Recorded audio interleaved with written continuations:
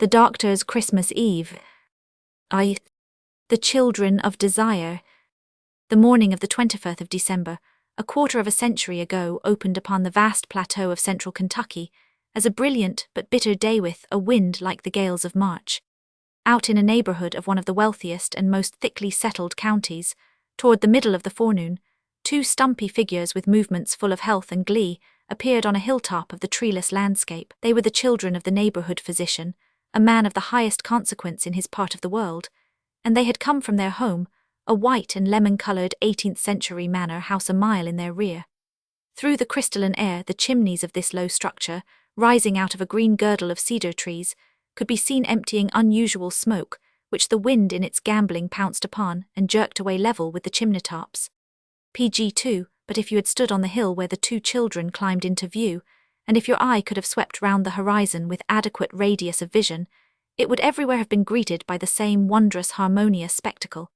Out of the chimneys of all dwellings scattered in comfort and permanence over that rich domestic land of Anglo-Saxon American homes, more than daily winter smoke was pouring.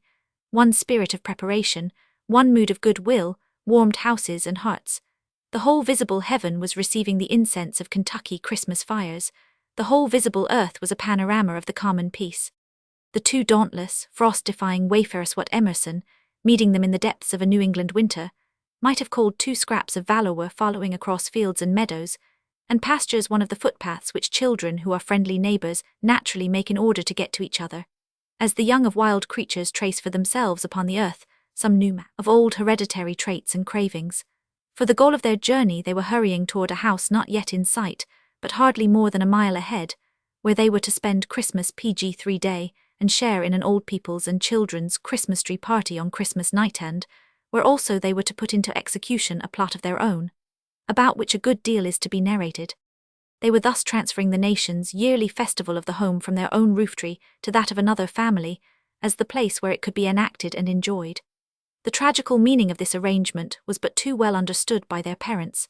To them, the abandonment of their own fireside at the season when its barns should have been freshened and deepened scarcely seemed an unnatural occurrence. The other house had always been to them as a secondary home. It was the residence of their father's friend, a professor in the state university situated some miles off across fine country. His two surviving children, a boy and a girl of about their own ages, had always been their intimate associates. And the woman of that household, wife, the mother, all their lives they had been mysteriously impelled toward this gentlewoman by a power of which they were unconscious, but by which they had been swayed. The little girl wore a crimson hood and a brown cloak, and the boy a crimson skull cap PG4 and a brown overcoat, and both wore crimson mittens, and both were red-legged and red-footed, for stockings had been drawn over their boots to ensure warmth and to provide safeguard against slipping when they should cross the frozen Elkhorn or venture too friskily on silvery pools in the valley bottoms. The chestnut braids of the girl, falling heavily from under her hood, met in a loop in the middle of her broad fat back, and were tied there with a snip of ribbon that looked like a feather out of the wing of a blue jay. Her bulging hips overreached the borders of the narrow path, so that the boy was crowded out upon the rough ground as he struggled forward close beside her. She would not allow him to walk in front of her, and he disdained to walk behind. "Then walk beside me or go back," she had said to him, laughing carelessly. She looked so tight inside her wrappings, so like a jolly ambulatory small barrel well whooped and mischievously daubed here and there with vermilion, that you might have had misgivings as to the fate of the barrel, were it to receive a violent jolt and be rolled over. No thought of such mishap troubled her as she trotted forward, balancing herself as lightly on her cushioned feet as though she were wind-carried PG5 thistledown, nor was she disturbed by her selfishness in monopolizing the path and forcing her brother to encounter whatsoever the winter earth obtruded, stumps of forest trees, brambles of blackberry, sprouts of cane, or stalks of burdock and of Spanish needle. His footing was especially troublesome when he tried to straddle wide cornrows with his short legs, or when they crossed a hempfield where the butt ends of the stalks serried the frost-grey soil like bayonet points. Altogether his exertions put him out of breath somewhat, for his companion was fleet, and she made no allowance for his delays and difficulties. Her hands, deep in the fleece-lined mittens, were comfortably warm, but she moreover kept them thrust into a muff of white fur, which also looked overfed and seemed of a gay harmony with its owner. This muff she now and then struck against her flexed knees in a vixenish playfulness as one beats a tambourine on a bent elbow, and at a certain point of the journey, Having glanced sidewise at him and remarked his breath on the icy air, she lifted it to her mouth and spoke guardedly from behind it. "Remember the last thing Papa told us at the window, Herbert. We were to keep our PG6 mouths closed and to breathe through our noses.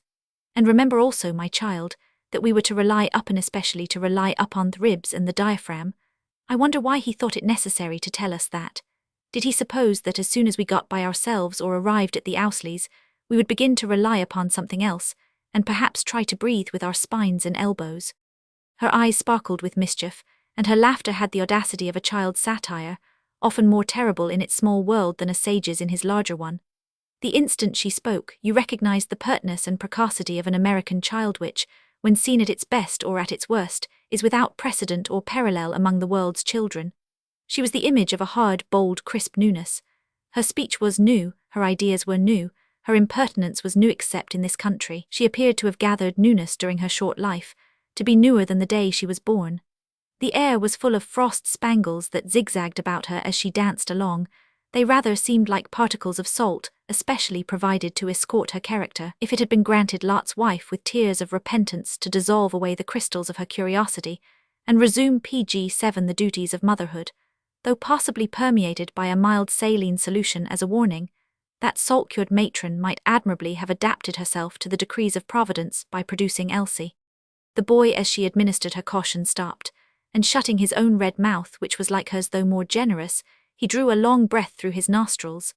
Then, throwing back his head, he blew this out with an open-mouthed puff, and a column of white steam shot up into the blue ether and was whirled away by the wind. He stood studying it a while as it disappeared, for he was a close observer, always a perpetual watcher of the thing that is sometimes an observer fearful to confront. Then he sprang forward to catch up with his sharp-tongued monitress, who had hurried on.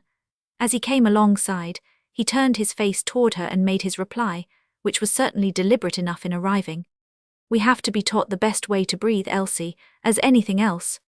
The defense only brought on a fresh attack.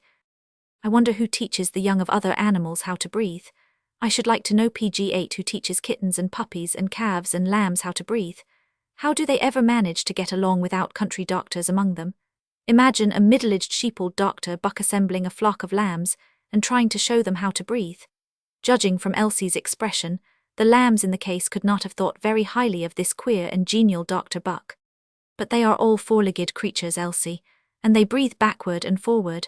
If you are a two-legged animal and stand up straight, you breathe up and down. It's quite different. It's easier.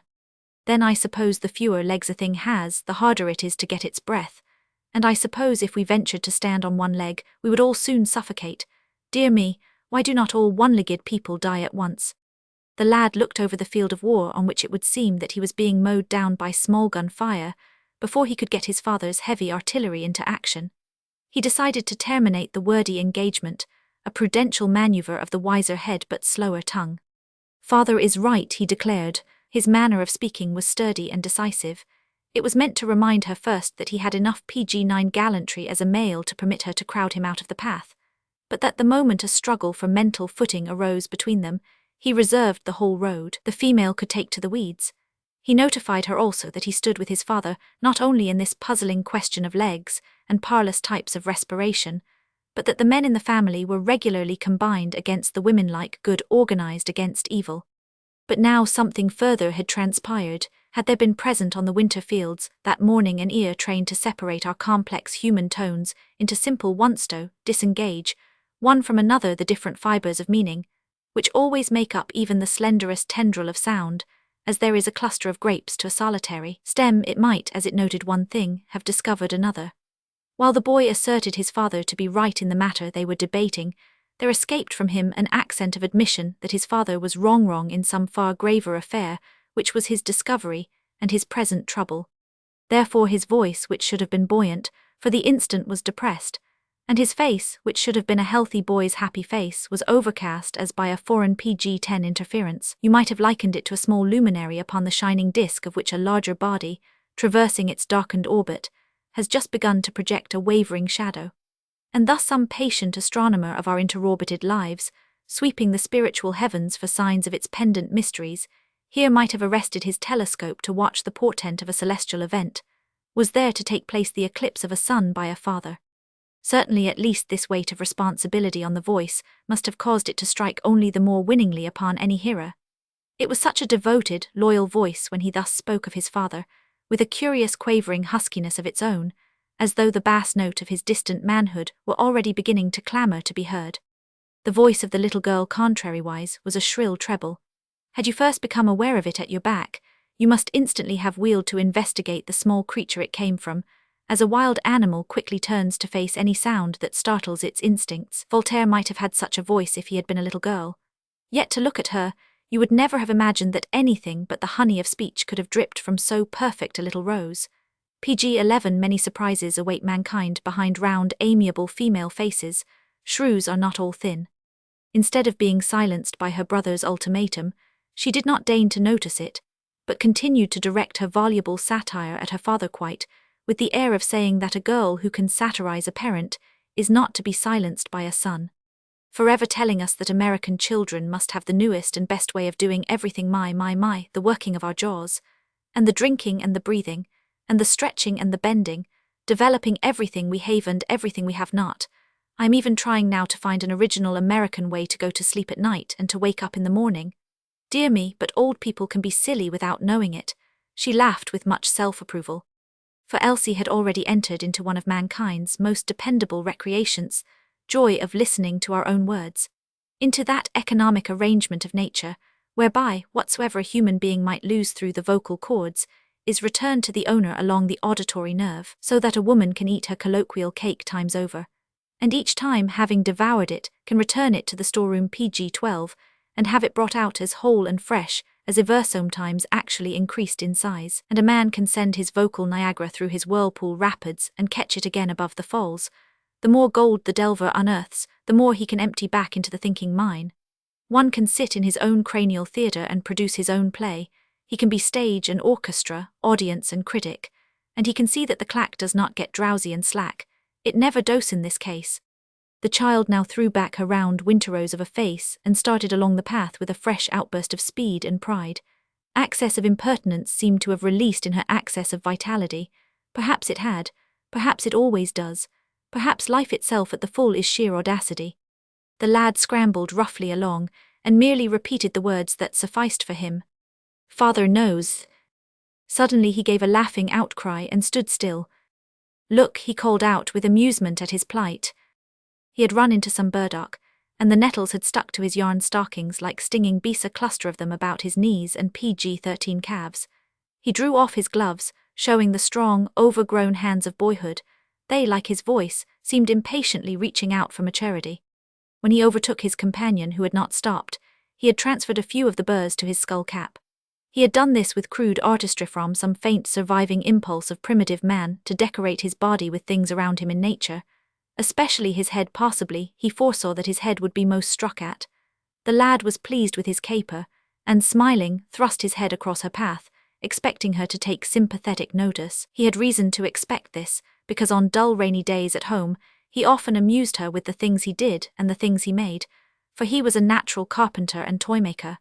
But now she took only the contemptuous notice of disapproval. This morning her mind was intent on playthings of positive value. She was a little travelling ten-toed pagoda of holiday greed. Every Christmas she prepared for its celebration with a balancing eye to what it would cost her and what it would bring in. She always calculated to receive more than she gave. For Elsie, the nativity must be made to pay. PG-14, he resented her refusal to approve his playfulness by so much as a smile, and he came back at her by doing worse. Why did not I think to bring all the burrs along and make a Christmas basket for Elizabeth? Now what will I give her? This drew out a caustic comment quickly enough. Poor Elizabeth. A child resents injustice with a blow or rage or tears. The old have learned to endure without a sign, waiting for God's day of judgment, or their first good opportunity. He was furious at the way she said poor Elizabeth's, though Elizabeth's hands would be empty of gifts from him. You know I have bought my presents for Elizabeth, Elsie, he exclaimed. But Elizabeth thinks more of what I make than of what I buy, he continued hotly. And the less it is worth, the more she values it. But you cannot understand that, Elsie, and you needn't try. The little minx laughed with triumph that she had incensed him. I do not expect to try, she retorted blithely. I do not see that I would gain anything if I did understand. You and Elizabeth are a great deal too. PG-15, he interrupted overbearingly. Leave Elizabeth out, confine your remarks to me. My remarks will be wholly unconfined, said Elsie, as she trotted forward. He scrambled alongside in silent rage. Perhaps he was thinking of his inability to reach protected female license. He may obscurely have felt that life's Department of Justice was being balked at the moment by its Department of Natural Historia, not uncommon interference in this too crowded world. At least he put himself on record about it. If you were a boy, Elsie, you would get taken down a buttonhole. Do not you worry about my buttonholes, chirped Elsie. My buttonholes are where they ought to be. It was not the first time that he had made something of this sort for Elizabeth. One morning of the May preceding, he had pulled apart the boughs of a blooming lilac bush in the yard, and had seen a nest with 4 pale green eggs. That autumn, during a ramble in the woods and fields, he had taken burrs and made a nest, and deposited in it 4 pale green half-ripe horse chestnuts. Elizabeth, who did not amount to much in PG-16 this world but breath and a soft cloud of hair and sentiment, had loyally carried it off to her cabinet of nests. These were duly arranged on shelves, and labelled according to species and life and love, the meadow larks, the bluebirds, the orchard orioles, the brown thrashers, on and on along the shelves. At the end of a row she placed this treasured curiosity, and inscribed it, an imitation by a young animal. Elizabeth's humour was a mild beam. Do country children in that part of the world make such playthings now? Do they still look to wild life, and not wholly to the shops of cities, for the satisfying of their instincts for toys and games and fancies? Do older stocks still race down dusty country lanes as thoroughbred colts, afterwards to be tied in their stalls in fence corners with halters of green hemp? Does any little rustic instrument maker now draw melodies from a home-grown cornstalk? Across rattling window panes of old farmhouses between withered sashes during long winter nights, does there sound the Aeolian harp made with a hair from a horsetail? Do boys still squeeze the red juice of pokeberries on the plumage of white barnyard roosters, thus whenever they wish PG-17, bringing on a cockfight between old far-squandered cochins, who long previously had entered into treaty as to their spheres of influence in a Manchuria of hens?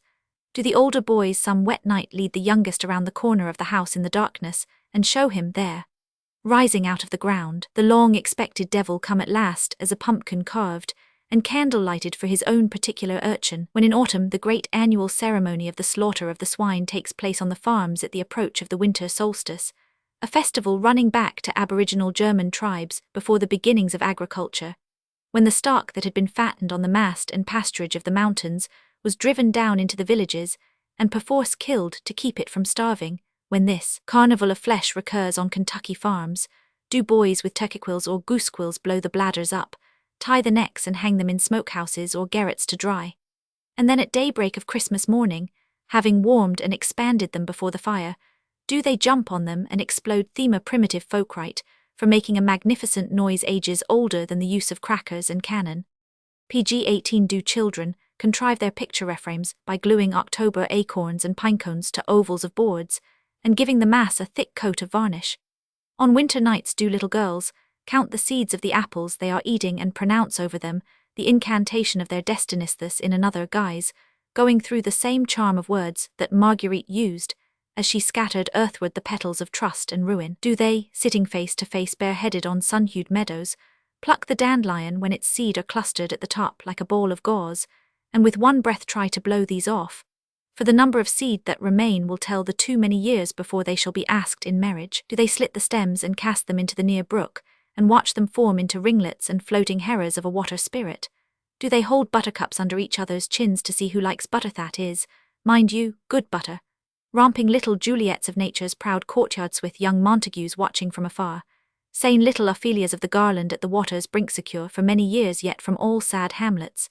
Do country children do such things and have such notions now? PG-19 perhaps once in a lifetime, on some summer day when the sky was filled with effulgence and white clouds, you may have seen a large low-flying bird cross the landscape straight away from you, so exactly poised under the edge of a cloud that one of the wings beat in shadow while the other waved in light. Thus these two children, following their path over the fields that morning, ran along the dividing line between the darkness and the light of their world. On one side of them lay the thinning shadow of man's ancient romance with nature, which is everywhere most rapidly dying out in this civilization's shadow of that romance, which for ages was the earliest ray of his religion. In later centuries became the splendor of his art, then loomed as the historic background of his titanic myths and fables, and now only in obscure valleys is found lingering in the play of superstitious children at twilights, before darkness engulfs them, latest of the infants in the dusk of the oldest gods. On the other side blazed the hard clear light of that realism of human life, which is the unfolding brightness of the new world. That light of reason and of reasonableness, which seems to take from man both his mornings and his evenings, with all their half-lights and their PG-20 mysteries, and to leave him only a perpetual noonday of the actual in which everything loses its shadow. So the two ran that morning, but so children ever run between the fresh light and the old darkness of ever-advancing humanity between the world's new birth and a forgetting. On the brother and sister skipped and bounded, wild with health and Christmas joy. Their quarrel was in a moment forgotten happy children. The nature of the little girl was not deep enough to remember a quarrel. The boy's nature was too deep to remember one. Crimson-tipped, madcap winter spirits.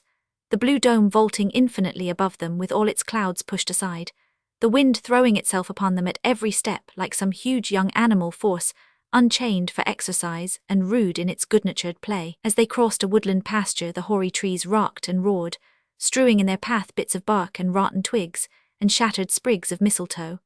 In an open meadow, a yellow-breasted lark sprang reluctantly from its cuddling place and drifted far behind them on the rushing air. In a cornfield out of a dried bunch of partridge grass, a rabbit started softly and went bobbing PG-21 away over the cornrow with its white flag run up at the rear end of the fortifications as a notice please not to shoot or otherwise trespass. Alas, that so palpable and polite a request should be treated as so plain a target.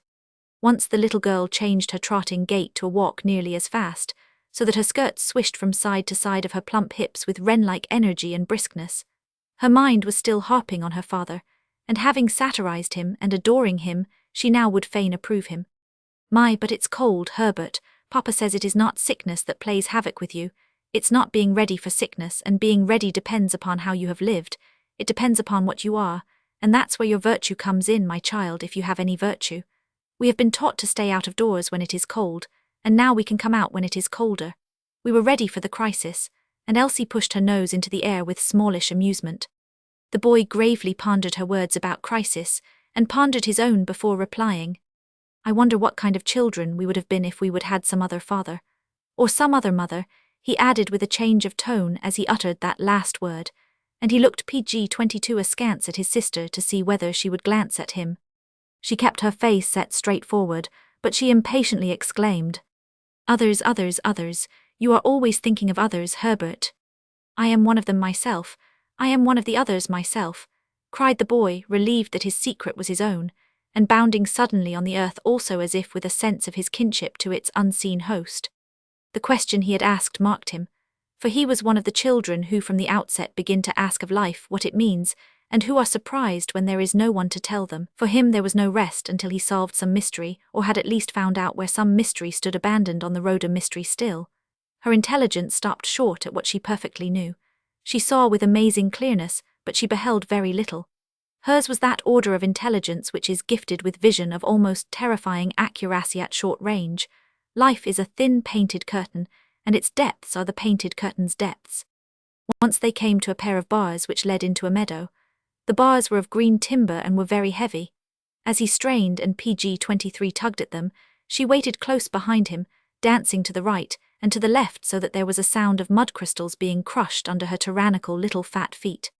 "Hurry, hurry, hurry," she exclaimed with impatience.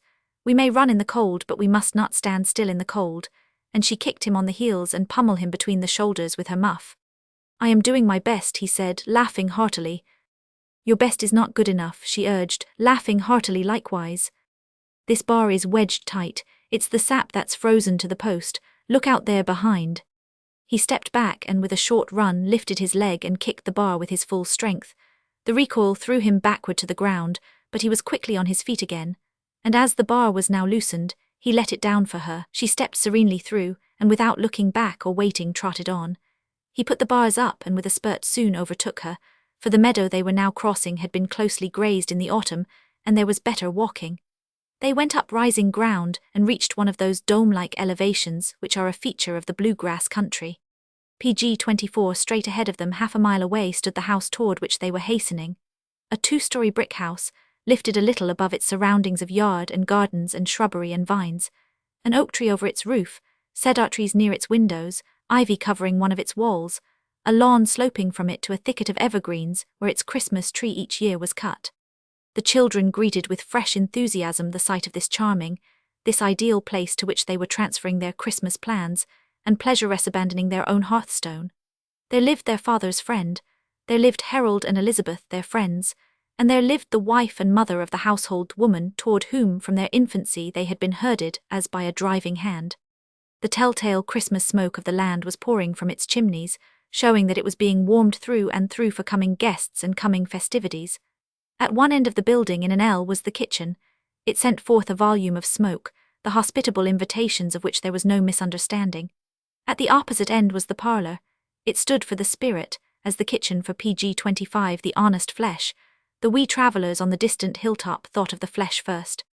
They had no idea of the origin of the American Christmas. They did not know that this vast rolling festival has migrated to the New World, drawing with it things gathered from many lands and centuries, that the cooking and the feasting crossed from pagan England, that the evergreen with its lights and gifts came from pagan Germany, that the mystical fireside with its stockings was introduced from Holland, that the evergreen now awaiting them in the shut and darkened parlor of this Kentucky farmhouse represented the sacred tree which has been found in nearly every ancient land, and is older than the tree of life in the literature of Eden. As far as they thought of the antiquity of the Christmas festival at all, it had descended straight from the Holy Land and the manger of Bethlehem. This error now led to complications. The boy's crimson skullcap had a peak which curled forward, and attached to this peak by several inches of crewel hung a round crimson ball about the size of the seed ball of a sycamore. The shifting wind blew it hither and thither so that it buffeted him in the face and PG-26 eyes. On this exposed height, especially, the wind raced free, and he ducked his head and turned his face sidewise toward Heron Imp of Winter Joy as he shouted across the gale. If people are still baking such quantities of cake in memory of Christmas after all these hundreds of years, do not you suppose, Elsie, that the apostles must have been fearful caciators, to have left such an impression on the world? Cake is a kind of sacred thing at home even yet, is not it? A fine cake looks still as if it was baked for an apostle. Does not it? Now does not it? Elsie did not reply at once. Her younger brother was growing into the habit of saying unexpected things. Once after he had left the breakfast table, she had heard her father say to her mother that he had genius. Elsie was not positive as to all that genius comprised, but she at once decided that if she did not possess genius, she did not wish genius. However, she packed herself off to her room and thought further about this unpleasant parental discrimination. If he has genius, she said finally, at least he did not get it from them, and there was a triumph in her eye. I see not the slightest sign of genius in either of them. He must have PG-27 gotten it from our grandparents, never from them. From that moment she had begun to oppose her mind to his mind as a superior working instrument in a practical world. Whenever he put forth a fancy, she put forth a fact, and the fact was meant to extinguish the fancy as a muffler puts out a candle. After a moment she now replied with a mind that had repudiated genius. Nothing is said in the New Testament, my child, about cake. The only thing mentioned is loaves and fishes, but they do seem to have done an unconscionable amount of dining on bread and fish, and Elsie had her own satirical laugh at the table customs of ancient Palestine as viewed from the Kentucky standard of the 19th century. The boy, before replying, deliberated as always. They may not have had cake, but they had meat, because they said he sat with sinners at meat. I wonder why it was always the sinners who got the meat. Elsie could offer no personal objection to this. Providence had ordained her to dwell in the tents of flesh herself. How could they feed 5,000 people on 5 loaves and 2 fishes? How could they, at one of those fish dinners? PG-28 they did it, said Elsie flatly. She saw the whole transaction with brilliant clearness to the depths of the painted curtain. It was as naturally fact as the family 4 of them at breakfast that morning, fed on home-smoked sausages and perfectly digestible buckwheat cakes. And 12 baskets of crumbs, that makes it worse. With bread for thousands everywhere, why pick up crumbs? Nothing is said about crumbs, they were fragments. But if I have got to believe it, I have got to think how they did it. I have got to.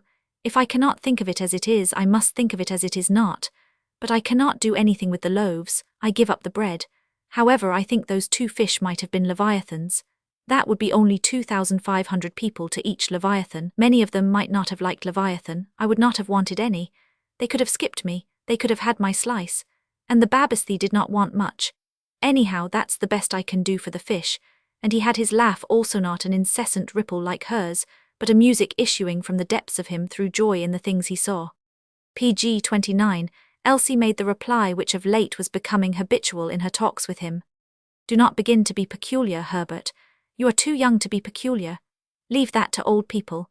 And Elsie's mind glided off from the loaves and the fishes of Galilee to certain old people of her neighbourhood from whose eccentricities she extracted acrid amusement. The boy's words were not irreverent. Irreverence had never been taught him. He did not know what irreverence was. They merely expressed the primary action of his mind in dealing with what to him was a wonderstry of nature. And yet with this same mind which asked of wonder that it be reasonable, he was on his way to the celebration of Christmas Eve, and to the story of the Nativitide most joyous, the most sad, the most sublime nature-restory of mankind.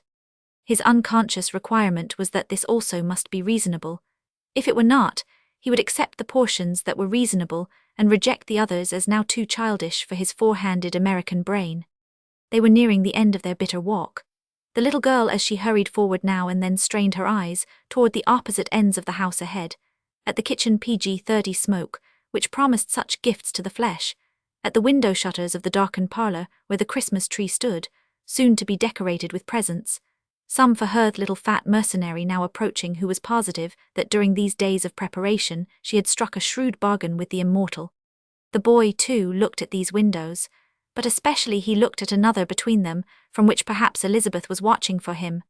Once he turned, and walking backward, directed his gaze from this high point far across the country. Somewhere back there his father might now be stopping at a farmhouse.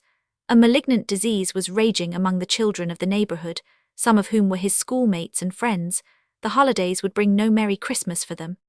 Wherever his father might be, there an influence started and came rushing across the landscape like the shadow of a cloud. It fell upon him, and travelled on toward the house he was approaching. It disappeared within the house and fell upon the woman who so wonderfully moved about in it, a chilling, mysterious shadow that bound the three of them, his father and PG-31 himself, and this gentle woman toader in a band of darkness. Then he faced about and ran on, longing the more ardently for Elizabeth. The path between him and Elizabeth lay before his nimble feet like a band of light. PG-32. Roman 2. When a boy finds out about his father, on the day preceding that 25th of December, when his two weatherproof, untrammeled children were rioting over the frozen earth, Dr. Burney met with an event which may here be set down as casting the first direct light upon him. Some reflected radiance may already have gone glancing in his direction from the luminous prattle of his offspring. Some obscure glimpses must therein have bodied him forth, and the portraits that children unconsciously paint of Pipluhat trained hand ever drew such living lines. A short stretch across the country from his comfortable manor house there towered in stateliness one of the finest homesteads of this region. And in the great bedroom of this house, in the mother's bed, there had lain for days one of his patients critically ill, the only child of an intense mother who was herself no longer young. Early that morning, upon setting out, he had driven rapidly to this house, gotten quickly out, PG-33, and been quickly received through the front door thrown open to admit him. After examining the child, he had turned to the mother and spoken the words that are probably the happiest ever to fall from any tongue upon any ear. He is out of danger, he is getting well. At this intelligence, the mother forgot the presence of another mother older than herself, who had come to be with her during these vigils and anxieties. As the doctor, having spoken a few words to the nurse, passed out into the hall toward the hat rack, she led him into the parlours. She pulled him down into a chair beside the one she took. She caught his hand in hers and drew it into her lap. She forgot that after all she was a woman and he was a man. She remembered only that she was a mother and he a physician, and unnerved by the relief from days and nights of tension, she poured out her quivering gratitude. The doctor, with a warm light in his eyes, listened, and he was flushed with pleasure also at his skill in bringing his case through, but she had scarcely begun before his expression showed embarrassment. Gratitude rendered him ill at ease. Who can thank science? Who can thank a man for doing his duty and his best? With a smile of deprecation he interrupted. PG-34, a great surgeon of France centuries ago, was accustomed to say of a convalescent patient, "God cured him, I dressed him, I do not know whether, if I dared speak for the science of medicine near the close of the 19th century, I could say that. That is not the language of science now. If science thanks anything, it thanks other sciences and respects itself. But I will say that I might not have been able to save the life of your son if he had not been a healthy child and a happy one. For happiness in a child is of course one of its signs of health. In his case, I did not have to treat a patient with a disease. I had merely to treat a disease in a patient, and there is a great difference. The patient kept out of the case altogether, or in so far as he entered it as my assistant. But if he had not been healthy and happy, the result might have been, well, different. The mother's face became more radiant. If his health and happiness helped him through, she exclaimed, then his mother enters into the case. For his health was his birthright from his parents, and his happiness on account of the absence of his father during most of his life, when he has been awake, has been a gift from his mother. He has lived with PG 35 happiness. Happiness has been before his eyes, happiness has filled his ears, happiness has held him in its arms, happiness has danced for his feet, happiness has rocked him to sleep, happiness has smiled over him when he awoke. He has not known anything but happiness because happiness has been his mother. And so, if he owes the preservation of his life to happiness, he owes it to the instinct of maternal imitation. The doctor had heard this caroling of maternity with full approval, his heaven-rising skylark song of motherhood. But at the last sentence, he pricked up his ears with disfavor and stopped smiling. With him, these were marks that he had withdrawn his intellectual fellowship. The trouble was that he esteemed her a charming and irreproachable woman and wife and mother, but that he could accord her no rank as a scientist, no standing whatsoever, and therefore he must part company with her when she spoke for instincts, the instinct of maternal imitation, the vanity of it, that her sex could believe a child to be sent into this world by the great mother of all wisdom, and given so poor a start as to be placed under the tyranny of an instinct, to imitate any other imperfect human being, man or woman. PG 36 perhaps it was one of his weaknesses, when he came upon a case of folly, to wish to perform an operation in mental surgery at Arnsend without anesthetics, in order that the wide-awake intelligence of the sufferer might be enlisted against the recurrence of such a necessity. In a tone of affectionate forbearance he now said, if only there were any such thing in nature as the instinct of maternal imitation. Children have enough instincts to battle with and fight their way through, as it is. Let me beg of you not to teach your child anything as criminally wrong as that, and do not you be so criminally wrong as to believe it. The mother's countenance fell. She released the doctor's hand and pushed her chair back, and she brushed out her lap with both hands as though his words might somehow have fallen into it, and she did not wish them to remain there. She spoke caustically. No intimate sacred bond between mother and child, which guides it to imitate her. She felt as though he had attacked the very citadel of motherhood, as though he had overthrown the tested and adopted standards of universal thinking, the very basic idea of existence, and she recoiled from this as a taint of PG 37 eccentricity in him, that early death knell of a physician's usefulness. But the doctor swept her words away with gay warmth. Oh, there is the intimate sacred bond, of course, no doubt the most intimate, the most sacred in this world. Believe in that all you can, the more the better, but we are not speaking of that. That has nothing to do with this imagined instinct of maternal imitation. Do not you know that a foundling in a foundling asylum as instinctively imitates its nurse? Do not you know that a child as instinctively imitates its stepmother if it loves her? Do not you know that a child as instinctively imitates its grandmother? The mother lay back in her chair and looked at him without a word. But then, Dr. Burney could be rude, curt, brutal, in proof of which he now leaned over toward her and continued with more gentleness. Do you not know that every child in this world begins its advance into life by one path only, the path of least resistance, and its path of least resistance is paved and lined with what it likes. As soon as it can do anything for itself, it tries to do what it likes, and it never tries to do anything else. When, later on, a PG 38 time comes when it can be persuaded to do a thing that it has already desired not to do, then its will comes into the case. It ceases to be simply a little animal and becomes a little human animal. It begins to be moral and heroic instead of unmoral and unheroic. But we are not talking about that. The best we can do is to call those earliest movements of its life the reaching out of its instincts, and its taking hold of things that are like its own leading traits. The parallel is in nature, where the tendril of a vine takes hold of the matured branch of the same vine and pulls itself up by this. Thus one generation knits itself to another through the binding of like to like, and that is the whole bond between mother and child or father and child. It is like attaching itself to like under the influence of love. In this world, every subject has two doors. You open one, and the good things come out. You open the other, and the evil things come out. This subject has its two doors, and I open first the door of mother of pearl for you, two pearls of mothers. Out of it come all the exquisite radiant traits that bind mothers and children. How many great men in history have begun their growth by attaching themselves to the great traits of their mothers. PG 39. Then there is the other door. I am sorry to open it, but whether I open it or not, opened it will be, the door of ebony behind which are imprisoned all the dark things that bind parents and children. I am afraid I shall have to illustrate. If a child is born mendacious and its mother has mendacity as one of her leading traits, its little mendacity will flourish on her large mendacity. If it is born deceitful, and hypocrisy is one of her traits, hypocrisy in it will pull itself up by taking hold of hypocrisy in her. If it is born quick-tempered, and if ungovernable temper is one of her failings, every exhibition of this in her will foster its impatience and lack of self-control. These are some few of the dreadful things that come out, and if it is dreadful even to speak of them, think how much more dreadful to see them alive and to set them at work. Now let's shut the dark door, and let us hope that some day nature herself may not be able to open it ever again. Hitherto the older of the two mothers, the mother of many children, had remained silent with that peculiar expression of patience and sweetness, which lies like a halo on the faces of good women who have brought many children into the world. She now spoke as if to release many thoughts weighing heavily upon her. PG 40. It has always been my trouble not that my children would not imitate me, but that they would imitate me. I have my faults, for I am human, and I can endure them as long as they remain mine. They have ceased to give me much concern. I suppose in a way I have grown attached to them, just as I like people whom I do not entirely approve. But as soon as I see the children reproducing my faults, these become responsibilities. They keep me awake at night. Sometimes they distress me almost beyond endurance.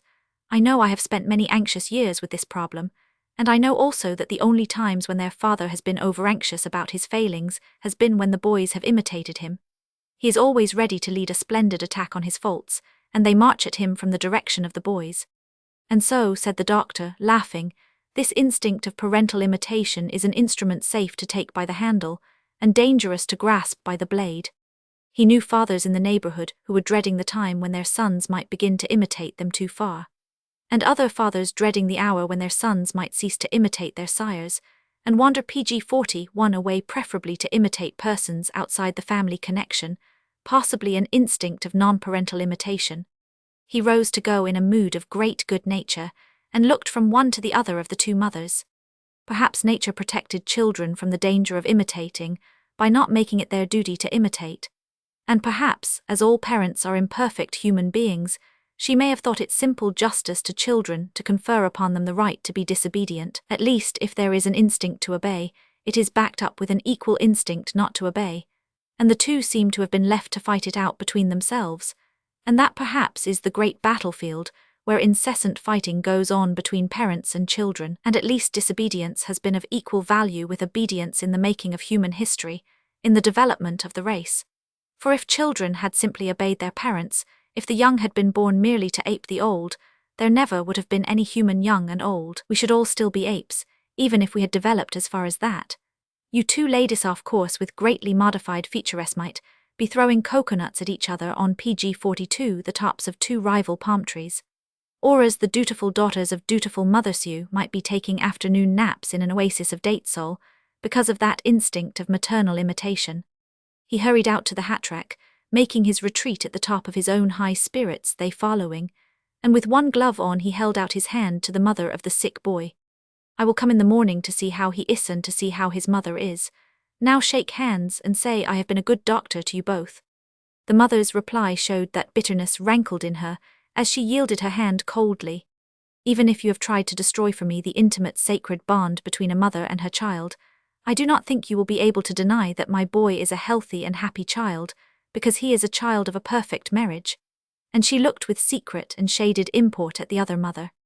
As the doctor drove out of the yard, her last words read healthy children of a perfect marriage, and the look the two mothers had exchanged, it was as though each had a sword in her eye, and touched him with the point of hinting that he merited being run through. How often during these years he had encountered that same look from other mothers of the neighborhood. PG 43, but if a wound like that could have been fatal, he reflected, If a wound like that could have finished me, I should not have been here to save the life of her boy. He would have been dead this morning. Then his mind, under the rigor of long training, passed to happier subjects. His success in the case of this child was one more triumph in his long list. It renewed his grip on power within him. But for the necessity to provide for a people the services of general practitioner, Dr. Burney would have made a specialty of children's diseases. The happiest moment he experienced in his profession was a day such as this, when he could announce the triumph of his skill and the saving of a young life. There was no sadder one than any day on which he walked out of the sick chamber, and at the threshold met the gaunt ancient presence, waiting to stalk in and take the final charge of the case given up by the vanquished physician. And when a few days later he sat in his buggy on the turnpike at the end of a procession, his healthy little patient stretched prostrate at the other end, driving there, as the public representative of a science that was ages old, and that had gathered from all lands the wisdom PG-44 of the best minds, but was still impotent, in such a day he went down to his lowest defeat. He had such faith in the future of his science that he looked forward to the time when there would be no such monstrous tragedy on this planet as infant mortality. No healthy child would ever be allowed to die of disease. Disease would never be permitted to reach it, or reaching it, would be arrested as it arrived. The vast multitude of physicians and surgeons now camped around the morning of life, waiting to receive the incoming generations on the rosy mountaintops of its dawn. All these would be withdrawn. They would move across the landscape of the world and pitch their tents on the plains of waning daylight, there to receive the ragged and broken army that came staggering from the battlefield, every soldier more or less wounded, every soldier more or less weary, there to give them a twilight of least suffering, their sundown of peace, and there to arrange that the great dark gates closed on them softly. The conversation that morning disclosed, among other facts, the secret dread of Dr. Burney's life, that the time would come when his children, especially his boy, might begin to imitate him more than he desired. For a long PG-45 time now, he had kept under closest observation the working out in each of them of the law of like attaching itself to like, for already this had borne fruit for both on the vine of his own profession. A physician in a city may practice his profession with complete segregation from the members of his family. His office may be miles away. If he sees his patients in his house, his children are kept in another part of it. But out in the country the whole house is open. The children rove everywhere. If their father is a physician, they know when he starts and when he returns, and there is displayed in full view the entire drama of his life. And this life is twofold. For the physician must demonstrate, as no member of any other profession is required to do, that whoever would best serve mankind must first best serve himself. In this service, he must reach a solution of the selfish and the unselfish. He must reconcile the world's two warring philosophies of egoism and altruism. The outside world has its attention fixed solely upon the drama of the physician's public service to it. For the members of his own family is reserved acquaintance with the drama of his devotion to himself. Well for him, and well for them if they do not misunderstand. PG-46 each of Dr. Burney's children responded to the attraction of a phase of his life that appealed to a leading trait in each. From the time of the little girl's beginning to observe her father, she was influenced by what looked to her like his self-love, his care about what he ate and drank, his changing of his clothes whenever he came home, whether they were drenched or were dry, his constant washing of his hands. All this pageant of self-flagellation mirrored itself in her consciousness. When he was away from home, she could still follow him by her mother's solicitude for his comfort and safety. To Elsie's mother the ill were not so much a source of anxiety as a husband who was perfectly well, and thus there had been built up in Elsie herself the domineering idea that her father was the all-important personage in the neighbourhood, as a consequence of thinking chiefly of himself. Selfishness in her reached out and twined itself like a tendril about selfishness in him, and she proceeded to lift herself up and grow by this vital bond. Too young to transmit this resemblance, she did what she could to pass it on to the next generation. She handed it down and disseminated it in her dollhouse. There was something terrifying and grim and awful in the PG-47 fatalistic accuracy with which Elsie reproduced her father's selfishness among her dolls, because it was on a mimic scale what is going on all over the world. The weaving by children's fingers of parental designs long perpetuated in the tapestry of nature. The same old looms, the same old threads, the same old designs, but new fingers. One of the dolls was known as the doctor. The others were the members of his family and his domestics. This puppet was a perfect child image of the god of self-idolatry, as set up in the person of a certain Dr. Downes Burney, and as observed by his very loyal and most affectionate and highly amused daughter Elsie. One day the doctor, quietly passing the open door of the nursery, saw Elsie on the floor with her back turned to him, faithfully copying and dramatizing some of the daily scenes of his professional life. His eyes shone with humor as he looked on, but there was sadness in them as he turned silently away. With the boy it was otherwise. The earliest notion of his father the boy had grasped was that of always traveling toward the Sicto, a world that needed him. All the roads of the neighborhood, turnpikes, lanes, carriager tracks, PG-48 wagon tracks, footpaths met at his father's house. If you followed any one of them long enough, sooner or later you would reach someone who was sick.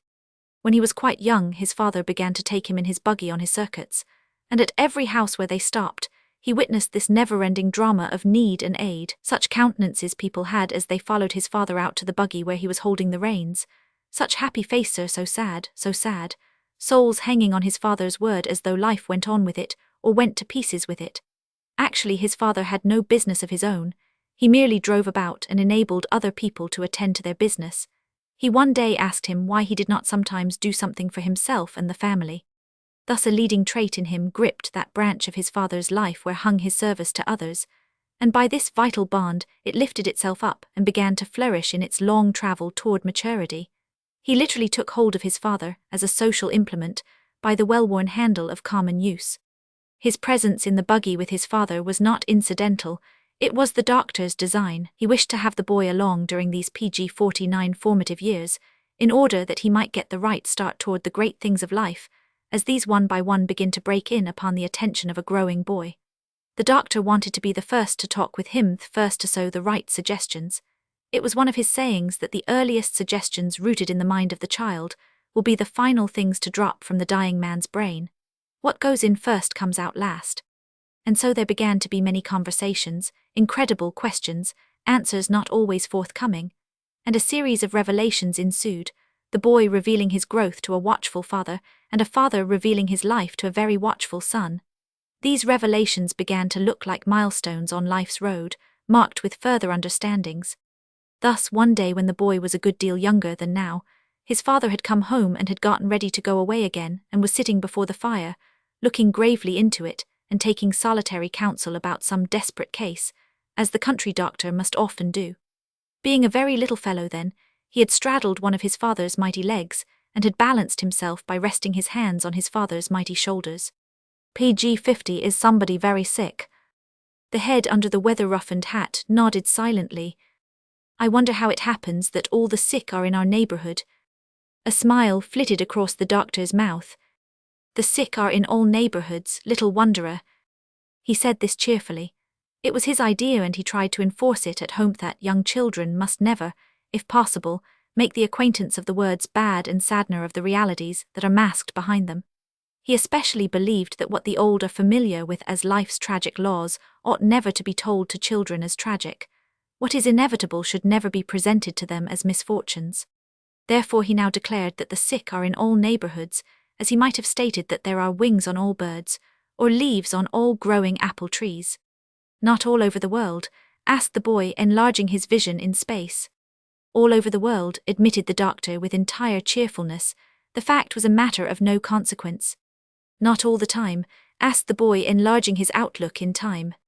PG-51 all the time, all over the world and all the time, conceded the doctor, as though this made not the slightest difference to a human being.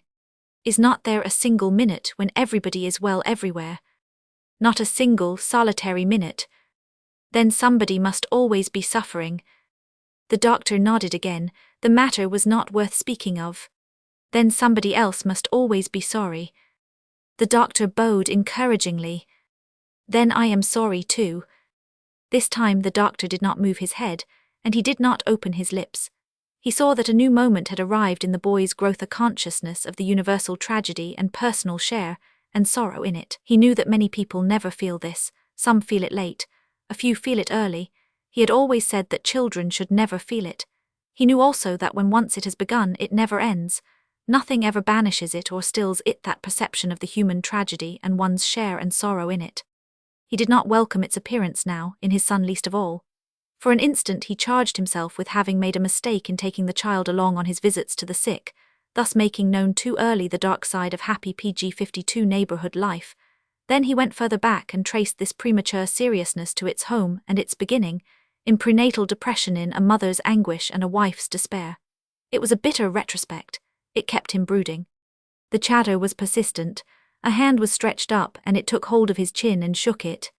There ought to be a country where nobody suffers, and there ought to be a time, a large country and a long time. There is such a country, and there is such a time, Herbert, said the doctor, now with some sadness. Then I will warrant you it's part of the United States, cried the boy, getting his idea of mortality slightly mixed with his early Americanism. Texas would hold them, would not it? Do not you think Texas could contain them all and contain them forever? The doctor laughed and seemed to think enough had been said on the subject of large enough graveyards for the race. Why do not you doctors send your patients to that country? Perhaps we do sometimes. The doctor laughed again. Do you ever send yours? PG-53 possibly. And how many do you send? I do not know, exclaimed the doctor, laughing this time without being wholly amused.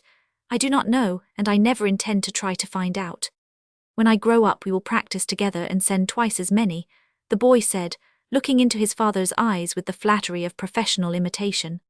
So we will, there will be no trouble about that. Twice as many, perhaps 3 times, no trouble whatever. He took the hands from his shoulders and laid them in the palm of his, and studied them, those masculine boyish hands that had never touched any of the world's suffering. And then he looked at his own hands, which had handled so much of the world's suffering, but had never reached happiness, happiness which for years had dwelt just at his fingertips, but beyond arm's reach. Not very long afterwards, another conversation lettered another milestone in the progress of mutual understanding. It was a beautiful, drowsy May morning near noon, and the two were driving slowly homeward along the turnpike. When the lazily PG-54 trotting horse reached the front gate of a certain homestead, he stopped and threw one ear backward as a living interrogation point. As his answer, he got an unexpected cut in the flank with the tip of the lash that was like the sting of a hornet, a reminder that the driver was not alone in the buggy, that the horse should have known he was not alone, and that what he did when alone was a matter of confidence between master and beast. The boy, who had been thrown backward, heels high, laughed as he settled himself again on his cushion. He thought you wanted to turn in. He thinks too much sometimes. Do not they ever get sick there? I suppose they do.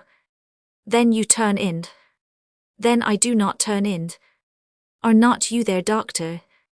I was the doctor once. Where was I? I do not know where you were not born. So many things happened before I was born, I wish they had not. It is a pity I had the same experience. The buggy rolled slowly along homeward. PG-55 on one side of the road were fields of young Indian corn, the sword-like blades flashing in the sun, on the other side fields of red clover blooming. The fragrance was wafted over the fence to the buggy. Further, in a soft grassy lawn, on a little knoll shaded by a white ash, a group of sleek cattle stood content in their blameless world.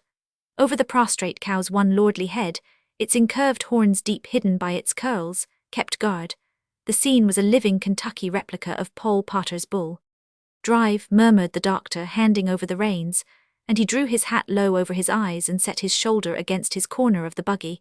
He often caught up with sleep while on the road, and he often tried to catch up with thinking.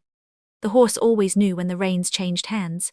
He disregarded the proxy, kept his own gait, picked the best of the road, and turned out for passing vehicles.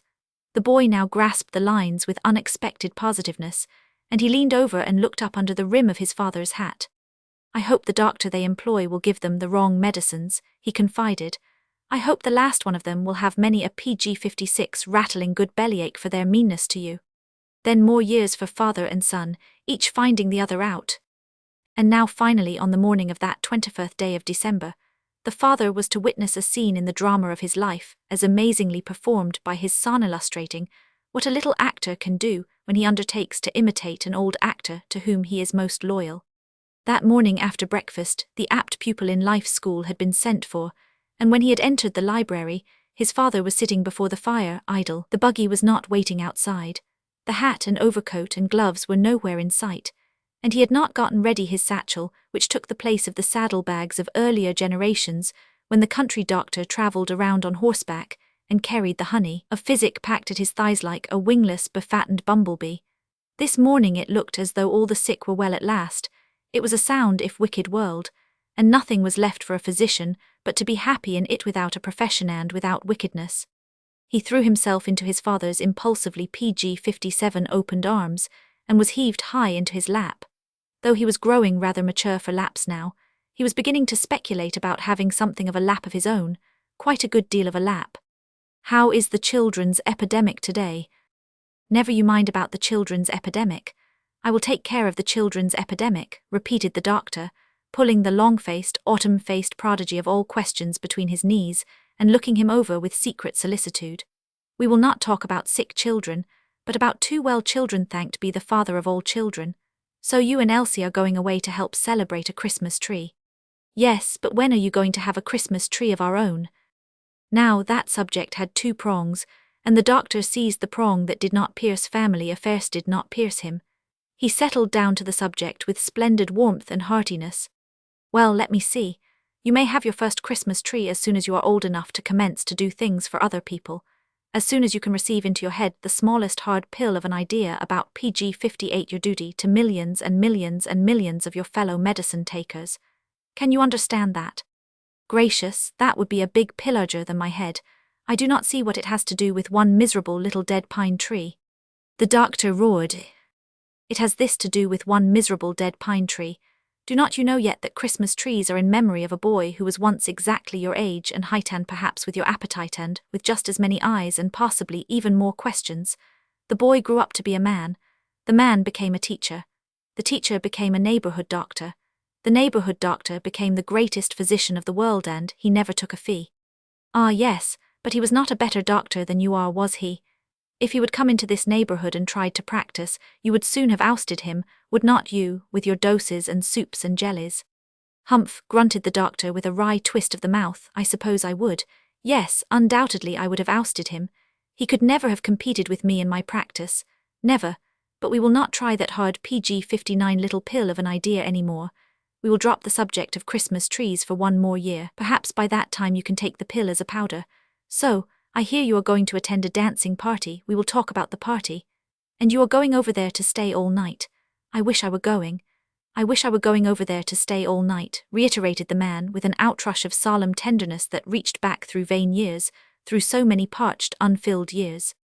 I wish so, too, cried the boy, instantly burying his face on his father's coat sleeve, then lifting it again and looking at him with a guilty flush which the doctor did not observe. Oh, do you? We will not say anything more about that, though I am glad you would like to have me along. Now then, go and have a good time, and take long steps and large mouthfuls, and you might do well to remember that a boy's stomach is not a burdeness to be lined with candy eggs.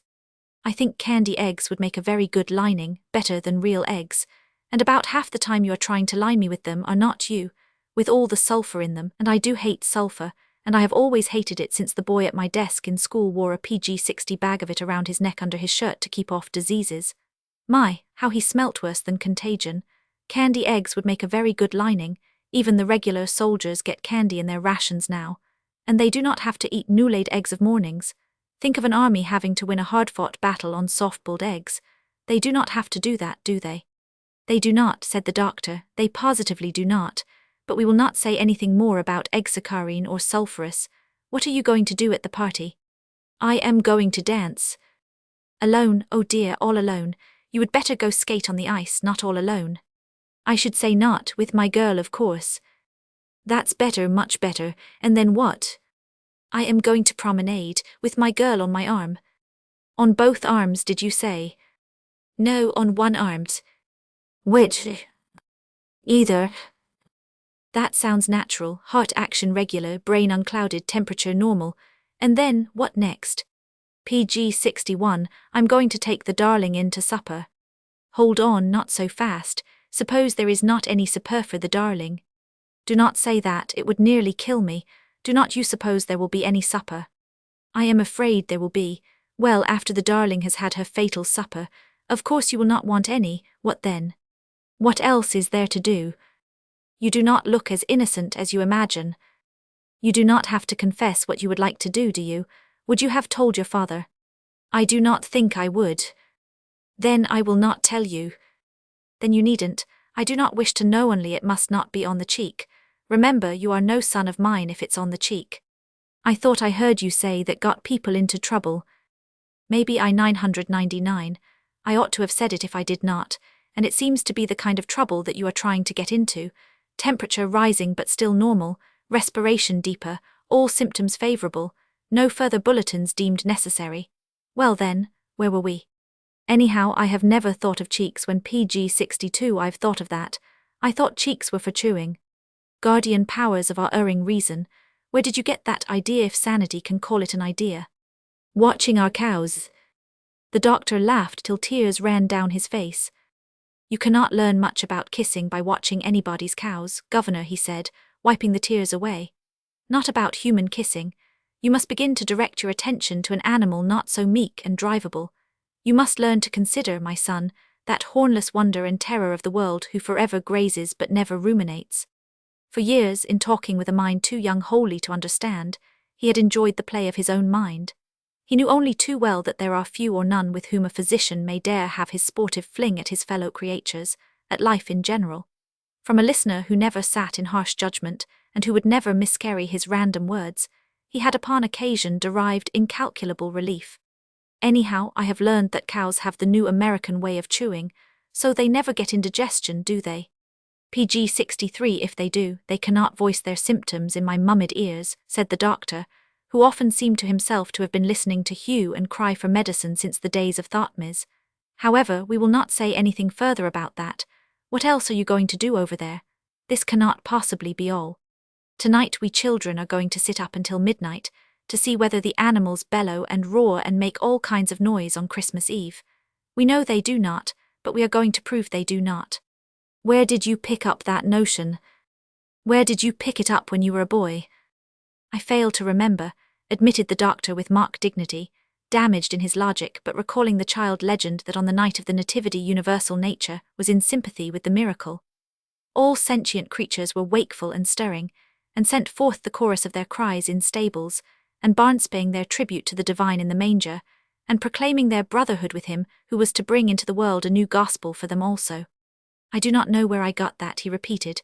PG 64, well, after the animals bellow and roar and make all kinds of noise, then what? There is not but one thing more, but that is best of all. You do not say, out with it. That is our secret. The new decision of tone demonstrated that another stage had been reached in their intercourse. The boy had withdrawn his confidence. He had entered the ranks of his own generation and had taken his confidence with him. Personally, also, he had shut the gate of his mind, and the gate was guarded by a will. Henceforth it was to be opened by permission of the guard. Something in their lives was abruptly ended. The father felt like ending the talk. Very well then, we will not say anything more about the secret, and now you had better run along. But I do not want to run along just yet. It will be a long time before I see you again. Have you thought of that? He reversed his position so as to face the fire, and he crossed his feet out beyond the promontory of the doctor's knees, and folded his arms on the rampart of those enfolding arms. For a few moments there was intimate silence, then he inquired, PG 65, how old must a boy be to ask a girl? A flame more tender and humorous burned in the doctor's eyes. Ask her what? Ask her nothing, ask her. You mean tell her, do not you? Not ask her, my friend and relative, tell her. Well, ask her and tell her too, they go together. Is it possible? I am always glad to learn. Then how old must he be? Well, if you stand in need of the opinion of an experienced physician, as soon as he learns to speak, would be about the right period. That would be the safest age. The patient would then have leisure to consider his case before being affected by the disease. You could have time to get singed and step away gradually instead of being roasted alive all at once. Does that sound hard? Not very. Do you love a girl longer if you tell her or if you do not tell her? I am afraid nobody has ever tried both ways. Suppose you try both, and let us have the benefit of your experience. Well then, if you love, do you love forever? The doctor laughed nervously and tightened his arms around the innocent. PG 66, nobody has lived forever yet nobody knows. But forever while you live, do you love as long as that? You would not know until you were dead, and then it would be too late to report. But are not you doing a good deal of hard fighting this morning on soft-boiled eggs, though I think the victory is yours, General, the victory is truly and honestly yours. I cannot stop thinking, can I? You do not expect me to stop thinking, do you, when I am just beginning really to think? Very well then, we will not say anything more about thinking. Then do you or do not you? Now what are you trying to talk about? Demanded the doctor angrily and as if on instant guard. A new hatred seemed coming to life in him, there was a burning flash of it in his eyes. Just between ourselves, I suppose that when I am a man, and after I have been married to Elizabeth a while, I get tired of her and want a little change. And I fell in love with another man's wife and dared not tell her, because if I did I might get a bullet through me. Would I love the other man's wife more because I could PG 67 not tell her, or would I love her more because I told her and risked the bullet? Pall-like silence draped the room, thick, awful silence. The father lifted his son from his lap to the floor, and turned him squarely around and looked him in the eyes imperiously. Many a time with some such screened, but piercing power he, as a doctor, had scrutinized the faces of children to see whether they were aware that some vast tragedy of life was in the room with them. To keep them from knowing had often been his main care. Seeing them know had been life's last pity. Young children finding out the tragedies of their parents with one another, so many kinds of tragedies. You had better go now, he urged gently, then an idea clamped his brain in its vice. And remember, while you are over there you must try to behave with your best manners because you are going to stay in the house of a great lady. All the questions that you want to ask me when you come back. Ask me. The boy standing before his father said with a strange quietness and stubbornness, probing him deeply through the eyes. You have not answered my last question yet, have you? PG 68 not yet, said the doctor with strange quietness also. The boy had never before heard that tone from his father. It's sad being a doctor, is not it? He suggested, studying his father's expression. What do you know about sad? Who told you anything about sad? Muttered the doctor with new sadness now added to old sadness. Nobody had to tell me, I knew without being told. Run along now. Now I will walk along, but I will not run along. I will walk away from you, but I will not run away from you. He wandered across the room, and stood with his hand reluctantly turning the knob. Then with a long, silent look at his father, closed the door between them. PG 69. Roman 3. The books of the year. Dr. Burney stood motionless in the middle of the room, with his gaze riveted on the door through which his son had lingeringly disappeared.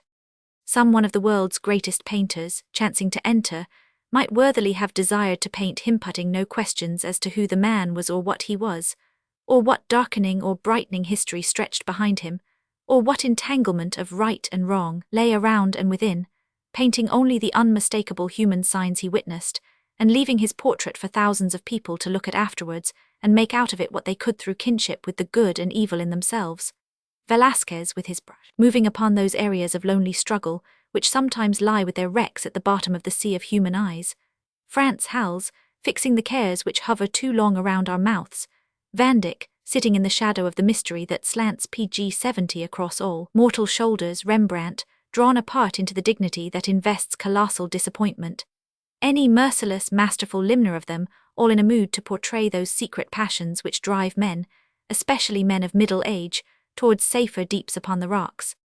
He had a well-set soldierly figure, and the swarthy roughened face that results from years of exposure to weather, a face looking as if inwardly scarred by the tempests of his character, but unwrinkled by the outer years. Both face and figure breathed the silent impassiveness of the regular, who has been through campaigns enough already, but is enlisted for life, and for whatsoever duty may bring.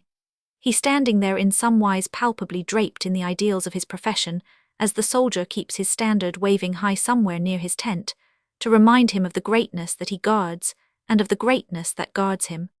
Not a tall man as men grow on that Kentucky plateau, and looking less than his stature by reason of being so strongly built, square-standing, ponderous, his muscles here and there perceivable under his loosely fitting sack-suit of dark grey tweeds, so that out of respect for strength which is both manhood and manliness, your eye travelled approvingly over his PG 71 proportions, measuring the heavy legs down to the boots, the heavy arms out to the wrists, the heavy square thick muscular warm hands, and the heavy torso up to the short neck rising full out of a low turn-down collar. In this neck an animal wildness and virile ferocity not subdued, not stamped out, partly tamed by a will. Overtopping this neck, a tremendous head covered with short glossy black hair, curling blue-black hair. In this head a powerful blunt nose, set like the muzzle of a big gun pointed to fire a heavy projectile at a distant target. The nose of a never-releasing tenacity. Above this nose, right and left, thick black brows, the bars of nature's iron purpose. Under these brows, wonderful greyish eyes with glints of Scotch blue in them, or of Irish blue or of Saxon blue, for the blood of 3 races ran thick in his veins and mingled in the confusions of his character. Blue that was in the eyes of earlier Scottish men, exulting in heather and Highland stag, or the blue of other eyes that had looked meltingly on golden-haired minstrel and gold-framed harpies that might have poured their love into Isolde's, or have faded out in the death of Tristan, or the blue of still other eye-searchers who had shot their last arrows, and dying, drew themselves to the feet of Harold, PG 72, their blue-eyed king fighting for Saxon England's right and might. They were eyes that could look you to the core with intelligence, and then rest upon you from the outside, with sympathy for all that he had seen to be human in you, whether of strength, or of weakness but never of meanness. Under the blunt nose, a thick stubby moustache trimmed short, leaving exposed the whole red mouth, the mouth of great patience, no paltry patience, none despicable or contemptible. On the whole, a man who advances upon you with all there is in him, and without waiting for you to advance upon him. No stepping aside for people in this world by this man, nor stepping timidly over things. Even as he stood there a motionless figure, he diffused an influence most warm and human, gay and tragic, irresistible. A man loved secretly or openly by many women. A man that men were glad to come to confide in, when they crossed the frontiers of what Balzac, speaking of the soldiers of Napoleon, called their miserable joys and joyous miseries.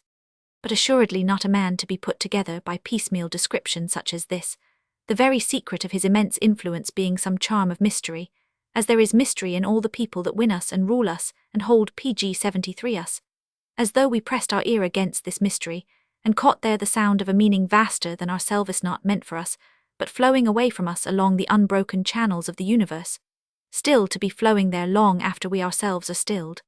Thus he stood in his library that morning when his son left him, brought to a stop in the road of life as by a straw fallen at his feet, borne on a rising wind, another harbinger of a coming storm. By and by, not far away, a door on that side of the house was slammed. The sound of muffled feet was heard on the porch, and then the laughter of children as they bounded across the yard. As his ear caught the noises, he hurried to the window and looked out, and then he threw up the sash and hailed them loudly. "Ho there, you winter snowbirds without wings." As the children wheeled and paused, he smiled and shook his forefinger. "Remember to keep those 2 red mouths closed, and to breathe through those 2 red noses."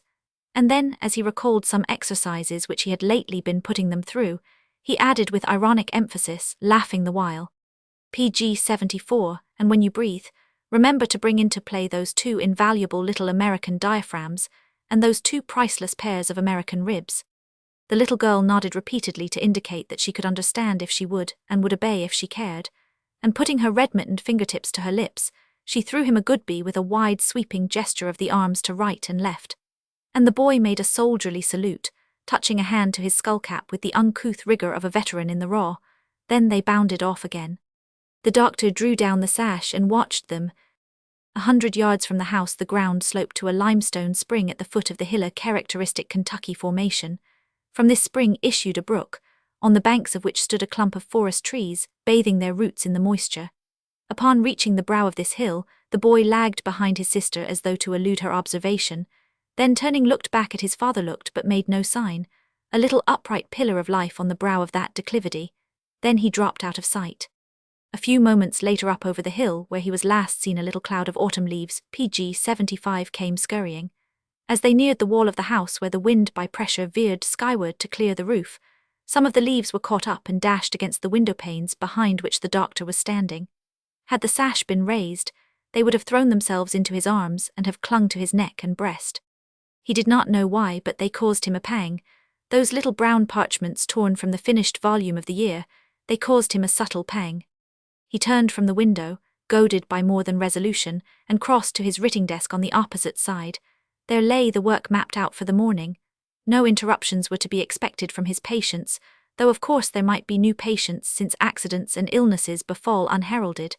There would be no visitors, not today, in a country of the warmest social customs and of family ties, so widely interknit that whole communities are bound together, as with vine-like closeness. No one visits on the day before Christmas. In every little town, the world of people crowd the streets and shops or busy themselves in preparations at home. Out in the country, those who have not flocked to the towns are as joyously occupied. PG 76 no visitors then, and the children were gone, no disturbances from their romping. The servants had put his rooms in order, and were too discreetly trained to return upon their paths. After breakfast at the stable, he had given orders to his man for the day while he was having a look at his horse-swill stalled, well-groomed, docile, intelligent, at his gaited saddle-horse, at the nag for his buggy, at the perfectly matched pair for his carriage. As he appeared in the doorway of the stalls, each beast, turning his head, had sent to him its affectionate greeting out of eyes that looked like wells of soft blue smoke. Each said, "Take me today." He was a little vain of being weatherwise, as is apt to be the case with country-bred folk, and at the last stable door, having studied the wind and the sky and the temperature, he had said to his man that the weather was changing. It would be snowing by afternoon. Usually in that latitude the first flurry of snow gladdens the eye near Thanksgiving, but sleighs are not often flying until late in December. There had been no snow as yet. It was due, and the weather showed signs of its multitudinous onset. He felt so sure in his forecast that he had instructed his man to put the sleigh in readiness. He himself went into the saddle-house, and from PG 77 a peg amid the gear and harness, he took down the sleigh bells. As he shook them roughly, he smiled as above that cascade of mellow winter sounds there settled a little cloud of summer dust. He observed that the leather needed mending, what he called a few surgical stitches, and he had brought the bells with him to the house, and they now lay on the floor of his office in the adjoining room. He thought that if it should snow heavily enough he would use the sleigh when he started out in the afternoon. There were several sick children to visit on opposite horizons of his neighborhood. The sound of the bells as he drove in at their front gates might have value. It would not only mean the coming of his sleigh, but it would suggest to them the approach of that mysterious sleigh of the world which that night they were expecting. Afterwards he was to go to a distant county seat for a consultation. His road home was a straight turnpike. It would be late when he returned, perhaps far in the night, and he would have the sound of the bells to himself, the bells and his thoughts, and Christmas Eve. This plan of Dr. Burney's regarding the children laid bare one of his ideas as a physician. For years he had employed increasingly PG 78 in his practice, the power of suggestion. For years life, as he sometimes surmised, had employed the power of suggestion on him. He felt assured that in treating the sick there are cases where every suggestion of happiness that can reach a patient draws him back toward life. Every suggestion of unhappiness lowers his vitality and helps to roll him over the precipice.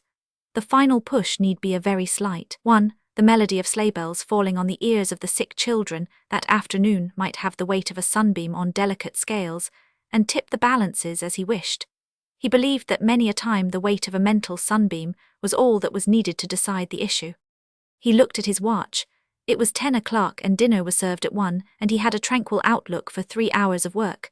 The only remaining source from which an interruption could have reached him was his wife. His wife never intruded. Not 3 hours, but 2 hours and a half to be exact, for the dinning-room adjoined his library, and every day at 12:30 o'clock his wife entered the dinning-room to superintend final preparations for dinner. From the instant of her entrance concentration of mind ended for him. He occupied himself with PG 79 things less important, and with odds and ends for mind and body.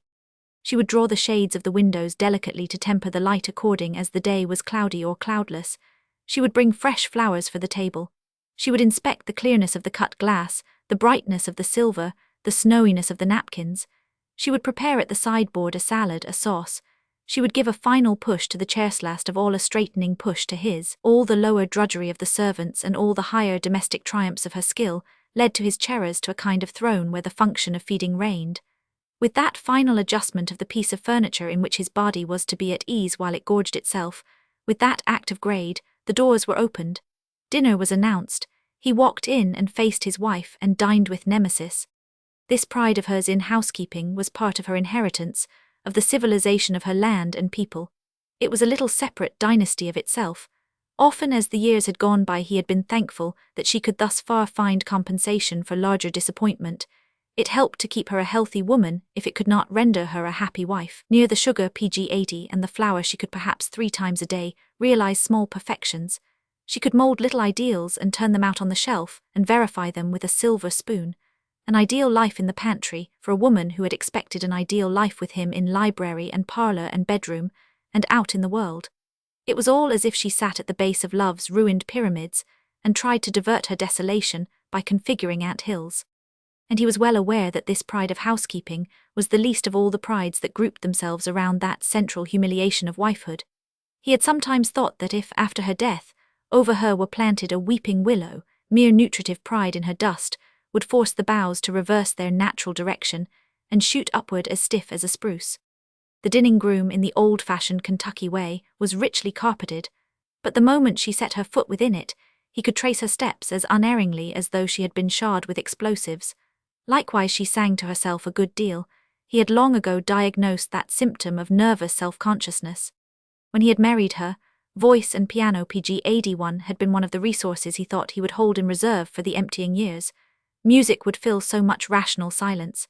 It was one of his semi-serious declarations that only two people more or less out of their senses could keep on talking to each other till death forced them to hold their tongues. But with tragic swiftness and sureness, a few years after their marriage the music stopped, the piano was shut. More than that terminated. After 2 children were born there were no more. That profound living music came to an end also. And perhaps one of the deepest desires of his nature was for that kind of long union with his wife, and for many children. Perhaps the only austerity in him was an austere patriarchal authority to people the earth, and to bequeath the inheritance of it to his seed. When she had ceased singing to him soon after marriage, she had begun to sing to herself habitually during this half-hour of proximity. The sound took up a fixed abode in his ear, as there is a roaring in a seashell. He could hear it miles across the country. It was the loudest sound to him in this world, that barely audible self-conscious singing of his wife. During this interval, also, she addressed her PG 82 commands to the maid in tones lowered, not to disturb him. He could not hear the words, but there was no mistaking the tones. What beautiful, eager, victorious, thrilling tones over a dish of steaming vegetables over a savoury toast. They forced him to be reminded that the nature of his wife was not a brook run dry. Its leaping waters were merely turned away into another channel. Only when she spoke with him did the cadence of her tones sag. Then all the modulations ran downhill as into some inner pit of emptiness. It was impossible for him to believe that the occasional chuckle and cackle of the maid during these whispered colloquies grew out of aspersions winged at him at the hungry ogre, middle-aged, almost corpulent, on the other side of the wall, at the species of advanced gorilla, poorly disguised in collar and necktie and midway garments, and with wool and leather drawn over his lower pair of modernized walking hands. Yet the truth was undeniable that when dinner was announced and he went in, the maid, standing behind her mistress's chair, fixed her gaze on him with fresh daily delight in understanding or misunderstanding the wretchedness of the household. PG 83, the first time he had ever seen this maid, was one evening upon going in to supper. They were expecting guests, and his wife wore an evening gown. As he seated himself, he became aware almost without glancing across the table that something novel had arrived upon the scene, something youthful, yet as immemorial as Erebus. Behind the glistening whiteness of his wife's bust with its cold proud dignity, there was something sable bird-like all beak, and ice with a small head on which grew a kind of ruffled indignant feathers. He tried to take no further notice of the apparition, but could not escape the experience that several times during the meal he rescued his biscuit, as from between the claws of a competing raven. In the course of time, as this combination of black and white refused to dissolve, and rather coalesced into a duality holding good for meal hours, he felt impelled to characterize the alliancito in visage for his own relief the totality of its comic gloom. So he called it his bust of Pallas and his nevermore. And his nevermore, perched behind his bust of Pallas at every function, fixed her dull stupid eyes on him in unceasing judgment. He was never quite persuaded of the human reality of her, never fully PG 84 believed that she reached to the carpet, and he never got up from the table to see whether she cast a shadow on the floor, but he knew that it was the fowl's intention to cast whatsoever shadow it carried about with it upon him. She had become a critic of his domestic relations. This servant, this malarrangement of beak and eyes, with bare brain enough not to let plates fall, and not to dangle her fingers in scalding water, nor singe her head feathers in the event this servant of his arraigned him in his humanity. And if this servant, then all his servants, and if all his servants, then all the servants of the neighbourhood, the whole Plutonian shore croaked its black damnation of him. Of him, the leading citizen of his community, its central vital character who held in his keeping the destiny of a people. He had a vision of the august assemblage of them, uplifted into the heavenliness of an African Walhalla, such as is disclosed in the last act of the tetralogial, gazing down upon him as a profaning Alberic who had raped the virgin gold of marital love. On a near peak of especial moral grandeur, his Nevermore stood in her supernal resentment of his wife's wrong. For whatever Nevermore was not, at least she was woman. And what woman PG 85 fails to espouse any wife's dignity except the woman who supplants the wife? Not even she, for if ever in turn her hour comes, her first outcry is, "I might have known." Dr. Burney did not have 3 hours for this morning's business then, but 2 hours and a half, and forthwith beginning, he took from his breast pocket a small book, and transferred from it to a large diary his notes of visits to patients on the day preceding. This soon done, he was ready for the main work. It was now the closing week of the year when, according to custom, he posted the year's books, for he was his own secretary. By New Year's Day his accounts were about ready and new books were opened. He always took up with repugnance this valuation of his services. It was to him one of life's ironies that in order to live he must take toll of death. He must harvest his bread from the fields of tears. He must catch his annual treasure from those rainbows of hope that spanned weary pillows.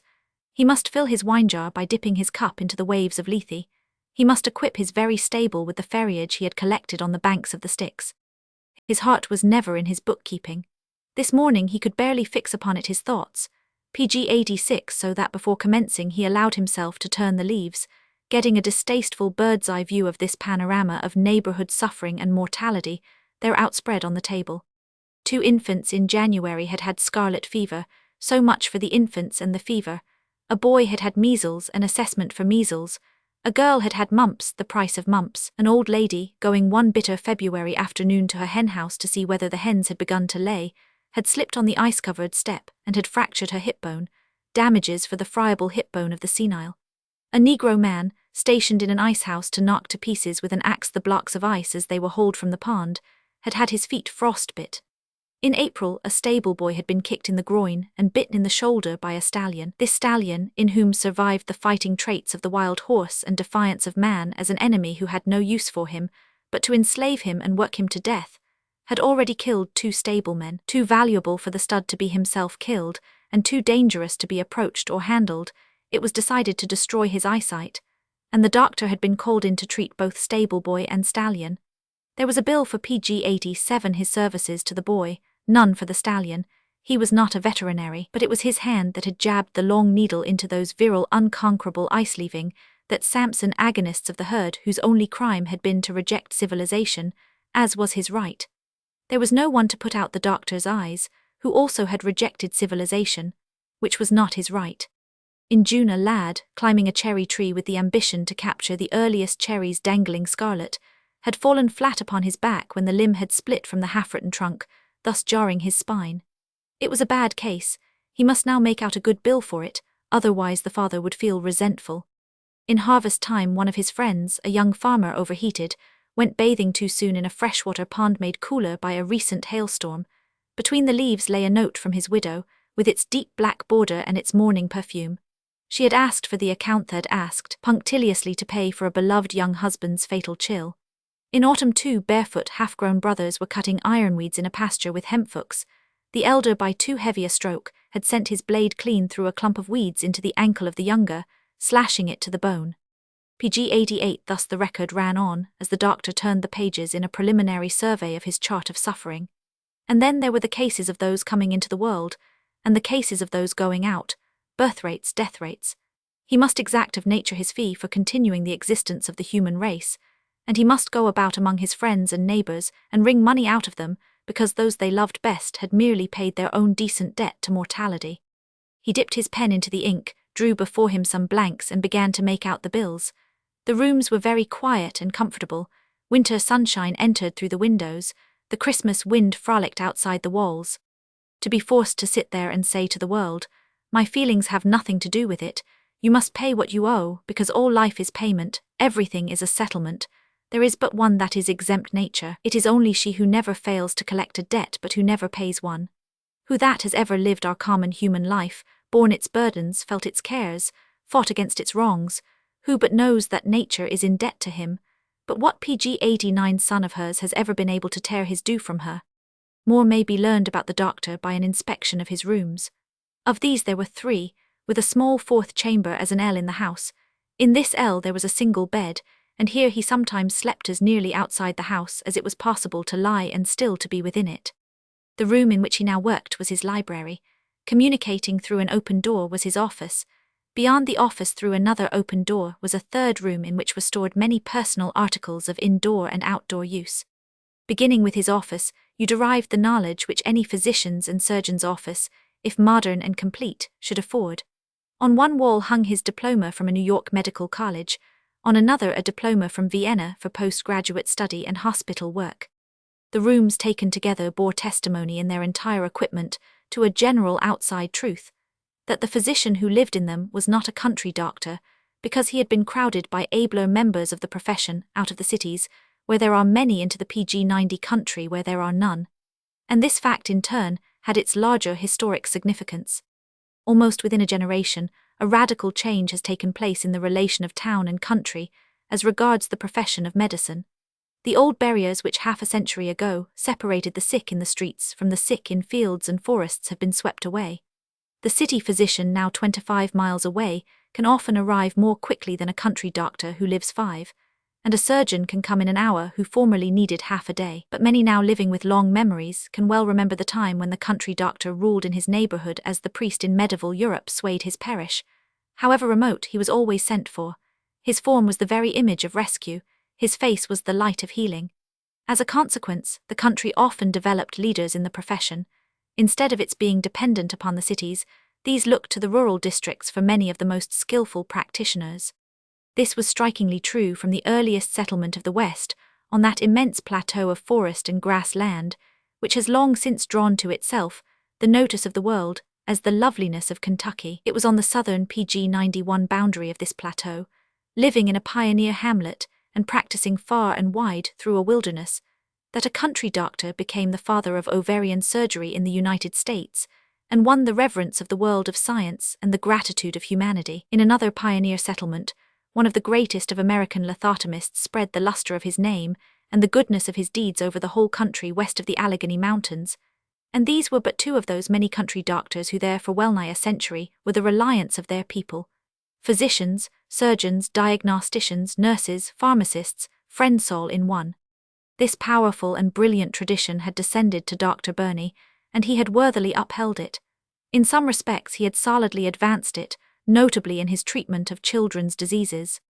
A second room in which the articles of his personal life were kept gave further knowledge of him as a man. Outside the windows there was a tennis court. He played tennis with his children and with young people of the neighborhood. You saw his racket on the wall, and if you had opened a closet you would have found the flannels and the shoes. Elsewhere on PG92 the wall you saw his reel. In season he liked to fish, when his patients also could go fishing, or at least were well enough to feel like going, and in the same closet you might have noted the residue of a fisherman's outfit.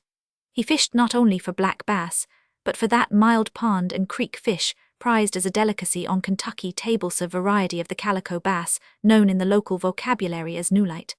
Still elsewhere you saw his game bag and bird gun, like to call it by the older word, fowling piece. He hunted quail, doves, wild duck. In another closet you would have been interested to discover his regalia as a member of the Order of Masons, and well placed beside it his uniform as a member of the State Guard, too well placed there. When years before his neighbors had enrolled him in the Guard, they had saluted him as one more Kentucky colonel. "I will submit to no official degradation," he had said. "I am already the commander of the whole army of you on the field of your human Waterloo. Salute your general." His library added its testimony as to other humanities. Scattered about on tables and mantelpiece were fine old pipes and boxes of cigars and playing cards. There were poker chips, showing that the doctor had poker neighbors PG93 where else if not there, though whist was his game. You realized that he was a man at home among a people who loved play, must have play. On his sideboard were temperate decanters. He had sideboard neighbors. Altogether a human-looking room for much that is human, easy to enter, comfortable to stay in, hard to quit. But our closest friends can come so close to us and no closer. They surround us but none of them enters us. Nature forbids that any but our own feet should cross the bridge spanning the distance between other people and the fortress of the individual. Across that bridge we can take with us no companions except those that keep silent amid its silences, that can speak to us but that cannot see us, those great voices without eyes, those great listeners without ears, great counselors without criticism, great hands that guide and refuse to smite, great judges that embody law and refuse to sit in judgment on us books. Some of the doctor's books held for him life's indispensable laughter, and no one of us ever tells all the things in this world that we laugh at. Some held for him life's tears, and no one of us ever tells the things that secretly start our own. Some held neither laughter nor tears, but what is PG-94 above both life's calm, and what one of us but at times feels the need to ascend to some inner mountaintop of our own spirits far above the whole darkened or radiant cloud-rack of emotion and look futureward into the promised peace, the end of our wandering. Joy, sorrows and calm, these three for him too. Such books stayed with the doctor year after year. He could wake in the night and find them through the darkness. In the darkness they knew how to find him. They were not part of his medical library, of course, which was another matter, but they filled three sides of a large low revolving bookcase in the middle of the room beside his easy chair and his lamp and table. The fourth side of his bookcase held the books that came and went as a stream, entering and passing on. He drank from them as they flowed by. Always they were books of fiction or biography, which held in solution the truth of the human matter about some life that had fought or was fighting its path through to victory. Always he would have books of victory.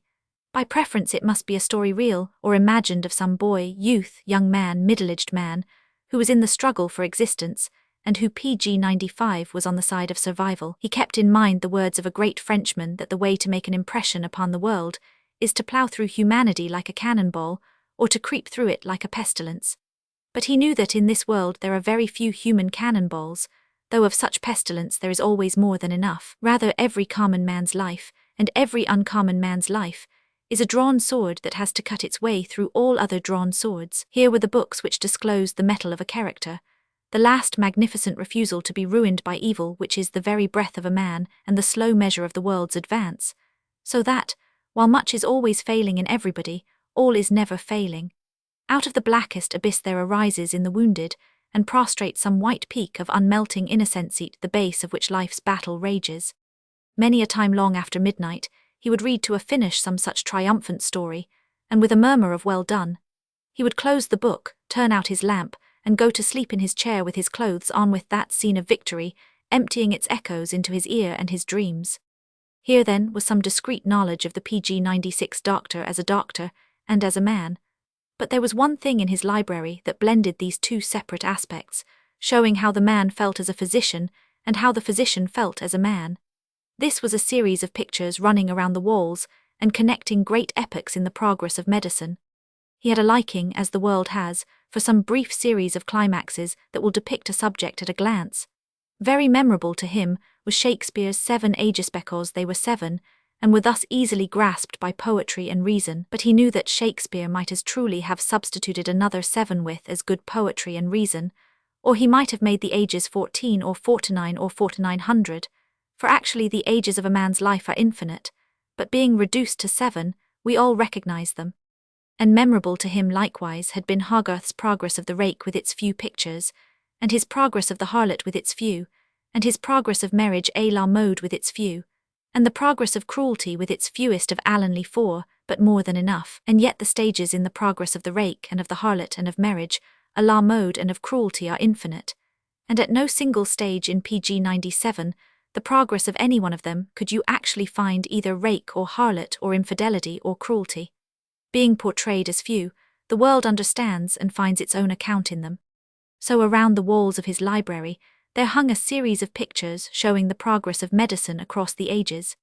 The first picture represented a scene in the life of primitive man, during the period when he had long enough been man to form into hostile tribes, but not long enough to have advanced far from the boundaries of the brute.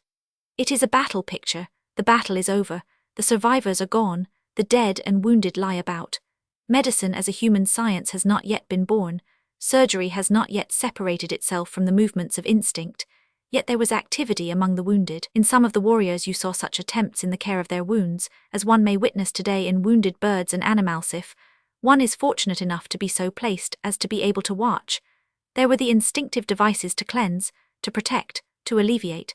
Those low beginnings of the great science which you may observe today in your dog when he has come home, after a fight with lacerated ears and slashed thighs when he crawls under the porch to PG-98 the darkest corner to keep away other dogs and light and flies, whose sole instrument of cleansing is his tongue, and whose only bathing fluid is saliva.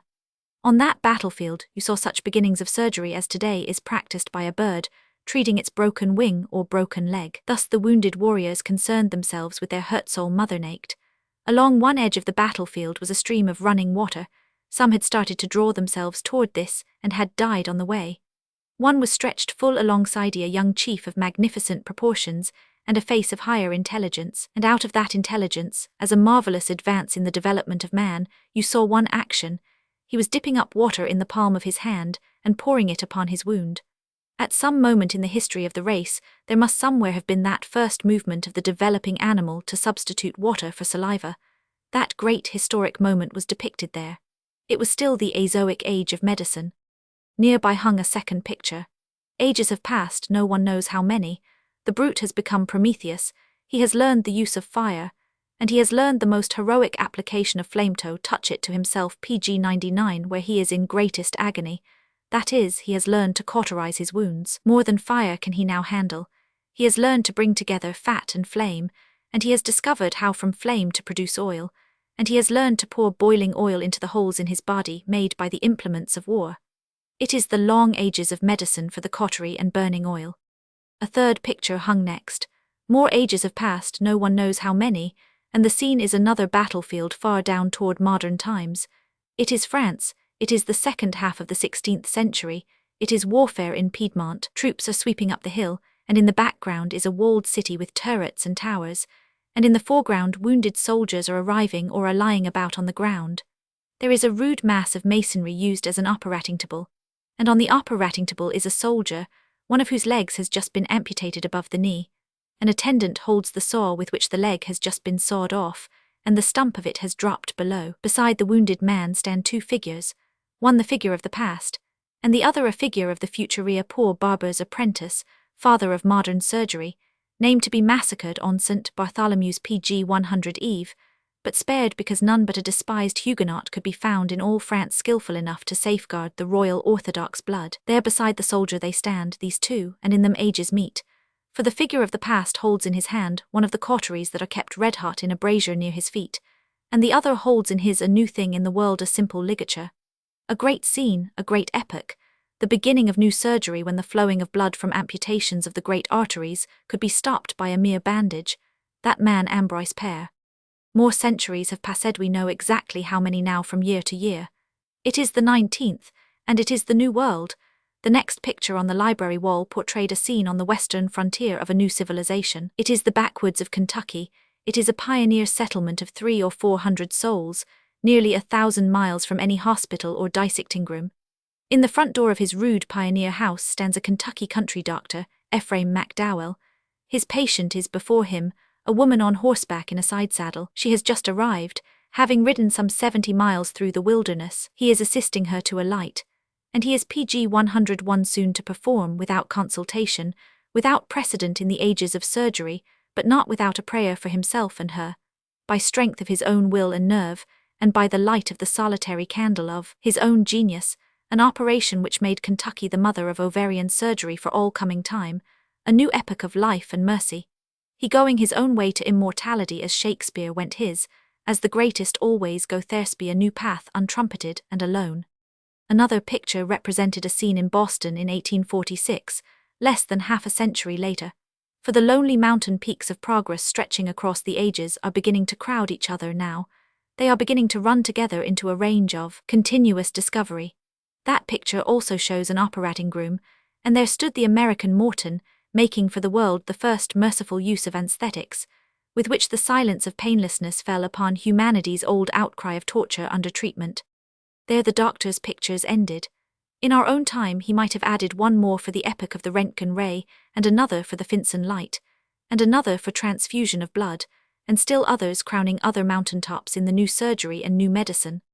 PG 102, thus he had before his eyes in his library some few ages of his science years.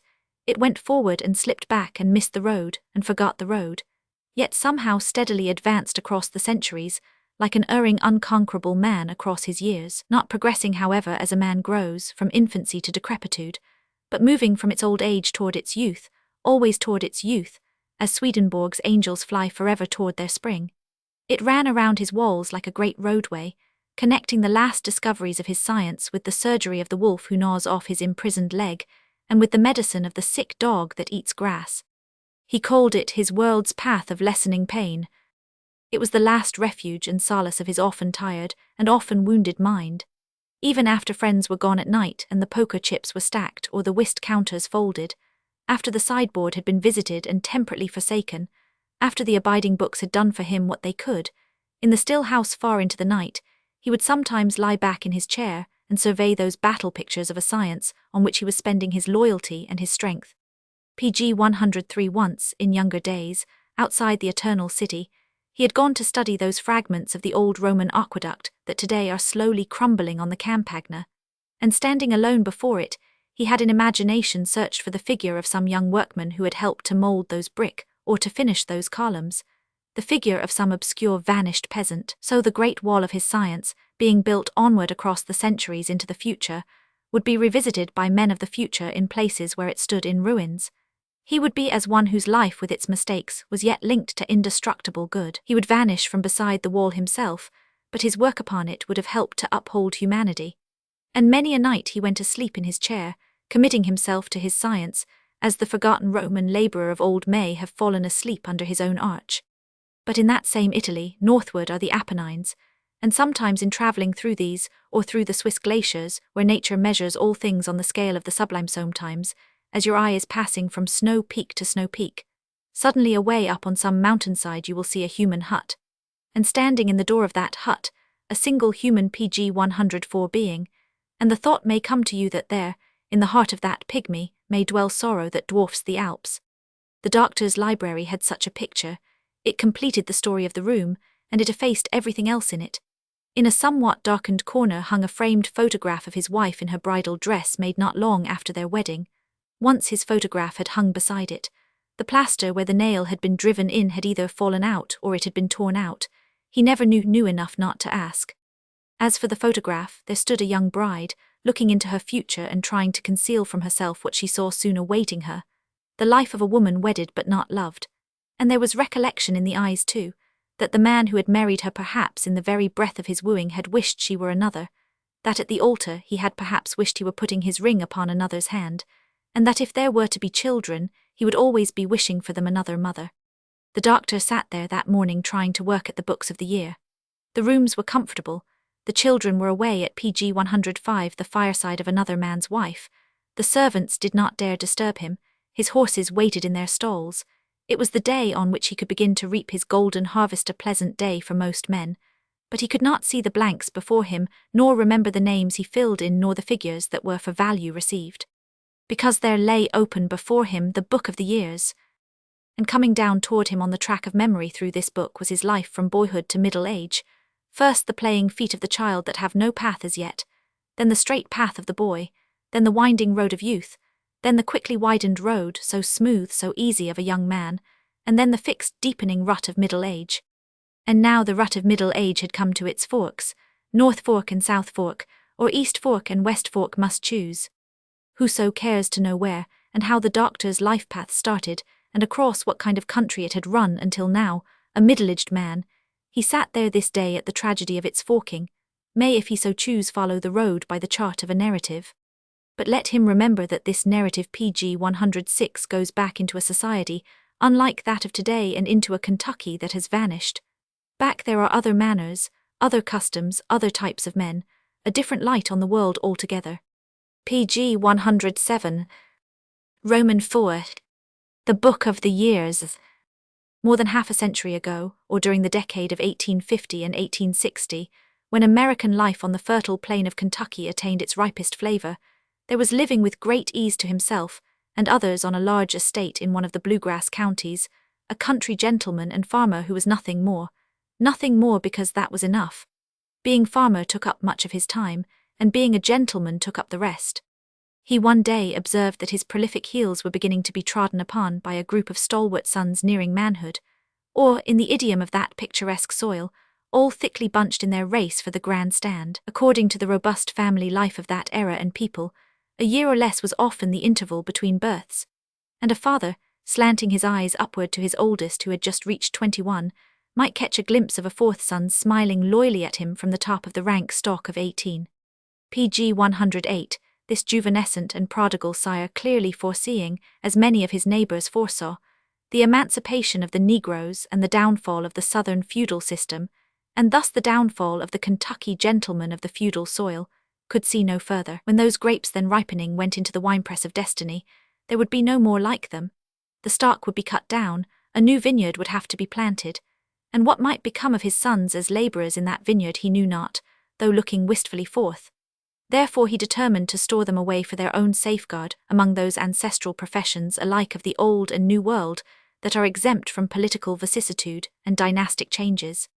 Now it happened that among his friends he counted the great Dr. Benjamin Dudley, the illustrious Kentucky lithotomist at Lexington, and taking counsel of that learned and kindly man, he chose for his firstborn stalwart, since the stalwart when invited to do so declined to choose it for himself the profession of medicine, and having politely packed his trunk, he politely packed him with a polite body servant and a polite good be off to a medical school, the best the Southern States Pg 109 then boasted, and the Southern States knew how to boast in those days. But the colt that has been dragged to the water cannot be forced to drink, and the semidocile son could not be made to introduce into his system his father's professional prescription. His presence at the medical school was evidence in its way that he had swallowed the prescription, but his conduct as a student showed that by his own will he had inhibited its action upon his vital parts. In the year of finishing his course of lectures his father died, and upon returning home certificated as a doctor, he returned also as a young blood of independent fortune, independent future, and independent feelings, last of which, the feelings, he regarded as by far the most important of the three. At the bottom of his trunk against the lining was his diploma, on the principle that we pack first what we shall need last.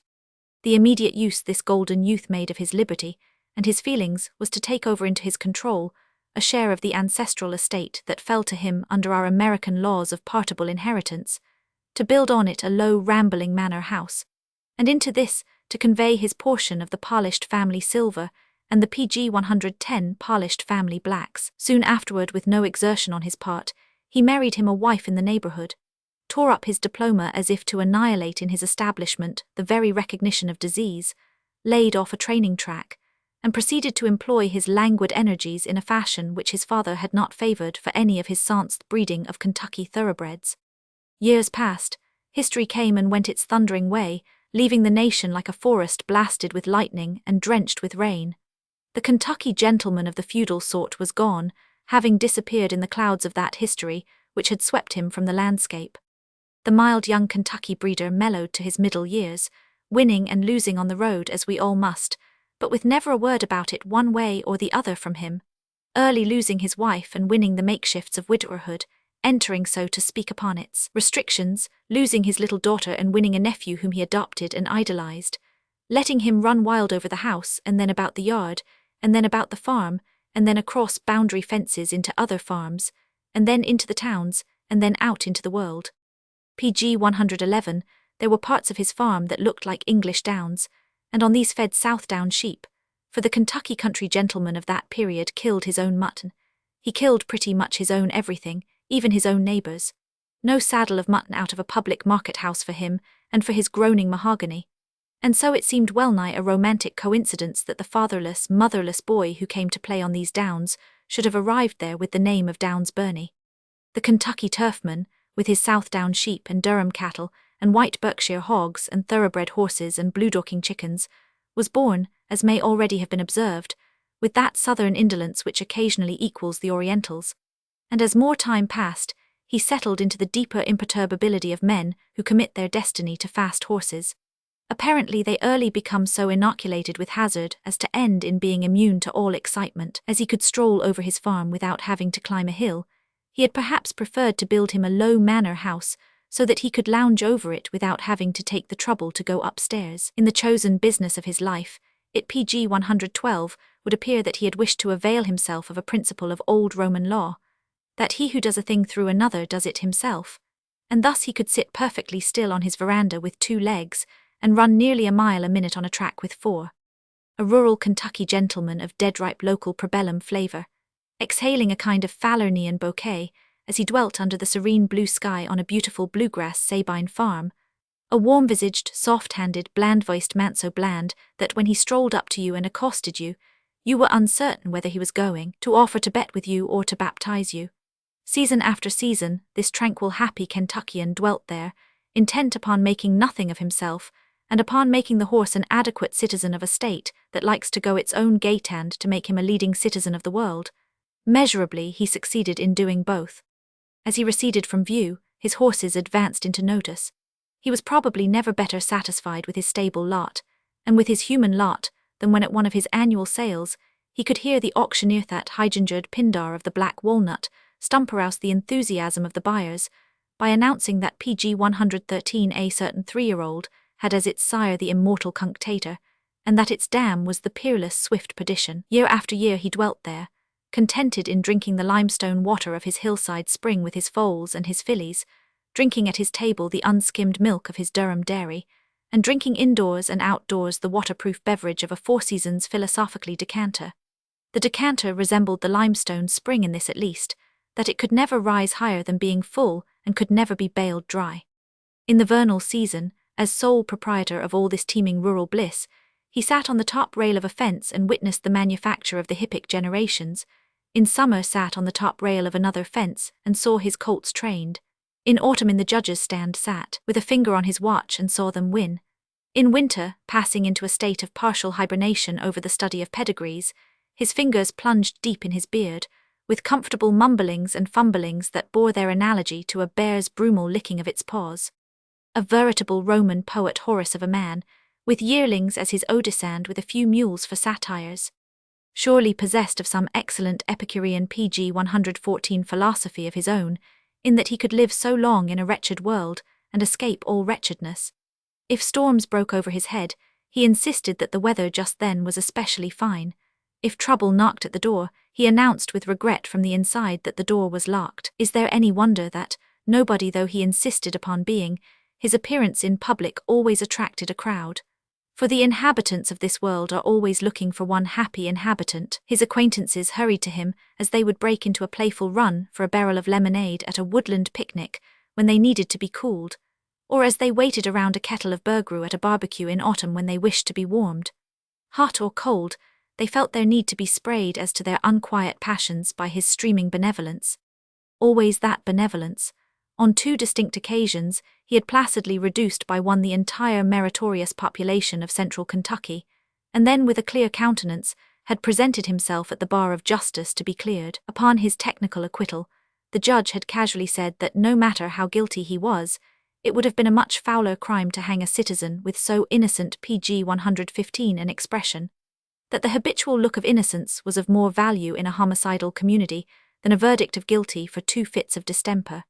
If the world should last until Kentucky passes out of history into the classic and the mythological, if Daniel Boone and the Wilderness Road should become Orion and the Milky Way, if the capture of Betsy Calloway should become the rape of Lucrece, if the 2 gigantic Indian fighters, the Poe brothers, should establish their claim to the authorship of those poems and tales which even in our own time are beginning to fall away from a mythical personage, hardly more than an emanation of darkness, perhaps this unique Kentucky gentleman who insisted upon being no one at all will exhibit his beaming face in the heavens of those ages as charioteer to the horses of the sun. The sole warrant for here disturbing his light repose under his patchwork of turf is that he had taken to his hearthstone and heart an orphan nephew, whose destiny it was to be profoundly influenced by the environment of heart and hearthstone, by this breeding of horses, by the method of training them, by that serene outlook upon the world and that PG 116 gaiety of nature which attracted happiness to it, as naturally as the marten box in the yard drew the martens. Possibly even more influenced in the earlier years around that fireside, where there was no women, no mother, no father either, nor parent out of doors save the motherhood of the near earth and the fatherhood of the distant sky. From the day when he arrived on that stock farm, its influences began their work upon him and kept it up during years when he was not aware. But in his own memory, the first event in the long series of events, first scene of all the scenes that made his progress occurred when he was about 15 years old, as the middle-aged man, sitting in his library that morning with the book of the years before him, reviewed his life, His memory went straight back to that event and stopped there as though it were the beginning. Of course it was not the beginning. Of course he could not himself have known where the beginning was or what it was. But he did what we all do as we look back toward childhood and try to open a road as far as memory will reach. We begin somewhere, and the doctor began with his 15th year as the first scene of his progress. But let that scene be painted not as the doctor saw it, more nearly PG 117 as it was. He was too young to know all that it contained. It was a balmy Saturday afternoon of early summer, and uncle and nephew were out in the yard of the white and lemon-coloured manor house, enjoying the shade of some blossoming locust trees. The uncle was sitting in a yellow cane-bottom chair, and he had on a yellow nankeen waistcoat and trousers, so that the chair looked like an overgrown architectural harmony attached to his dorsal raiment, and he had on a pleated bosom shirt which had been polished by his negro laundress with iron and paraffine, until it looked like a cake of winter ice marked off to be cut in slices. In the top buttonhole was a clustered diamond pin, which represented almost a star system, and about his throat was tied a magenta cravat. That was the day for solferinos and magentas and Madeira wine, but the neck of the wearer of the cravat was itself turning to a gouty magenta, so that the ribbon, while appropriately selected, was as a colour sign superfluous. On the grass beside him lay his black alpaca coat and Panama hat and gold-headed cane and red silk handkerchief, and a piece of dry wood admirable for whittling. He had been to a colt show that morning several miles across the country in a neighbourhood PG 118, where there was some turbulence, not the turbulence of the colts, and he had reached home just before dinner glad to get there without turbulence, and the dinner had been good, and now he was experiencing that comfortable expansion of girth which turns even a pessimist toward optimism. That streaming benevolence of his countenance never streamed to better advantage. He was reading his Saturday weekly newspaper, an entire page of which showed that this was a great thoroughbred breeding region of the world. At the distance of several yards you could have inferred as much by the character of the advertisements, each of which was headed by the little black woodcut of a stallion. The page was blackened by this woodcut as it repeated itself up and down, column after column. Whether the stallion was sorrel or roan or bay or chestnut or black-and woodcut stood for all. There was one other woodcut for Jacksole Jacks. In the same way one little woodcut in an earlier generation had been used to stand for runaway slaves. A negro with a stick swung across his shoulder, and with a bundle dangling from the stick down his fugitive back. One woodcut for all slaves. If you saw between PG 119 the legs of the figure, it was a man. If you did note it was the other figure of man's fate in slavery. The turfman read every item of his newspaper, having first with a due sense of proportion cast his eye on the advertisement of his own stud. The nephew was lying on the grass nearby, wearing a kind of dove-coloured suit, so that from a distance he might have been taken for a huge mound of vegetable mould, he having just awakened from a nap, a heavy, rank, insolent human cub with his powers half pent up and half unfolded, except a fully developed insolence toward all things and people except his uncle himself and his friend, Fred Ousley. He rolled drowsily about on the soft turf, waiting to take his turn at the newspaper. It was the only thing he read. Otherwise he was too busy reading the things of life on the farm.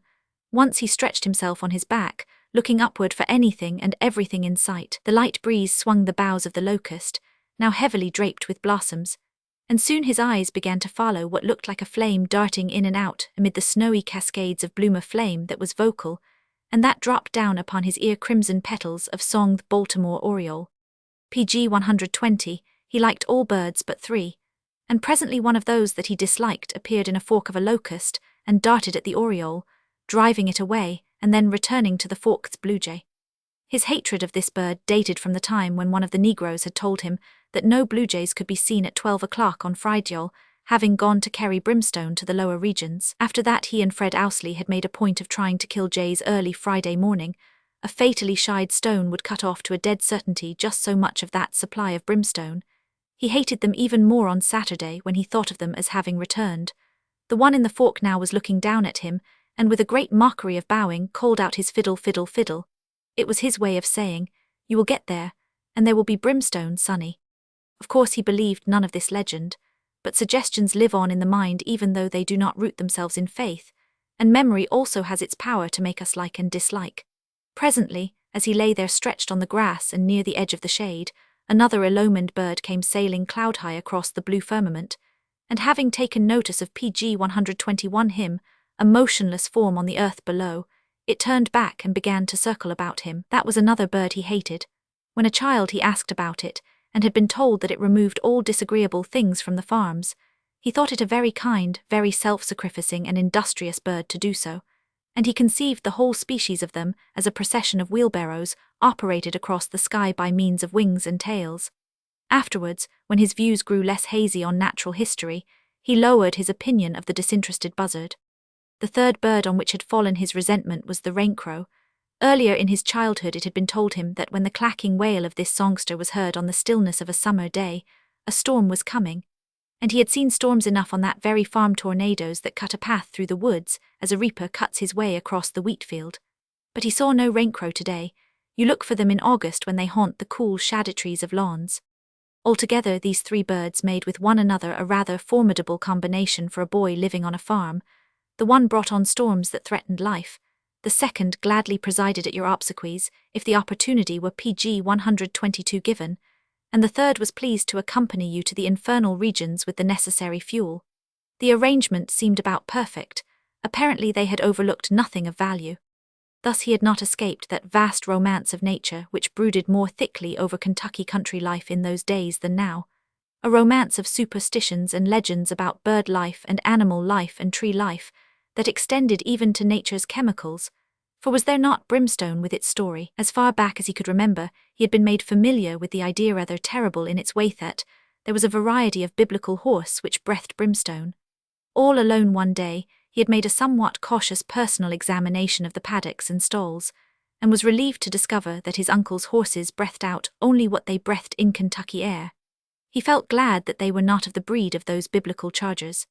But then there was brimstone in reserve for a large portion of the human family, and with a perverse mocking deviltry, he pushed his inquiry in this direction still farther, without the knowledge of anyone. He had wasted at a drugstore in town his brightest dime for a package of the avenging substance.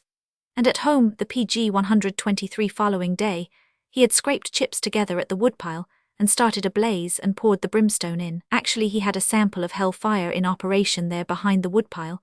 There was no question that brimstone knew how to burn. It seemed well adapted for its purpose. He did not take Fred Ousley into his confidence in this experiment. The possibilities were a little too personal even for friendship. All this reveals a trait in him which lay deeper than child's play, a susceptibility to suggestion. Even while he amused himself as a child with the shams and superstitions about nature, these lived on in his mind as part of its furnishings. Alas, that this should be true for all of us, that we cannot forget the things we do not believe in. To the end of our lives, our thoughts have to move amid the obstructions and rubbish of the useless and the laughable.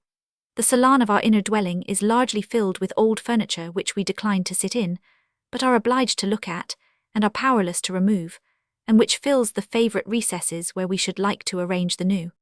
There they were then, that Saturday afternoon, the uncle with his newspaper and the nephew at that moment with his group of evil birds. PG 124, there was an interruption. Around the yard with its velvet turf and blooming shrubs and vines and flowers that filled the air with fragrance was a plank fence newly whitewashed. All the fences of the farm had been newly whitewashed, and they ran hither and thither across the emerald of the landscape, like structures of white marble. Through the gate of the yard fence, which was heard to shut behind him, there now advanced toward uncle and nephew a neighbor of theirs, the minister of the country church, himself a bluegrass farmer. He was one of the many who liked to seek the company of the untroubled turfman. The two were good neighbors and great friends. The minister came oftenest for a visit on Saturday afternoons, as if he wished to touch at this harbor of a quiet life while passing from the earthly fields of the week to the Sabbath's holy land. At the sound of the latch, the uncle lifted his eyes from his newspaper. "Bring a chair, Downs, will you?" he said in a cordial undertone, and soon there was a fine group of rural humanity under the blossoming locusts, the two men talking and the boy, now that his turn had come at last, lying on the grass absorbed in the newspaper. The men were characters of broad plain PG 125 speech, much like English squires of 2 centuries earlier. Not ladylike men. Chaucer might have been pleased to make one of their group and listen, and turn them afterwards into fine old English tales. Hogarth might have craved the privilege to sit near and observe and paint, and a certain Sir John Falstaff might have been at home with Themin, the absence of the merry wives. There was another interruption. Around the corner of the manor house a young servant advanced, bearing a waiter with 2 deep glasses well filled. At the bottom the drink was golden. It was green and snow-white at the top, a little view of icebergs with pine trees growing on them. The servant smiled and approached with embarrassment, having discovered a guest, and in a lowered tone she offered to the master of the house apologies for not bringing 3. "This is yours, Alec," said the host, holding out one glass to the minister. "This is for you, Downs.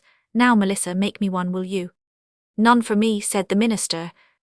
"Then never mind, Melissa, but wait till lemonade." "Yes, lemonade, it is the very thing." PG 126, as it is or as it might be. As it is. Lemonade without the decanter, Melissa. While the servant was in the house, the uncle and the nephew waited with their glasses untouched. The turfman was very happy in his guest, in his nephew, in himself, in everything. His mind overflowed with his quaint playfulness, and when he talked you were loath to interrupt him. "Alec," he said, rattling the ice in his julep, "do not you suppose that when we get to heaven, nothing will make us happier there than remembering the good times we had in this world? So if you want to be happy there, be happy here.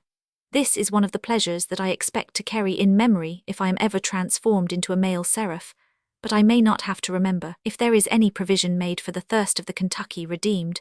Do you know what I think will be the reward of all central Kentucky male angels?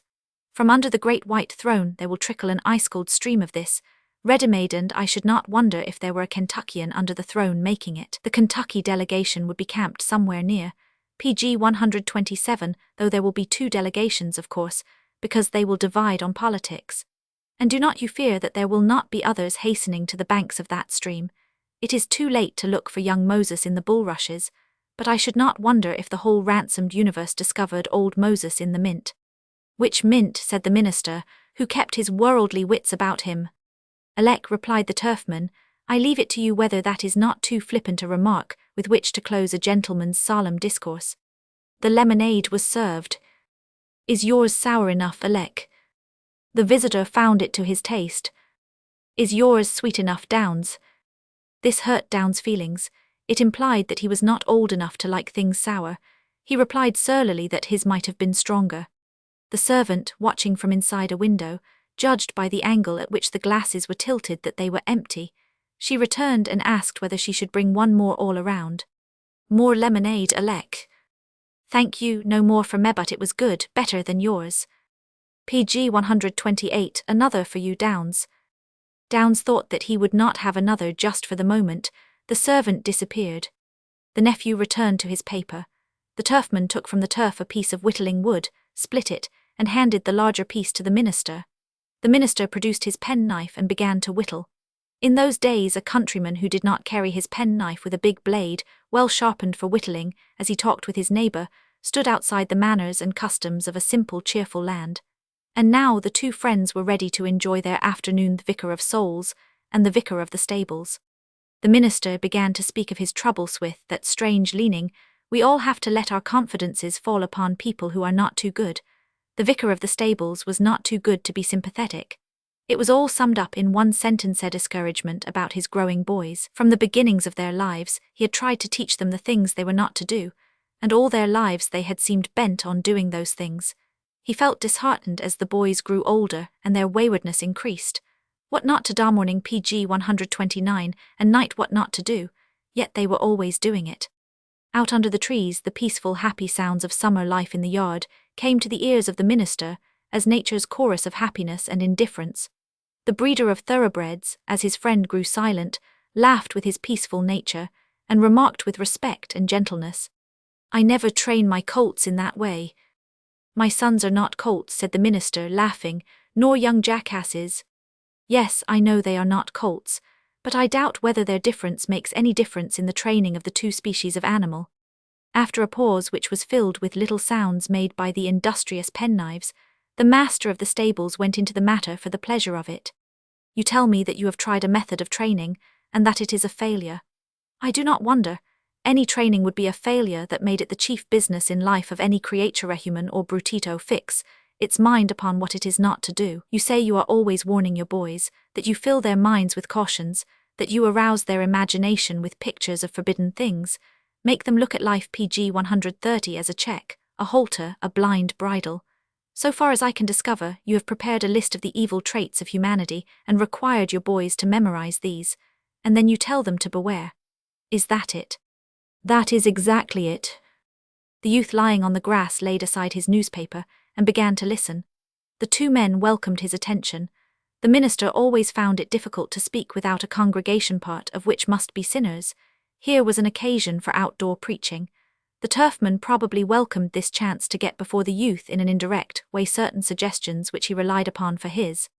Well, that is where your training and my training differ, he resumed. I never assemble my colts at the barn door, that is, I would not if I could, and recite to them the vicious traits of the wild horse and require them to memorize those traits, and think about them unceasingly, but never to imitate them. Speaking of jacks, Alec, you know our neighbour stands a jack. And he would not if he could compel his jack to make a study of the peculiarities of Balaam's ass, but you compel your boys to make a study of Balaam and his tribes. You teach them the failings of mankind, as they pg 131 revealed themselves in an age of primitive transgression. I say I never try to train a horse that way. On the contrary, I try to let all the ancestral memories slumber, and I take all the ancestral powers and develop them for modern uses. Why, listen. We know that a horse's teeth were once useful as a weapon to bite its enemies. Now I try to give it the notion that its teeth are only useful in feeding. You know that its hoofs were used to strike its enemies. It stood on its forefeet and kicked in the rear.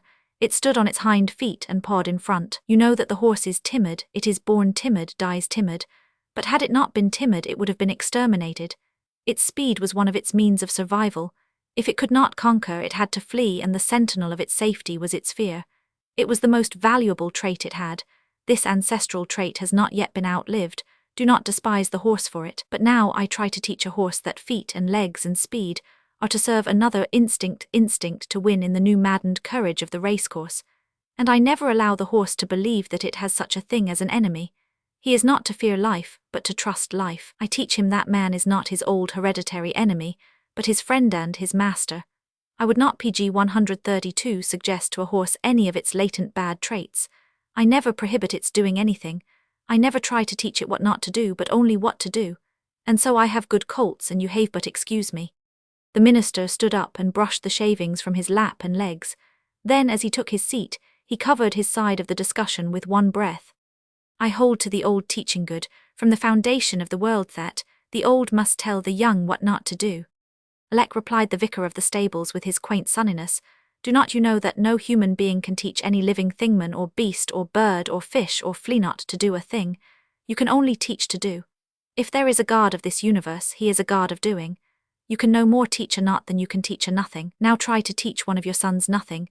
This world has never taught and will never teach a prohibition, because a prohibition is a nothing. It has never taught anything but the will and desire to do. That is the root of the matter. Do you suppose I try to keep one of my cows from kicking over the bucket of milk by tying her hind legs?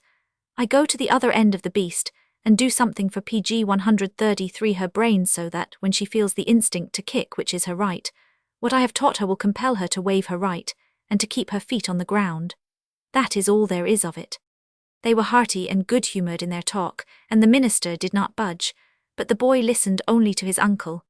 Do you remember, Alec, when you and I were in the school over yonder, and one morning old Bowles issued a new order that none of us boys was to ask for a drink between little recess and big recess? Now none of us drank at that hour, but the day after the order was issued, every boy wanted a drink, and demanded a drink, and got a drink.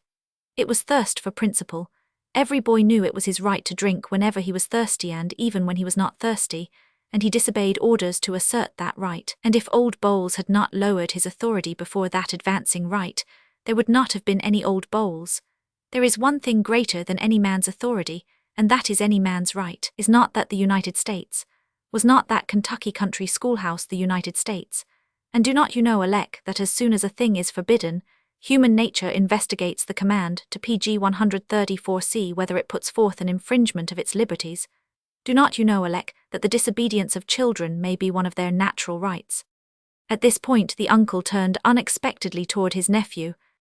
Does this bore you, Downes?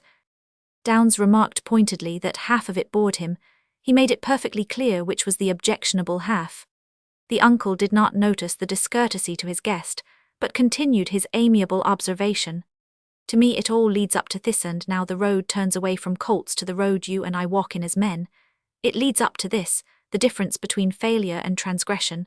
Command to do, and the worst result can only be failure. Command not to do, and the worst result is transgression. Now we all live on partial failure.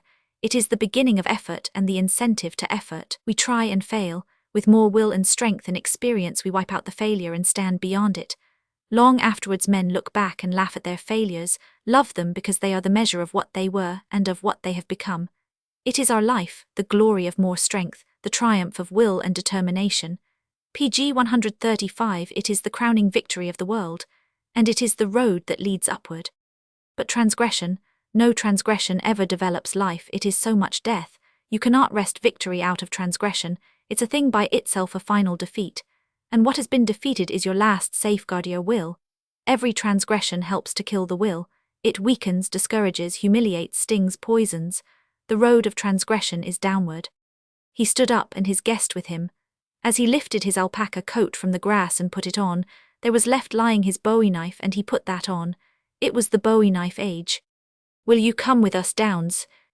Downes thought he would now read the newspaper. "Where is Fred Ousley?" asked the minister of him, knowing that the two boys were inseparable. "He has gone to a picnic." "Why did not you go to the picnic?" "I was not invited, it's his cousins." "And have not you any cousins who give picnics?" "I do not like my cousins, I hate my cousins." Fred hates his cousins, it's a girl that goes with his cousins. "And what about a girl with your cousins?" Pg 136. "Well, while you are talking, what about your sons and their cousins? We are running this farm very well and we are all pleased. From what I have been hearing, it's more than can be said about yours." The minister laughed good-naturedly at this rudeness as the two friends walked away, but the vicar of the stables observed mildly, "You gave him the wrong kind of suggestion, Alec. It was not in your words exactly, I do not know where it was, but I felt it and he felt it. Somehow you challenged him to employ his manly art of self-defense, and part of that art is to attack. But never mind about Downes, now come to the stable. I am going to show you a young thoroughbred there that has never had a disagreeable suggestion made to him. He thinks this farm paradise. And the 5 great things I tried to teach him are, to develop his will, to develop his speed, to develop his endurance and perseverance, to develop his pride, and to develop his affection. He is a masterpiece." In the green yard that summer afternoon, under the white locust blossoms, and with the fragrance of rose and honeysuckle and lilac all about him, the youth lay on the grass beside the newspaper which he forgot. A new world, Pg 137, of thinking had been disclosed to him, and he made one special discovery, that as far as memory could reach his uncle had never told him not to do anything, always it had been to Dover not to do. And he was a good deal impressed with the difference between failure and transgression. He did not at all like that idea of transgression, but he thought he should like to try failure for a while, then he could call on more strength, tighten his will, develop more fighting power. He rather welcomed that combat with failure which would end in success. He wished Fred were there. It was Saturday, he came to stay all night, and the two were getting old enough to talk about their futures and at what ages each would marry. They described the desirable type of woman, and sometimes exchanged descriptions. And then suddenly he rolled over the grass convulsed with laughter. His uncle was raising him as a thoroughbred colt. He approved of the training, but somehow he did not feel complimented by the classification. Fred would have to hear that he was being trained as for a racecourse. The next morning he was sitting in church, and the minister read the commandments. Pg 138. Hitherto he had always listened to them as the whole congregation apparently listened. As to a noise from the pulpit that drew near, lasted for a while, and then rumbled on without being meant for anyone. But this morning he scrutinized each commandment with new thoughtfulness and with a new resentfulness also, and when a certain one was reached, he made a discovery that it applied to men only. "Thou shalt not covet thy neighbour's wife." Why should not wives be commanded not to covet their neighbours' husbands? He wondered, why was the other half of the commandment suppressed? Moses must have been a very polite man. Perhaps there was more involved than courtesy. Otherwise he might have found life more tolerable among the Egyptians. He might have been forced to make the return trip across the Red Sea when the waters were inconveniently deep. Those Jewesses of the wandering might have seen to it that he was not to have the pleasure of dying so mysteriously on Nebo's lonely mountain. His sepulchre would have been marked and well marked. He sat there in the corner of the church, and plied his insolent satire. Fred Ousley must hear about the second discovery, also the commandment for men only. Pg 139. Then 3 years passed and he was 18, and from 15 to 18 is a long time in youth's life. Things are much worse or things are much better. It was one rainy September night after supper, and he and his uncle were sitting on opposite sides of the deep fireplace. Some logs blazed comfortably, and awoke in both man and youth the thoughtfulness which lays such a silence upon us with the kindling of the earliest autumn fires. Talk between them was never forced. It came, it went. They were at perfect ease with one another in their comradeship. The man's long thoughts went backward. The youth's long thoughts went forward. The man was smoking, at intervals serenely drawing his amber-hued meerschaum from under his thick moustache. The youth was not smoking, was waiting to be a man. Once his uncle had remarked, "Tobacco is for men if they wish tobacco, and for pioneer old ladies if they must have their pipes. Begin to smoke after you are a man, Downs. Cigars for boys are as bad as cigars would be for old ladies." The way in which this had been put rather captured the youth's fancy. He was determined to have every inward and outward sign of being a man. Now he was waiting for the cigar. PG 140, he had been hunting with Fred Ousley that afternoon, and just before dark had come in with a good bag of birds. A drizzle of rain had overtaken him in the fields and dampened his clothing. The truth is that he and Ousley had lingered over their Goodby. Fred was off for college. Supper was over when he reached the house, and he had merely washed his hands and gone in to supper as he was, eating alone. And now as he sat gazing into the fire, his boots and his hunting trousers and his dark blue flannel shirt began to steam. He was too much a youth to mind wet garments. The man on the opposite side sent secret glances across at him. They were full of pride, of a man's idolatry of a scion of his own blood. He was thinking of the blood of that family blood never to be forced or hurried. Death rather than being commanded, rage at being ordered, mingled of Scotch and Irish and Anglo-Saxon with the Kentucky wildness and insolence added. Blood that often wallowed in the old mires of humanity, then later in life by a process of unfolding, began to set its course toward the virtues of the world, and ultimately stood where it filled lower men with awe. September was the month for the opening of schools and colleges. The boy's education had PG 141 been difficult and desultory. First he had gone to the neighborhood school, then to a boys' select school, then to a military school, then to a college. Usually he quit and came home. Once he had joined his uncle in another state at the autumn meeting of a racing association, had merely walked up to him on the grounds, eating purple grapes out of a paper bag, and with his linen trousers pockets bulging with ripe peaches. "Well, Downs," his uncle observed by way of greeting him, as though he had reappeared round a corner. "Who won the last race?" inquired the boy as though he had been absent 10 minutes. Now out of the silence of the rainy September night, and out of the thoughtfulness of the fire, the imperious, splendid, dark, glowing young animal steaming in his boots and flannel suddenly looked across and spoke. "If I am ever going to do anything, it is about time I began." The philosopher on the other side of the fire grew wary. He had given the blood time, and now the blood was mounting to the brain. "It is time if you think it is time." "One thing I am not going to do," said the arbiter of his fate, as if he were drawing a surprise PG 142 from the depths of his nature, and were offering it to his uncle. "If possible without discourtesy, but certainly without discussion on thing I am not going to do. I am not going to breed horses." The fire crackled, and no other sound disturbed the stillness. "Someone else will breed them," replied the vicar of the stables with quietness. The sun always seemed to remain on his face after it had gone down. "They will be bred by someone else. The breeding of horses in the world will not be stopped because someone does not wish to breed them. It will come to the same thing in the end. Even if it does not come to the same thing, it will come to something different. No matter, either way."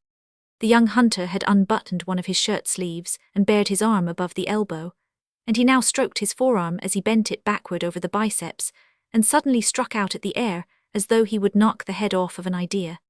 "My notion is this: I do not want to stand still and let my horse do the running. If I have a horse, I want it to stand still and let me do the running. If there is any excitement for either of us, I want the excitement. I do not care PG 143 to own an animal that wins a race. I want to be the animal that wins a race." "Then be the animal that wins the race. The horse will win his races, he will take care of himself. Win your race." "I intend to win my race." There was silence for a while. "As it is not to be horses, then, I have been thinking of other things I might do." "Keep on thinking. You might help me to think." "I am ready to think with you. You can only think for yourself." "What about going into the army?" "You just said you wanted excitement. There is no excitement in the army unless there is war. We have just passed through one war, and I do not think either of us will live to see another. Still, if you wish, I can get you to West Point, or if you prefer the Navy, I can get you to Annapolis. No Annapolis for me. I would not live on anything that I could not walk about on and sit down on and roll over on. No water for me. I will take land all round me in every direction. I guess I will leave the sea to the Apostle Peter. Life on land and death on land for me. Hard showers and streams and ponds and springs that PG 144 will do for water. No Annapolis, thank you. West Point then. If I went into the army, would not I have to leave the farm here? You would have to leave the farm here unless the government would quarter some troops here for your accommodation. In case of war, you might arrange with the enemy to come to Kentucky and attack you where you would be comfortable. The future officer of his country did not smile at this. His manner seemed to indicate that such a concession might not be so absurd. He did not budge from his position. I would rather do something that would let me live here. You could live here and study law. Some of the greatest members of the Kentucky bar have been farmers. You could live here and practice law in the country seat. Suppose I studied law and then someday I were called to the Supreme Bench, would not that take me away? It might take you away unless the Supreme Court would get down from its bench and come and sit on your benchways to accommodate you. PG 145 I do not know about law. I will have to think. Law does make you think. There is the pulpit. Some of the greatest Kentucky divines have been bluegrass farmers, though. I have always wished that they would not call themselves divines. It's more than Christ did. The pulpit, and then all my life I would be thinking of other people's faults and failings. A fine time I would have, trying to chase my friends to hell. The next suggestion followed in due order. There's oratory. Some of the great Kentucky orators have been bluegrass farmers. There is Southern oratory. Oratory, where would I get my gas? Manufacture it. It always has to be manufactured. The consumer always manufactures. If I went in for oratory, you know I would come out in Congress. You know they always do. Then no farm for me again. That is, unless you know, Congress might adjourn and hold its sessions that same ideato accommodate you. I would like to be a soldier, and I would like to be a farmer, if I could get the two professions together. PG 146, they went together regularly in Pioneer, Kentucky. The soldiers were farmers and the farmers were soldiers. And then if I could be a doctor, that's what I would like best, to be a soldier and a farmer and a doctor. Men were all three in Pioneer, Kentucky. During the period of Indian Wars, the Kentucky farmer and soldier, who was the border scout, was also sometimes the scout of Sculappius. Sculappius, who was he, trotter, runner or pacer? He set the pace, you might call him a pacer. What a sense of deep peace and security and privacy there was in the two being thus free to talk together of life, and the world in that womanless house. No woman sitting beside the fire to interject herself and pull things her way, or to sit by without a signand, pull things her way afterwards without a sign. The physical comfort of the night, and the rain, and the snug hearth awoke a desire for more confidences. Tell me about the medical schools when you were a student, not about the professors. I do not want to hear anything about the professors. PG 147 you would not know anything about them anyhow, no student ever does. But what were the students up to among themselves at nights, the wild ones? I do not want to hear anything about the goody-goody ones. Tell me about the devils, the worst of the devils. The medical schools of those days, as members of the profession yet living, can testify if they would, had their stories of student life that make good stories when recited around the fireside, with September rain on the roof. The former graduate and non-practitioner was not averse seemingly to reminiscence. Forthwith he entered upon some chronicles, and pursued them with that soft, level voice of either betting with you or baptizing youth voice of gambling in this world, or of gambling for the next. As the recitals wound along their channels, the listener's enthusiasm became stirred. By degrees it took on a kindling that was like a wild leaping flame of joy. But there always has to be a leader, he said, as though forecasting for himself a place of such splendid prominence. There has to be a leader ahead. I was the head. The young hunter on the opposite side of the fireplace suddenly threw up his arms, and rolled PG 148 out of his chair, and lay on the floor as though he had received a charge of buckshot in one ear. At last, gathering himself up on the floor, he gazed at the tranquil amber pipe and tranquil piper. You, sir. There was a mild wave of the hand by the historian of the night, much as one puts aside a faded wreath, deprecating being crowned with it a second time. Another shock like that, and the searcher for a profession climbed with difficulty into his chair again. For a while there was satisfied silence, and now things took on a graver character. Somehow I feel, said the younger of the men, that there have been great men all about here. I do not see any now, but I have a feeling that they have been here great men. I feel them behind meal kinds of great men. It is like the licks where we now find the footprints and the bones of big game, larger animals that have vanished. There are the bones of greater men in Kentucky. I feel their lives behind me. They are behind you, the earth is rank with them. You need not look anywhere else for examples. I do not know how far you got in PG 149 your Homer at school before you were tired of it, but there is the Iliad of Kentucky. I am glad you have begun to read that. The rain on the shingles and in the gutters began to sound like music. The two men alone there in their talk about life, not a woman near, a kind of ragged sublimity. To be a soldier and to be a farmer, if I could get those two professions together, persisted the youth. In times of peace there is only one profession that furnishes the active soldier, and that is the profession of medicine. It is the physician and the surgeon that the military virtues rest on, and the martial traits when there is no war. It is these men that bring those virtues and those traits undiminished from one war to the next war. There is no kind of manhood in the soldier, the fighting man, that is not in the fighting physician and fighting surgeon fighting against disease. There is nothing that has to be changed in these two when war breaks out or when peace comes. Their constant service fits them for either. In times of peace, the only warlike type of man actively engaged in human life is the doctor and surgeon. Did you ever think of that? Said the older man persuasively. The silence in the room grew deeper. PG 150, tell me about the professions in the war. What did they do about it? How did they act? The professions divided, some going with north, some going with south, fighting on each side, fighting one another. The ministry dividing most bitterly and sending up their prayers on each side for the destruction of the other two, the same God. All except one, the profession of medicine, remained indivisible. For that is the profession which has but a single ideal, a single duty, a single work, and but one patient man. The silence had become too deep for words. The young hunter quietly got up and lit his candle and squared himself in the middle of the floor, pale with the sacred fire of a youth's ideal. I am going to be a Kentucky country doctor. Good night. He strode heavily out of the room, and his stride on the stairway sounded like an upward march toward future glory. The man at the fire listened. Usually when the youth had reached his room above and set his candle on his stand beside his bed, he undressed there as with one double motion of shucking an ear of corn, half to right and half to left, and then the ear stood forth bared in its glistening whiteness and rounded out to perfect form with clean vitality. But now for a long time he heard a walking back and forth, PG 151 a solemn tread. Life's march had begun in earnest. He rose from his chair and tapped the ash out of his meerschaum. Through force of habit and old association with the racecourse, he looked at his timepiece. I win that race in good time, he said. That colt was hard to manage, obstreperous and balky. It had always been his secret wish that his nephew would enter the profession that he himself had spurned. Perhaps no man ever ceases to have some fondness for the profession he has declined, as perhaps a woman will to the last send some kind thoughts toward the man she has rejected.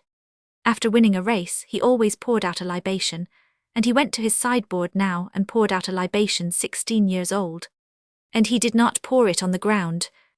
And now 8 years followed, during which the youth Downs Birney became young Dr. Birney, a very great stage of actual progress. 7 away from Kentucky, and 1 there since his return. Of those 7, 5 in New York for a degree, and 2 in European Berlin, in Vienna for more lectures, more PG 152 hospital work, another degree. At the end of the second, he returned incredibly developed to Kentucky, to the manor house and the stock farm, and to the uncle to whom these years had furnished abundance of means, whereby to get the best of all that was wisely to be gotten. An affectionate abundance, no overfond superabundance, no sentimentality. Merely a quiet Kentucky sun throwing the energy of its rays along that young life, hanging out a purse of gold at each quarter stretch, to be snatched as the thoroughbred passed. A return home then to a neighborhood of kinships and friendships, and to the uphill work which could so easily become downhill sliding the practice of medicine among a people where during these absences he had been remembered, if remembered at all, as the wildest youth in the country. When it had been learned what profession he had chosen, the prediction had been made that within a year Downs would reduce the mortality of the neighborhood to normalone to every inhabitant. But at the end of this first year of undertaking to convert ridicule into acceptance of himself, as a stable health officer and confidential health guardian, he was able to say that PG 153 he had made a good start. Neighbors have long memories about a budding physician's first case when he fails. Young doctor Bernie had not failed because none of his cases had been important. When there was danger, it was considered safe to avoid the doctor. The only way in which he could have lost a patient would have been to murder one. Thus he had entered auspiciously upon the long art and science of securing patients, but he had secured no wife, and he greatly preferred one impossible wife to all possible patients. That problem meantime had been pressing him sorely. The womanless house in which he had been reared, and his boyhood on a stock farm had rendered him rather shy of girls, and kept him much apart from the society of the neighborhood. Nevertheless, even in Europe before his return with the certainty of marriage before him had recalled 2 or 3 juvenile perturbations, and he had resolved upon arrival to follow these clues, and ascertain what changes 7 years had wrought in them. There was no difficulty in following the clues a few weeks after getting back to Kentucky. They led in each case to the door of a growing young family, and out of these households he thereupon began to receive calls for his services to sick children. PG 154, all the perturbations had become volcanoes, and were now on their way to become extinct craters. So he was clueless. He must make his own clues and then follow. Nor could there be any dallying, since he could not hope to succeed in his profession as a young unmarried physician. Thus pressure from without equaled pressure from within. Moreover, he was pleasantly conscious of a general commotion of part of the population toward him with reference to life's romance. The girls of that race and land were much too healthy and normally imaginative not to feel the impact of the arrival of a young doctor who was going to ask one of them to marry him. As to those 7 years of his in New York and Europe, he could discover only one mind in them. They deplored his absence not because they had missed him, but because he had missed them. It was no gain to have been in New York and Berlin and Vienna if you lost Kentucky. He gradually acquired the feeling that if in addition to the misfortune of having been absent for several years, the calamity had been his of having been born abroad, it would not have been permitted him to plough corn. But while they could not abet him in the PG 155 error of thinking that he had returned a cosmopolitan, bringing high prestige, instantly they showed general excitement that he own of themselves was at home again, in search of a wife. He had arrived like a starving bee released in a ripe vineyard, and for a while he could only whirl about, distracted by indecision as to what cluster of grapes he should settle on, not that the grapes did not have something to say as to the privilege of alighting. After the bee had selected the bunch selected the bee. A vineyard ripe to be gathered and being gathered, every month or so a vine disappeared claimed for love's vintage stood away in love's cellar. They were everywhere. As he drove widely about the country, the 2 most abundant characteristics seemed to be unequaled grass and marriageable girls. He met them on turnpikes and lances in leafy woods, at picnics at moonlight dances and velvet, launts amid the roses of old garden sand. He began humorously to count those who looked available. One passed him on the road one day, and lifting a corner of the buggy curtain she peeped back at him. "She will do," he said. Another swept past him on horseback and looked in the opposite direction. "She will do," he said. PG 156 he met 2 on a shady street of a quiet town under their peach-blow parasols. "They will do," he said. He saw 4 on a lawn playing tennis and watched their vital abandon and tasted their cup. "They will do," he said. He swept his eyes over a ballroom one night. "They will all do," he said, and made an end of counting. Into this world of romance and bride-seeking, the doctor launched himself formally under brilliant auspices of earth and sky, and people one beautiful afternoon of early summer. It was on the grounds of one of the finest old country places, at a lawn party with tennis matches. It was his first appearance as a candidate for life's greater game. A large gallery of onlookers, seated along a trellis of vines and roses, measured him critically as he stepped out on the court. He knew it, and he challenged the criticism. In his white flannels, his big bared head covered with curling black hair, his neck half bare in its virile strength, his big greyish-blue eyes flashing with glorious health, full of good humour and of deeper warmth, his big half-bared arms strong to hold in love or to lift in pain, the big stub nose of tenacity, the big red mouth that laughing revealed the big thick white teeth, good to tear and grind their way. PG 157 his 26 years of native Kentucky insolence capped with a consciousness of travel and knowledge of his own authority and power, youthful white soldier of the clean, the neighborhood's evangelist of life and death. He looked like a good partner for the afternoon or for life. One girl, seeing all this and more, repeated to herself, she did not know why, Blake's poem on the tiger. His partner that afternoon was his hostess, a Kentucky girl just home from her northern college as a graduate. She too had been away for several years, and they had this in common as the first month that they had arrived as comparative strangers and saw their home surroundings from the outside. They spoke of it. It introduced them. There was tension in the play for this reason, and for others, this first public appearance with so much going on in imagination and sympathy. Too great tension developed as the battle of the rackets went on, so that the doctor's partner, overreaching and twisting, sprained an ankle, and the games ended for them. She was assisted upstairs, and he applied his skill and his treatment. As he drove home he thought a good deal of his partner, of her proud reserve toward him PG 158 out of the game, and of her inseparable blending of herself with him in the game, her devotion to their common cause, her will not that she should win but that both should win, her unruffled ignoring of a bad play of his or a bad play of her own, the freshened energy of her attack after a reverse, her matter-of-course pleasure when he played well or when she played well, the complete surrender of herself to him for the game after which instantly there was nothing between them except the courtesy of a hostess. He thought of these traits, and then he recalled her fortitude during the acute suffering with that twisted ankle, how contemptuously she had borne pain. That little foot, he said, moved to admiration, that little foot makes the true footprint of the greater vanished people. She is of the blood of male and female heroes. She knows how to do and she knows how to suffer. Now if I fall in love with her, and there surged through him the invitation to do so. But at the end of his first year, the doctor felt that he had made only a general advance toward the long battle line of love. He had reconnoitered, but he had not attacked. He had a vast marital receptivity embracing many square miles. He had slid his hands along the PG 159 nuptial rope, but he could not as yet discover who was waiting beside the bridal knot. On the other hand, there were 2 or 3 cases of wounded on the other side, and if one could have been privileged to stand near, it would have been possible to see love's ambulances secretly and mournfully moving here and there to the rear. If as much as this could not be said for him, what right would he have had to be practicing there or to be alive anywhere? And now the winter of that first year had come. It brought an immense striding progress. It was the 24th of December. Darkness was beginning to fall on road and woods and fields, and he was driving rapidly home because he was tired and ravenous, and because he was thinking of his superiorways that good Kentucky supper. But tonight he would have to eat solitary because some days previous his uncle had gone to New York Gun in his quiet way, announcing the fact one morning and stopping there. His reasons were his own.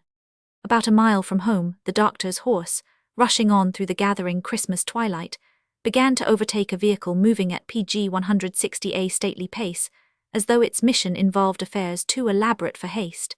As he approached from the rear, he recognized that it was Frederick Ousley's carriage, returning from his afternoon wedding several miles across the country. He had never met the girl that his friend was to marry. Her home was in another neighborhood, and the demands of this first year upon him had been too many.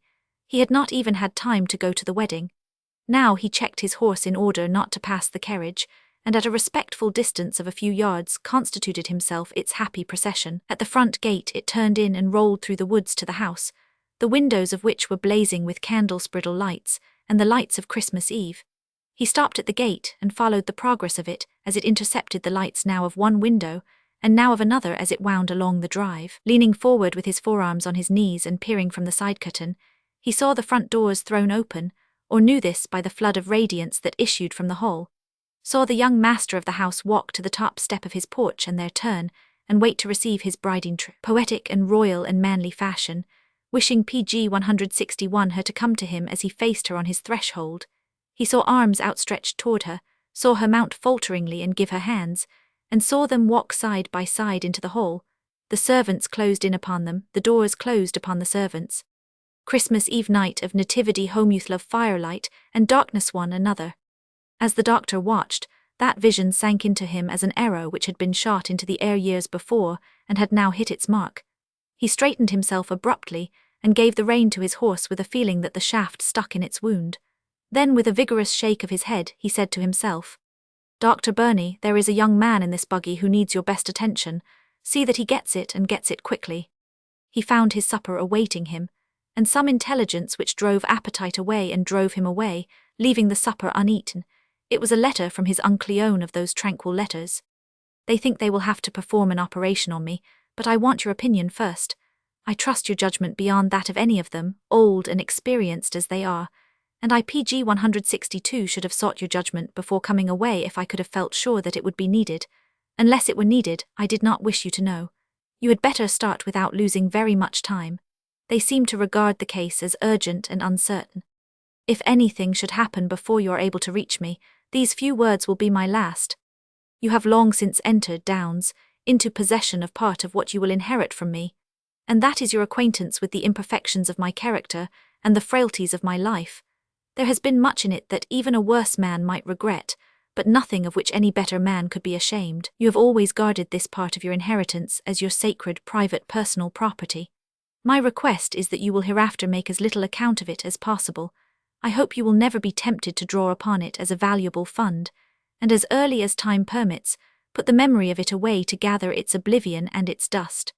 You will find that everything of value I possess has been left to you.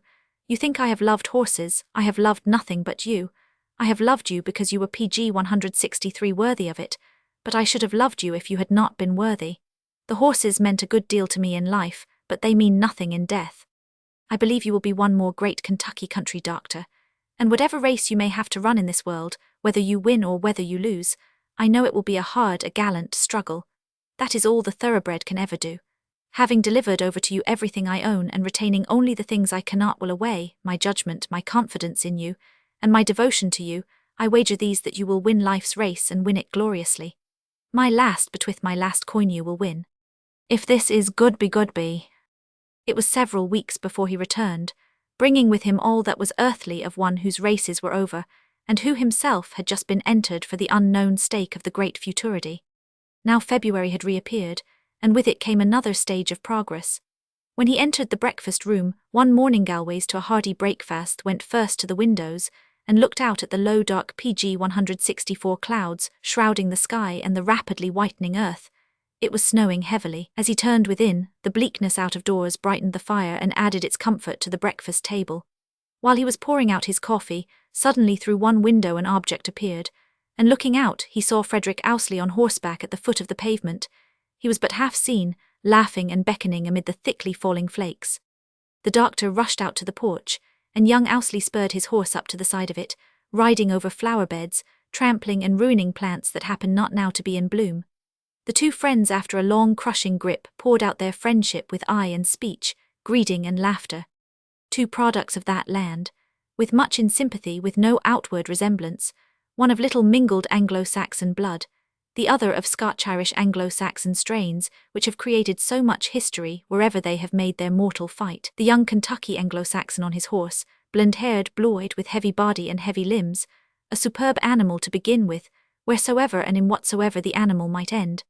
The snow on the edges of his yellowish hair and close-clipped PG 165 beard. Around his neck, just visible inside his upturned coat collar, a light blue scarf, a woman's scarf, tied there as he had, started by tender fingers that had perhaps craved the mere touching of his flesh. The scarf, as it were, of Lohengrin blue, for there was something so knightly about him, he radiated such a passion of clean young manhood, that you all but thought of him as a Kentucky Lohengrin whom no Elsa had questioned too closely, and for whom there would never be a Baron returned to Montserrat. Facing him, the young Kentucky Scotch-Irish Anglo-Saxon, physical equal, physical opposite, dark and swarthy soldier of the South, as he stood there giving you no notion that for him waited the crimsoned cup of life's tragic brew, topped at this moment with the white dancing foam of youth and happiness. They talked rapidly of many things, then the object of the visit was disclosed with an altered voice and manner. As soon as you have had breakfast, Downs, I wish you would come over. Mrs. Ousley is not very well, she would like to see you. Then he added with affectionate seriousness, I have told her about you, how we have known each other all our lives, have played PG 166 together, hunted together, slept together, travelled together, studied together. She knows all about you. I have prepared the way for you to be her physician. There was a great difficulty there, that question of her physician. You will know that when you know her. A new look had come into his eyes. He stood as on the peak of experience, true mountaintop of the life of this world. I will come at once.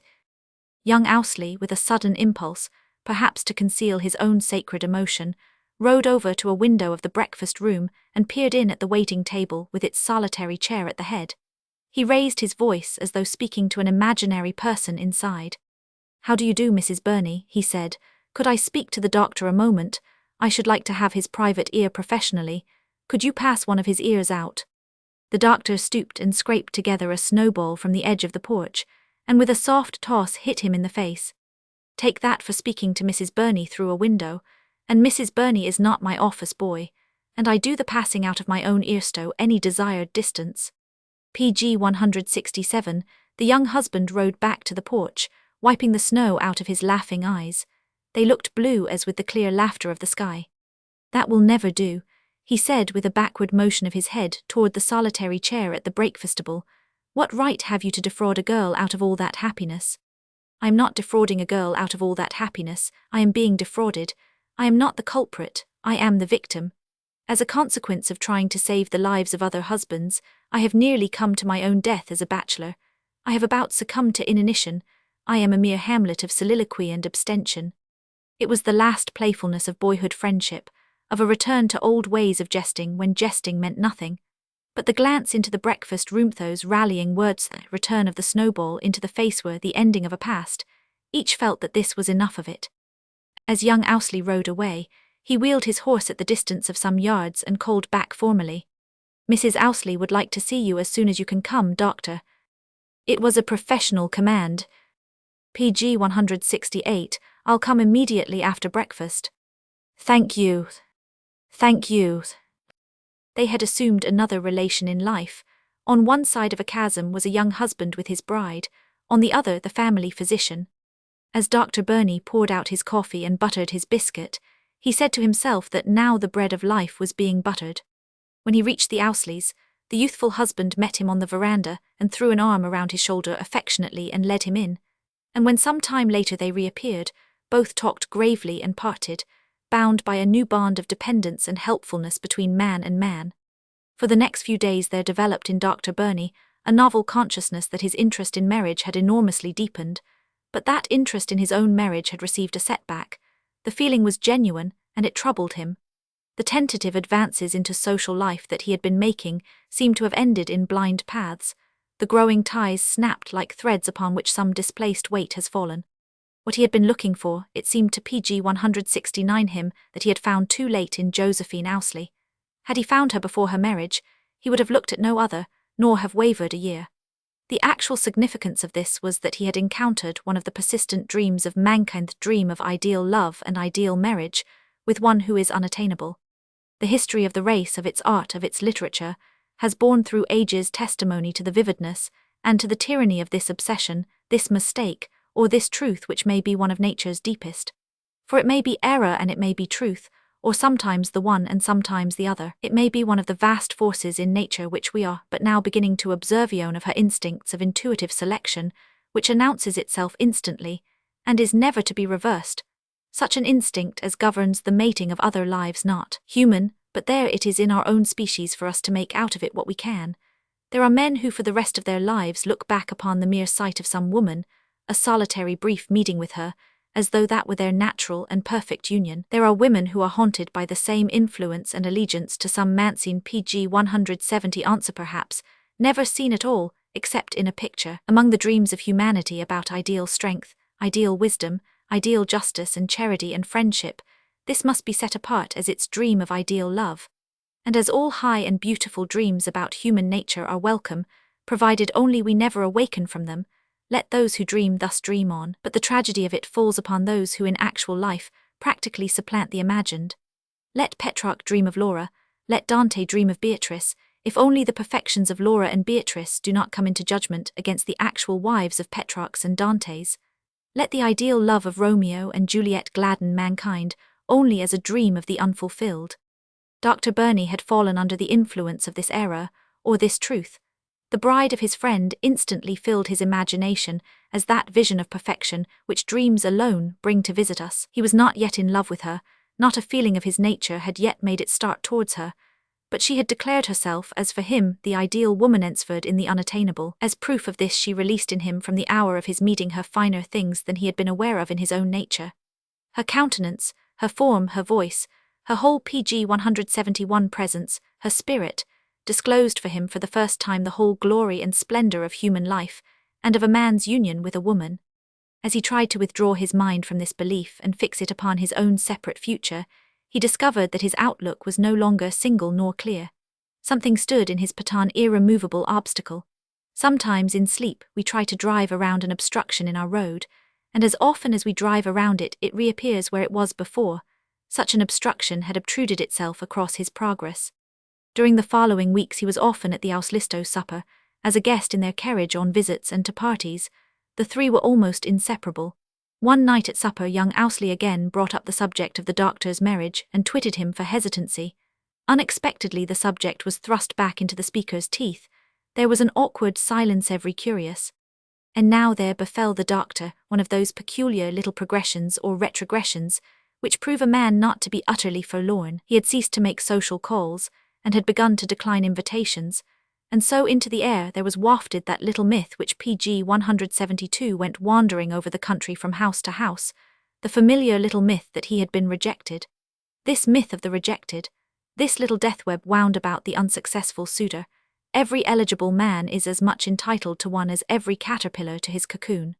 He was with Mrs. Owsley when her child was born, saved her life, and the child's life and his friend's happiness.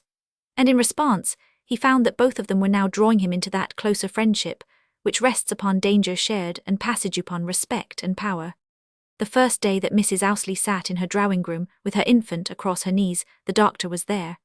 And as he studied the perfect group husband and wife and child, it seemed to him that behind them should have shone the full-orbed golden splendor of this life's ideal happiness.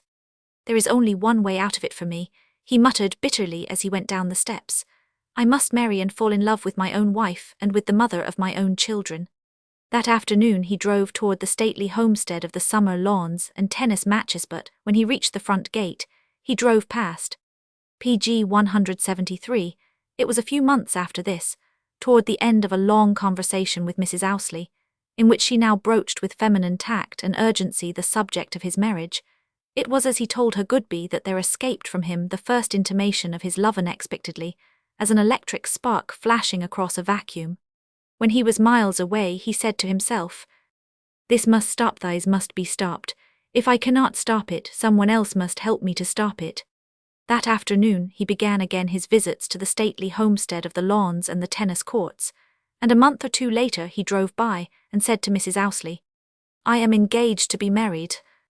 She gave him a quick startled look, thinking not of him, but with a woman's intuitive forecast sending her sympathy and apprehension on into the life of another woman. One beautiful summer night of the year following, there were bridal fights gleaming far and wide over the grounds of this stately country place, and from all the windows of the house. The doctor was married. About a year later there reached Dr. Burney one morning a piece of evidence as to how his PG 174 reputation was spreading. From another neighborhood a farmer of small means rode to his door and besought him to come and see a member of his family. This request implied that the regular family physician had been passed over, supplanted, and when the poor turn against their physicians and discharge them, it is a bad sign indeed for the physicians. The doctor, upon setting out, sent his thoughts to this professional brother who had been discredited. He would gladly have saved him from the wound. A few miles up the pike, he was surprised to meet a well-known physician from the city. They knew each other socially and checked their horses to exchange greetings. Dr. Burney lost no time in saying, "If you are on the way to my house, I will turn back. I am going to the Owsleys. Professor Owsley asked me yesterday to come out and see Mrs. Owsley. He said it was her wish." The two physicians quickly parted with embarrassment. As Dr. Burney drove on, he had received the wound which sometimes leaves a physician with the feeling that he has tasted the bitterness of PG 175, his own death. He himself had been pushed aside, discarded from the household that meant most to him as physician and man. He pulled his horse's head into a dirt road and crossed to another turnpike and visited his new patient, and went on to another county seat and put up his horse at a livery stable to be groomed and fed, and took his dinner at the little tavern, and wandered aimlessly about the town and started back towards sundown and reached home late in the night and went to his rooms without awaking his wife. As he lighted his lamp in the library under its rays, he saw a note from Mrs. Owsley to them, asking their company to supper next evening. His wife had penciled across the top of the page a message that she would not go. "It is their Goodby to me," he said. "When my wife knows that they have discharged me, as a woman understands another woman in such a matter, she will know the reason, and she will see fully at last what she began to see long since." When he went to the Owsleys, Mrs. Ousley came forward to greet him at the side of her husband, and she gave him both hands. And she did what she had never done before, she tried with her little hands to take his big once PG 176 hands that had saved her life, and out of the intensity and solemnity of her gratitude, she looked him in the eyes until the lids fell over hers. It was like saying, "It is not your fault, it is not my fault, it is not the fault of any of us, it is life and the fault of life. As I let you go, dear friend, I cling to you." When the evening was over and the moment had come to leave, she was at the side of her husband again, and under the chandelier in the hall she suddenly looked up to it with a beautiful mystical rapture and consecration as if to the mistletoe of her bridal eve. And now more years, but what effect have years upon the master passions? What are 5 years to a master hatred? What are 10 years to revenge? What are 20 to malice? What is half a century to patience, or 80 years to loyalty, or 80 to friendship, or the last stretch of mortality to waiting love? The noble passions grow in nobility, the ignoble ones grow in ignominy. And thus it came about that the final stage of the doctor's progress attained dimensions large enough to contain Hogarth's most human for it represented that progress PG 177 of the rake, which sometimes in everyday reality coincides with the progress of the harlot, and with the progress of marriage à la mode, and with the progress of cruelty, so that he thus achieved as much by way of getting on as may be reasonably demanded of any plodding man. It was an August day in this same year, which was now closing its record with the thoughtful days of December. It was afternoon, and it was Saturday. Intervening years had developed the doctor in 2 phases of growth. He looked no older, but he was heavier in trunk and limbs, and he was weightier in repute, for he had established far and near his fame as a physician. He had patients in remote county seats now, and on this day he had been to one of those county seats to visit a patient, and had found him mending. As he quitted the house with this responsibility dropped, it further reminded him that within the range of his practice he had not for the moment a single case of critical illness or of any great suffering. Whereupon he experienced the relief, the elastic rebound, known perhaps only to physicians when for a term they may take up relations of entire health and happiness with their fellow beings. And PG 178, when you cease to deal with pain, you begin to deal with pleasure. With a new buoyancy of foot and feeling he started down to Cheapside, the gathering place for farmers and merchants and friendly town folk most of all on Saturdays. As he strolled along, the recollection wandered back to him of how in years gone by when he was just old enough to begin to shavate, was the excitement of the week to shave and take his bath and don his best, and come to town to enjoy Saturday afternoon on Cheapside.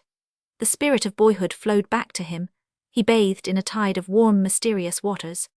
When he reached the public square, he began to shake hands and rub shoulders, and to nod at more distant acquaintances. And once under the awning of a store for agricultural implements, he paused squarely before a group of farmers sitting about on ploughs and harrows. They were all friends, and at the sight of him they rose in a group, seized him and marched him off with them to the hotel to dinner whither they were just starting. They were hearty men, it was a hearty meal, there was hearty talk, hearty laughter, middle-aged, red-blooded men of overflowing vitality, open-faced, PG 179 sunbrowned, eating meat like self-unconscious carnivora and drinking water like cattle, premium animals in prime condition and ready for action. On each should have been tied the blue ribbon of agricultural fairs.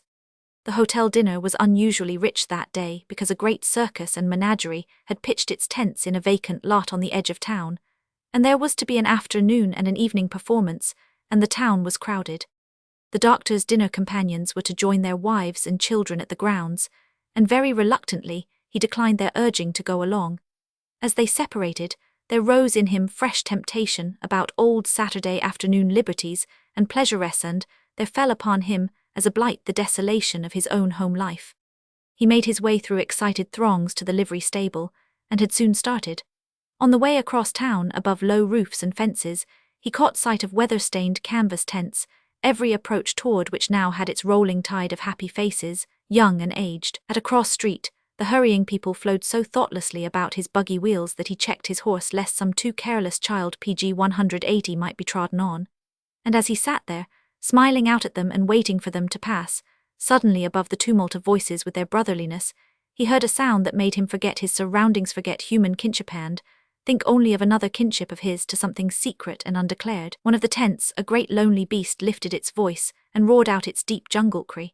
The primitive music rang above the civilized swarm like a battle challenge uttered from the heart of nature. That sad long trumpet call of instinct caged and defrauded, a majestic despair for things within that could never change, and for things without that were never to be enjoyed. Shallow and pitiable by comparison sounded the human voices about the buggy wheels. To make one outcry like that, sincere, free, but to be heard answer but to be understood at last, said the doctor. When he reached the outskirts of the town, he met vehicles hurrying in from the neighborhood and from far beyond it. It was not long before he saw his own carriage approaching, and his children, recognizing him, sprang to their feet and waved tumultuously. As the vehicles drew alongside, he looked at them rather absent-mindedly. "PG 181, where are you running off to?" he asked, pretending not to remember that permission had been granted weeks before, as soon as the bills had been pasted on turnpike fences. "We are running off to the circus." "And what can you possibly be going to do at the circus?" "Children go to a circus. Who ever heard of such a thing? I should think you would have stayed at home and studied arithmetic or memorized the capitals of all the states." "Well, as for me," cried Elsie, "I am pleased to explain what I shall do. I shall drink lemonade and sit with the fat woman if there's room for both of us on the same plank." "And what are you going to do?" "I am going to do everything, of course. That's my ticket. I do not pay for all and see some. I am going to do everything." "Everything is a good deal," commented the doctor introspectively. "Everything is a good deal, but do what you can toward eaters. You have paid the price." For a while he mused how childhood wants all of whatever it craves. Its desire is as single as its eye.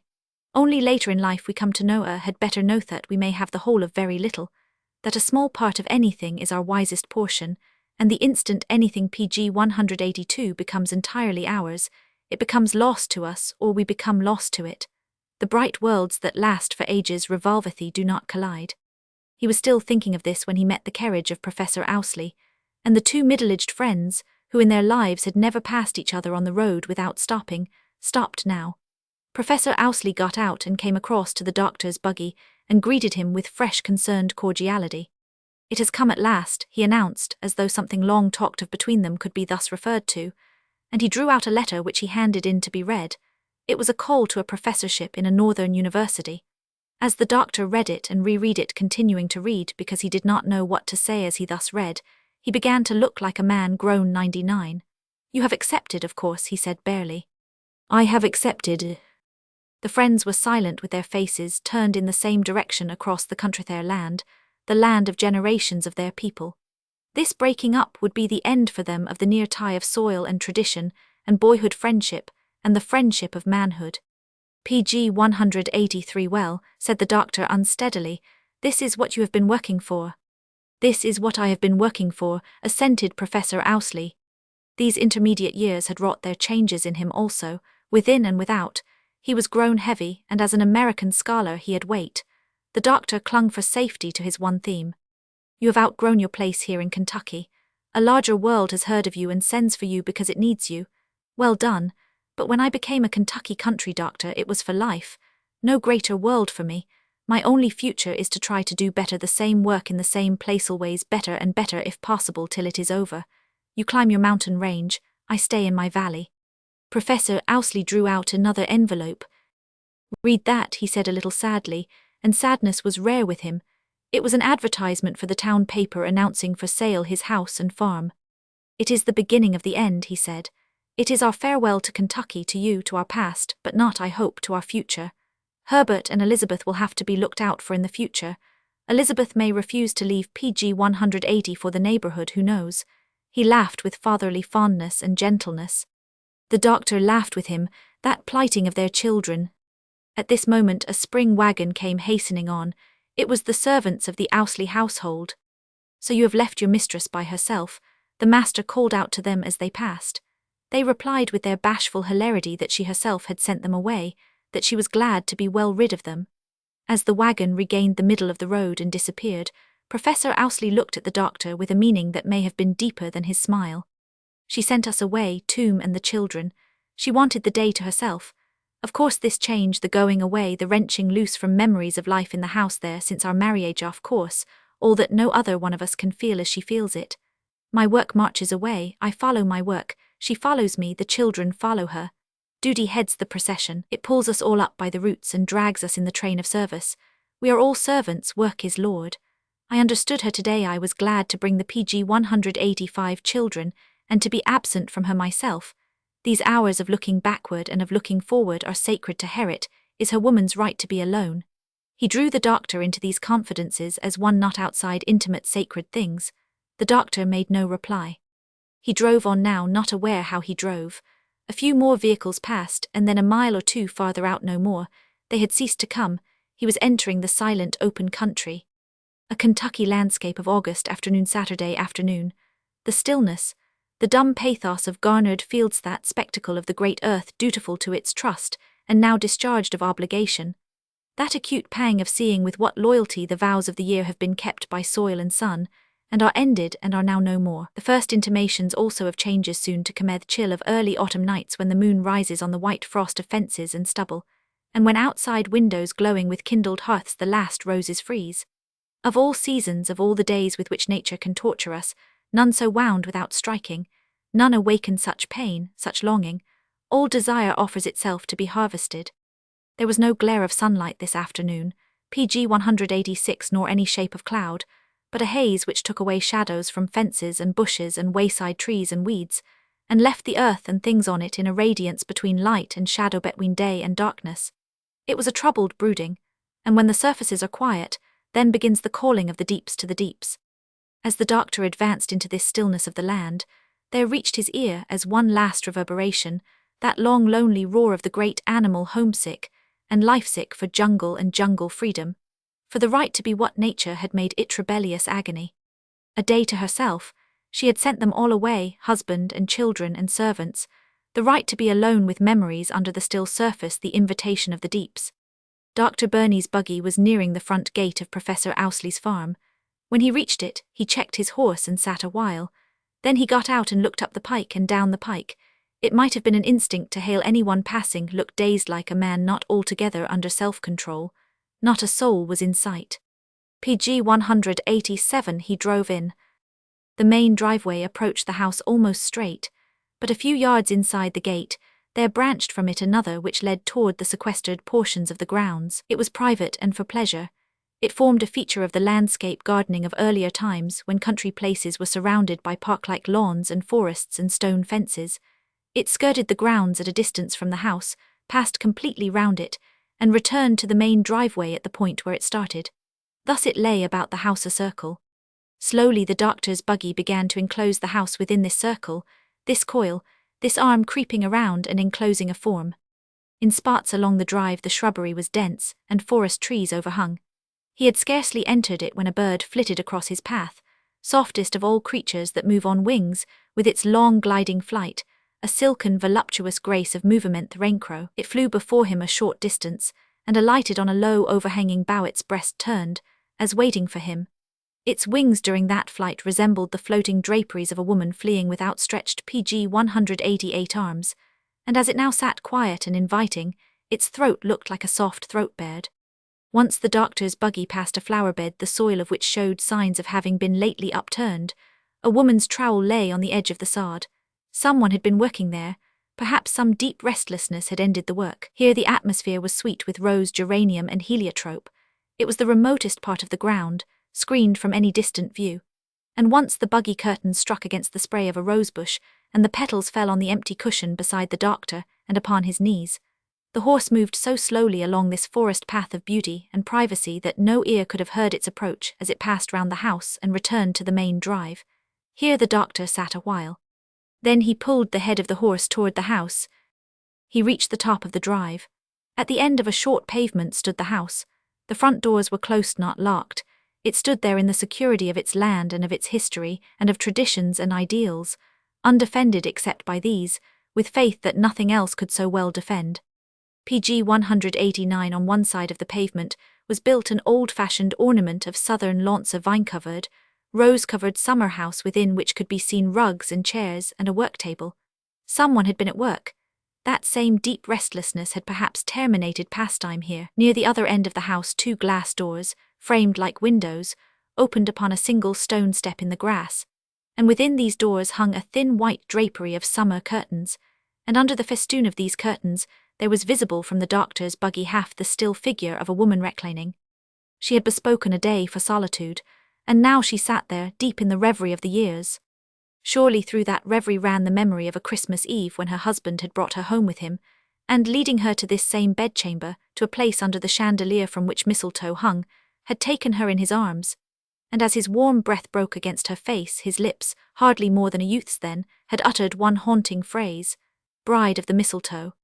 Now had come the year for the closing scene of youth's romance in the house of PG 190 romance, that already for years had been going its quiet way to extinction. The shorn group of them was soon to pass out of it into a vaster world. The young lover of the hearth had become the middle-aged lover of humanity. And through the reverie ran thoughts of the other man who had been near during all this time, defrauded of her high's ideal, baffled in his desire, a man with a love of her that had been a long prayer and a madness, to whom she owed her life, this other man to be left behind here amid the old familiar fieldswith, his love of her ruining his home. The doctor got out of his buggy noiselessly. He loosened the horse's check-rein without knowing what he did, and the surprised animal turned its head and touched him inquiringly in his side with its nose. He thrust his forefinger down inside his collar and pulled it with the gesture of a man who felt himself choking. He could not for some reason hear his own feet on the pavement nor on the steps as he mounted the porch. On one side in the shadow of old vines stood a settee with cushions, and at the head of it a little table with books opened and unopened. That same deep restlessness had ended reading. As he grasped the PG 191 knob of the bell, it slipped from his hand, and there was a loud clangor. She stepped quickly out upon the stone before her door, and at recognition of him, with a smile and gesture of welcome, she disappeared within. The next moment the front door was opened wide, but at the sight of his face, with an instinct perhaps the oldest that the race knows, and that needs never to be explained, took one step backward. Then she recovered herself, and unsupported, she stood there on the threshold of her home. Water, his death-white lips framed the word without a sound. He watched her pass quickly down the hall till she disappeared. Turning away, he sat down beside the small table of books in the shadow of the vines, and he fixed his blood-swollen eyes on the door, waiting for her to return. She came unwaveringly, and without a word placed the glass of water beside him, and then she passed out of sight behind him. A long time he remained there. Close to his ear, out of the depths of the honeysuckle, came the twittering of a brood of nestlings as the mother went to and fro, a late brood, the first having met with tragedy, or the second love-mating of the season. PG 192 then, upon the stillness another sound broke, a plain warning to his ear. It was a scraping of the buggy wheel against the buggy, showing that his horse, finding its check-rein loosened, but being too well trained to move, had turned short to crop the grass beside the driveway. How the homely things, the pitiable trifles reach us amid life's immensities. This overturning of a buggy, the overturning of lives. He started down the steps, and then midway between the house and the buggy he saw her. She stood a few yards from him across the grass at one of the entrances of the summer house where she had been working at her needlework. She stood there, not waiting for him to come but waiting for him to go. For years he had followed her as along a path. This was the end of the path, neither could go farther. And now, turning at the end of the path, she meant to make him understand her better, and understand himself better. And so she stood there facing him, the whole glowing picture of her wifehood and motherhood and womanhood, not in fear nor anger, nor with any reproach for him, nor any PG 193 stain for herself, but with the deepest understanding and sympathy in a great tragedy, and with her friendship. Then she turned away and with quiet steps took a slender path which led to those sequestered portions of the grounds where she had left her trowel and geraniums and heliotropes. Slowly along this labyrinth of verdure, under the branches of the old forest trees, she passed. Now a shrub partly hid her. Once the long bough of a rose tree touched her shoulder and dropped the petals of its blossoms behind her. Farther away, then lost down the dim glade. The buggy crept homeward along the pike. The horse hung its head low. The reins lay on the dashboard. With its obscure sense that something was wrong, it struck the gait with which it had always yielded obedience to the sadnesses of the land, and moved along the highway, as behind a death. Past farms of happy husbands and wives and children, past fences on which, a bare-headed boy, he had once liked to come out and sit and watch people pass, or to meet his uncle as he returned home. Past the little roadside church, its doors and windows so PG 194 tightly shut now during the week, where years before he had sat one morning and had shot the arrow of a boy's satire at the commandment for men only. Two voices for him that day, the same two that are in every man, the only two in any man, the cry of the jungle I willand, the voice of the mountain top. Thou shalt not. pg 195. V. Evergreen and thorn tree. 4 months had elapsed since that August afternoon of summer heat, and passionate a lengthy period, as reckoned on the mere unemotional calendar, but changes in our lives are not measurable by days. We may spend eventless years with no inner or outer sign of growth, and then some hour may bring a readjustment, an advancement of our whole being. The Oriental story of Saul of Tarsus, made a changed man by a voice or a vision of heavenly things, is human and natural, and for this reason, if for no other, has been credible to thousands of Menthai's reversal of direction on life's road. As Dr. Burney now on the morning of this 24th of December sat in his library, trying to make out the bills of the year, and there lay disclosed before him the book of the year's story of his life from boyhood up hereby, and by abandon the filling out of blanks against his professional neighbours, and pg 196 began to cast up, as at the end of no previous year, his own human debt, to the better ideals of his fellow beings and to himself, and nature, who was grievously in his debt but had no notion of paying, nature stood at his shoulder and pressed him for settlement in that old formula of hers: you need not have opened this account with nature, but since it has been opened there is no closing it. It runs until you are declared bankrupt, and you are not bankrupt until you are dead. Then of course as a business firm I shall lose what I have not already collected from you, but there are enough others to keep the concern prosperous and going. Meantime make a partial payment now, payment in suffering, payment in expiation, payment in self-repudiation. If you have any funds invested in a habit of inferiority, they are acceptable. I levy on them. One particular fact, this morning, had riveted Dr. Burney's attention upon the slow, inexorable grinding of these mills of life. For years the unhappiness of his domestic affairs, withdrawal of his wife from him under his roof had, by insensible stages, travelled as a story to all other homesteads in that region. In his own house it had always remained a mute tragedy. Each of the two who pg 197 bore the yoke of it made no willing sign. Each turned toward their world the unbetraying countenance, and it must be remembered that half a century ago and less, you might have journeyed inquisitively through the length and breadth of that land, and have found probably not one case of divorce nor of separation without divorce. Among that people marriage was truly for better, or for worse, great binding and unalterable sacrament of blended lives. If after marriage love's young dream ended, then you lived on where you were wide awake.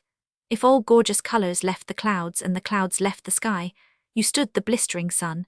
If it turned out to be oil and water poured together, at least it was oil and water within the same priceless cruet, and the perpetuity of the cruet was considered of more value to society than the preservation of a little oil and water.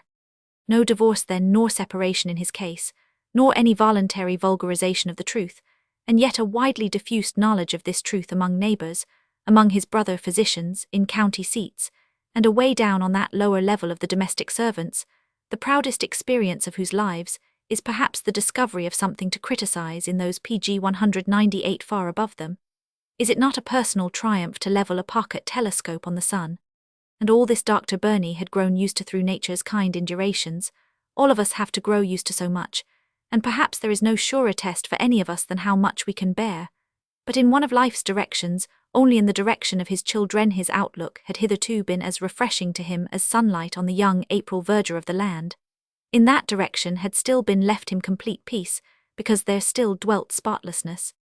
But the father had long dreaded the arrival in his children of an age when they must commence to see things in their home which they could not understand, or in fairness judge. He carried that old dread felt by so many parents that by and by the children will be forced to understand and to misunderstand the lack of something in the house.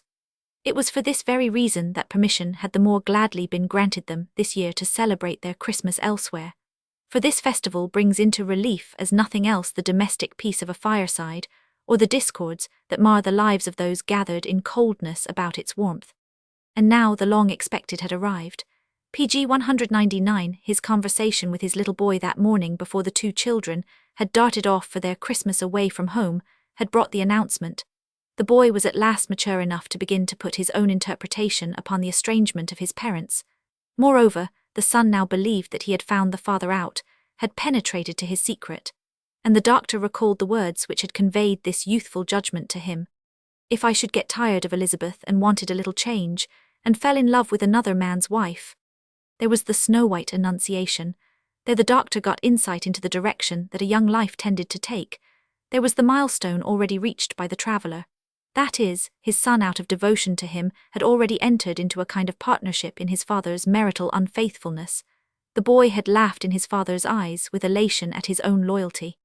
These tidings of degeneracy it was that so arrested the doctor on this day. The influence of the house had at last reached the only remaining field thus far unreached, and now the seeds of suggestion had been dropped from one ripened life into new soil, sowing the world's PG 200 harvest over against that old harvest of tears and tears. Hitherto his tragedy had been communicated to his own generation. Now it had dropped into the next generation. It had been sown past his own life futureward.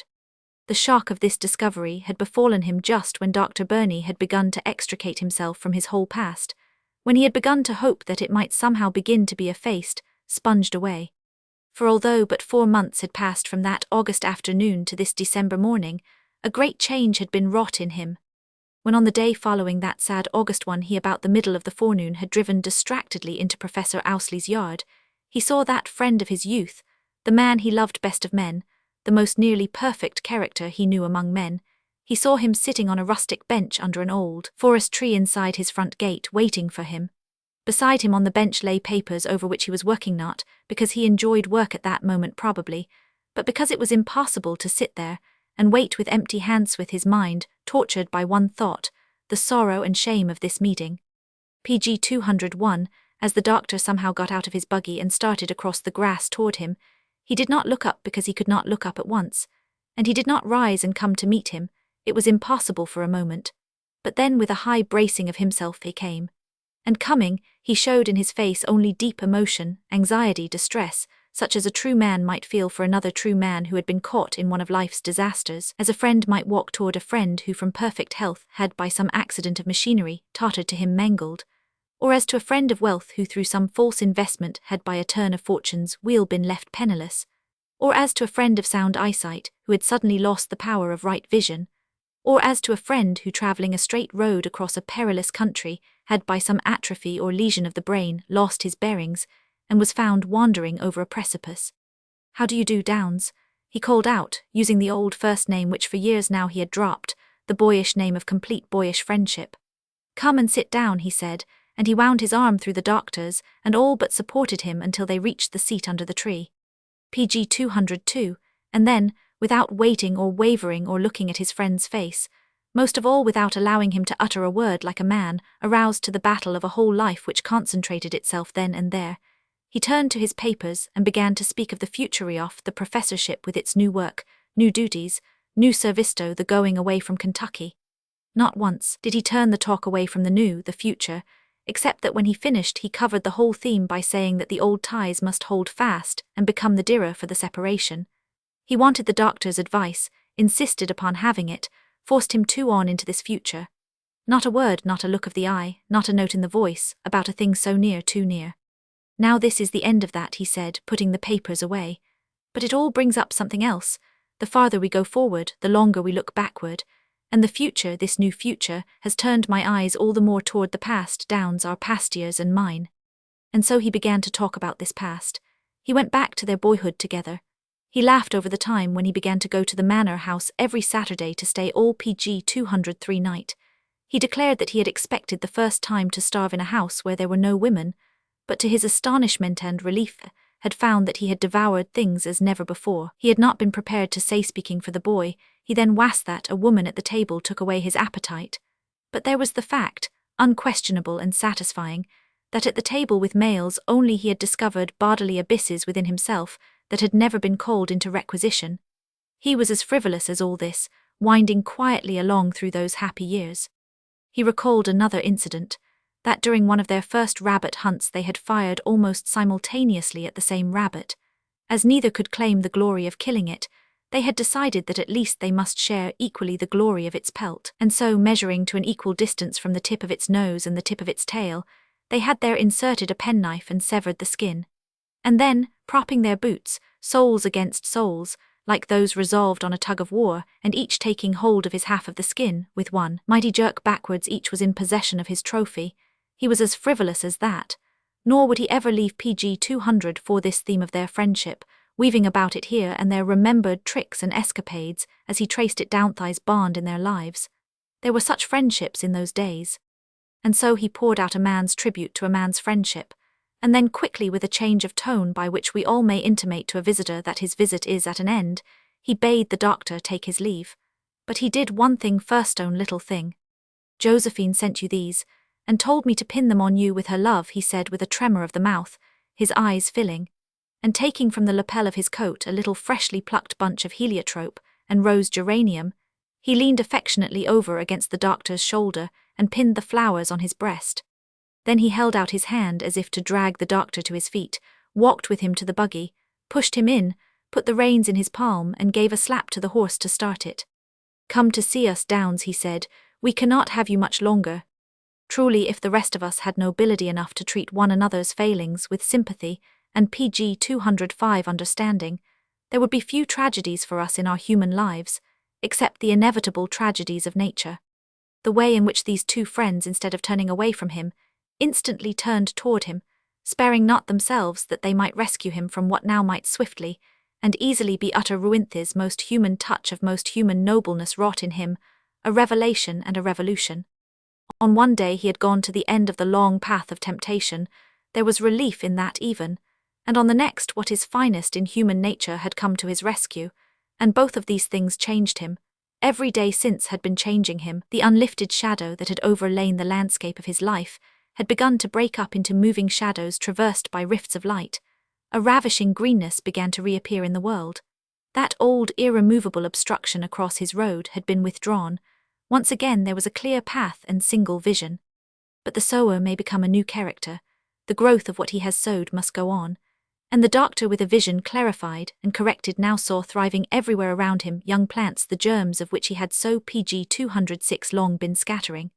A farmer might from a field by dint of infinite patience and searching recover every seed that he had thrown forth, but as well might he try to gather back a shower of raindrops from dry clods. And as the doctor sat in his library that morning, with this final announcement to him of how things sown were growing in the nature of his little boy, it seemed to him the moment to call upon nature for a settlement, nature, who never fails to collect a bill, but who never pays one. And sitting there with the whole subject before him as a physician studying his own case, he asked of nature whether, without any will of his own, she had not started him in life with too great susceptibility to the power of suggestion. Far back when his character was being moulded, had not nature seen to it that wrong suggestions were sown in him? Had not all his trouble started there?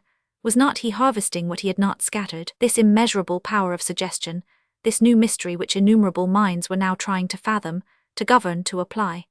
This fresh field of research for his own science of medicine, this wounding and this healing, this waylaying and misleading by suggestion.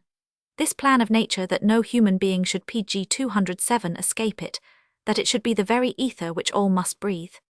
Meantime, out of doors the face of nature had rapidly changed. His forecast of early morning had been fulfilled. The wind had died down, clouds had overspread the sky, and it was snowing rapidly. On turnpike and lane and crossroads there was falling the dry snow of true winter when there is sleighing. He had given up work, and had long been walking restlessly to and fro from one room to another. And now, as he stood at a window and looked out at the mantle of ermine being woven for all unsightly things, at the hiding away of the years, blots and stains under the one new spotlessness, his thoughts buried themselves with getting out his own sleigh, and with his trip across country in the afternoon to the homes of the sick children. But more intimately he thought of the long drive homeward from the distant county seat late that night with his memories of Christmas Eve. He turned from the window, and going to his office set about the work of mending the sleigh bells.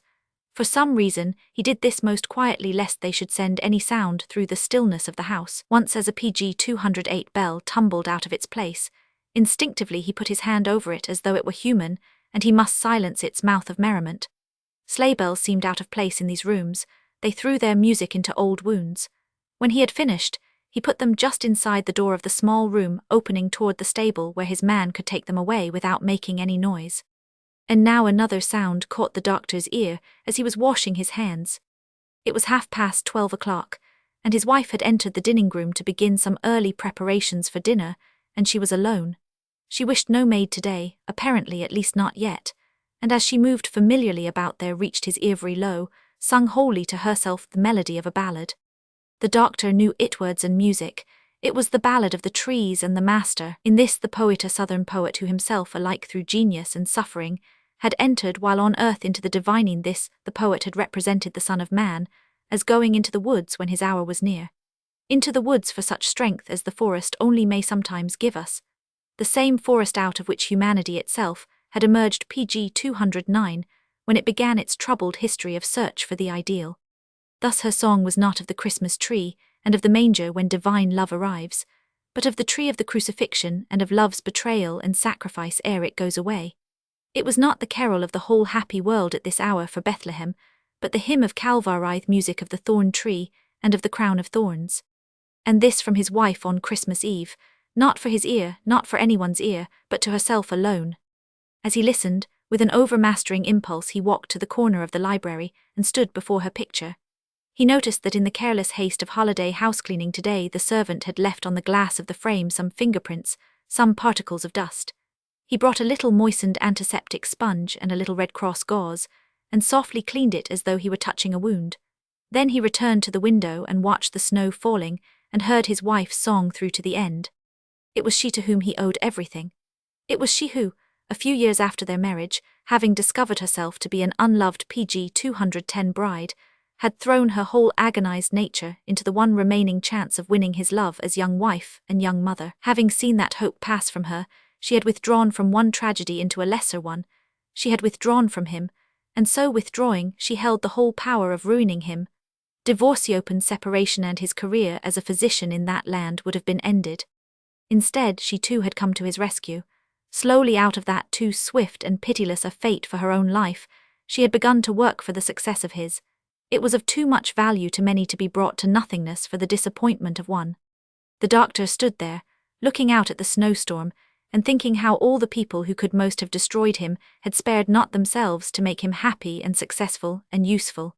The dinning room doors were thrown open. He went in to dinner. pg 211. Part 2, pg 213.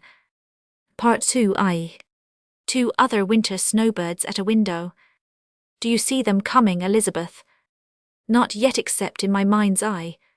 Your mind's eye, always that mind's eye. Till you see them with something better than your mind's eye, do not disturb me, Elizabeth. I have just come to the Battle of Hastings. I am going to fight as King Harold. Old William the Conqueror has just finished saying his hypocritical prayers. I am arming for him. Arm away, said Elizabeth, never interested in arming. She stood at the sunny window of the library. With one rosy fingernail she had scratched some frost off a window pane, and with her face close to the clear spot was peeping out. Her fingers tapped a contented ditty on the windowsill.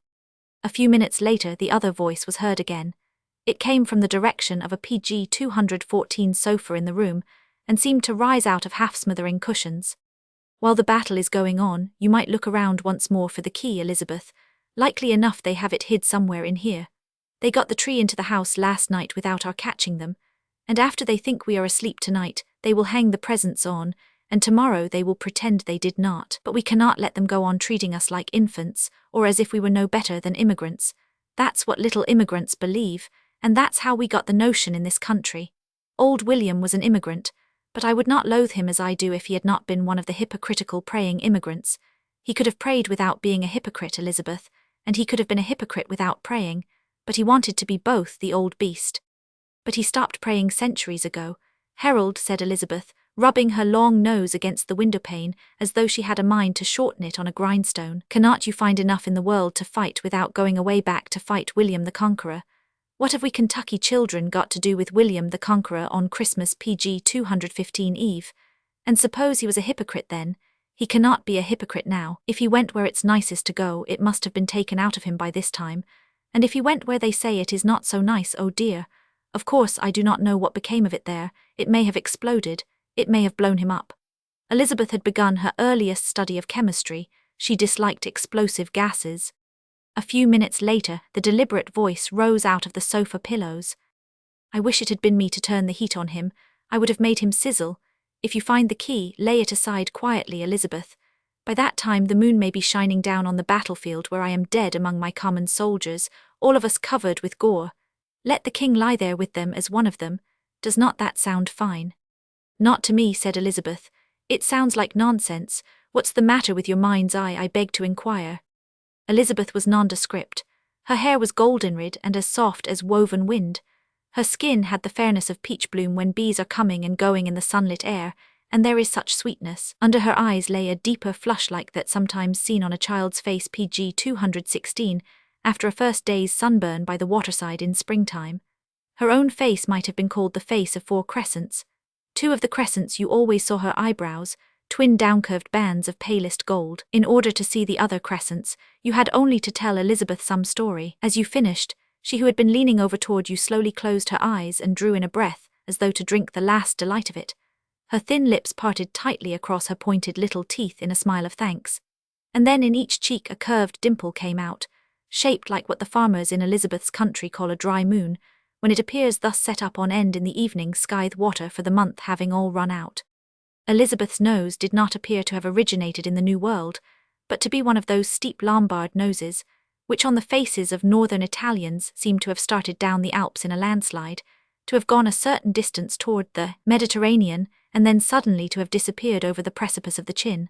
Across the alpine nose was stretched a tiny spiderweb golden bridge. Elizabeth wore spectacles. The frames were of the palest gold, insisted they must be the exact color of her eyebrows.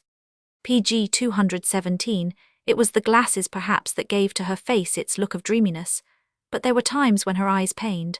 All the doctors had never been able to keep them from paining, and this often compelled her to sit with them closed and do nothing. Then her face became dreamier, but always the look bespoke an introspection of happiness. It drew your mind back to the work of those unknown artisans of Tanagra, who centuries before our era expressed in little terracotta figures the freedom and joy of Greek children in the old Greek life. Whatever the children are doing, they are happy about it. If they are doing nothing, they are happy about doing nothing. Thus, as long as Elizabeth's eyes were open on the world, they found the things that made her happy, neglecting the rest. No Psyche winging the wide plain ever went more surely to its needed blossom, disregarding otherwise the crowded acres, and when her tired eyes were closed, and the golden bridge was lifted off the Lombard nose, they were opened upon an inner world as enchanting. For with that gift which belongs to childhood and to genius alone, as the real things of life which she had loved disappeared, she caught them alive and transferred them to another land. There also she kept all PG 218 the other beautiful things that had never been real on the earth, but ought to have been real, as she insisted. And on these Elysian fields her spirit went to play. She was already old enough to realize that she was constantly outgrowing things, but as they were borne backward into the distance, she turned and laid her fingers on her lips in farewell, to them little Niobe of unshed tears over life's changes. Her soul seemed to be this, that she could not turn against anything she once had loved, nor cease to be loyal to it after it was ruined or gone. As a swallow remembers the eaves whether the skies be bright or dark, the nature of Elizabeth sheltered itself under the old world's roof of love.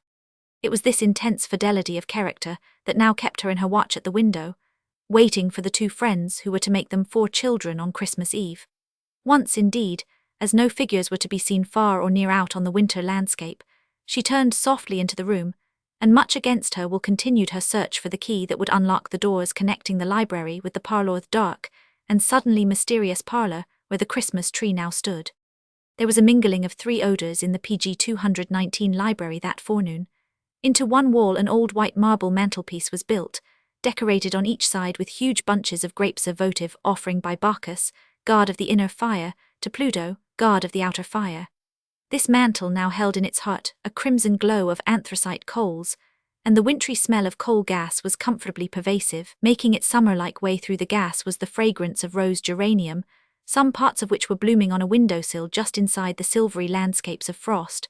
A third and more powerful odour was that of a bruised evergreen, boughs of which had been crushed in handling, and the sap of which, oozing from the trunk, scattered far its wild balsam. The fragrance ever suggested the fir in the next room.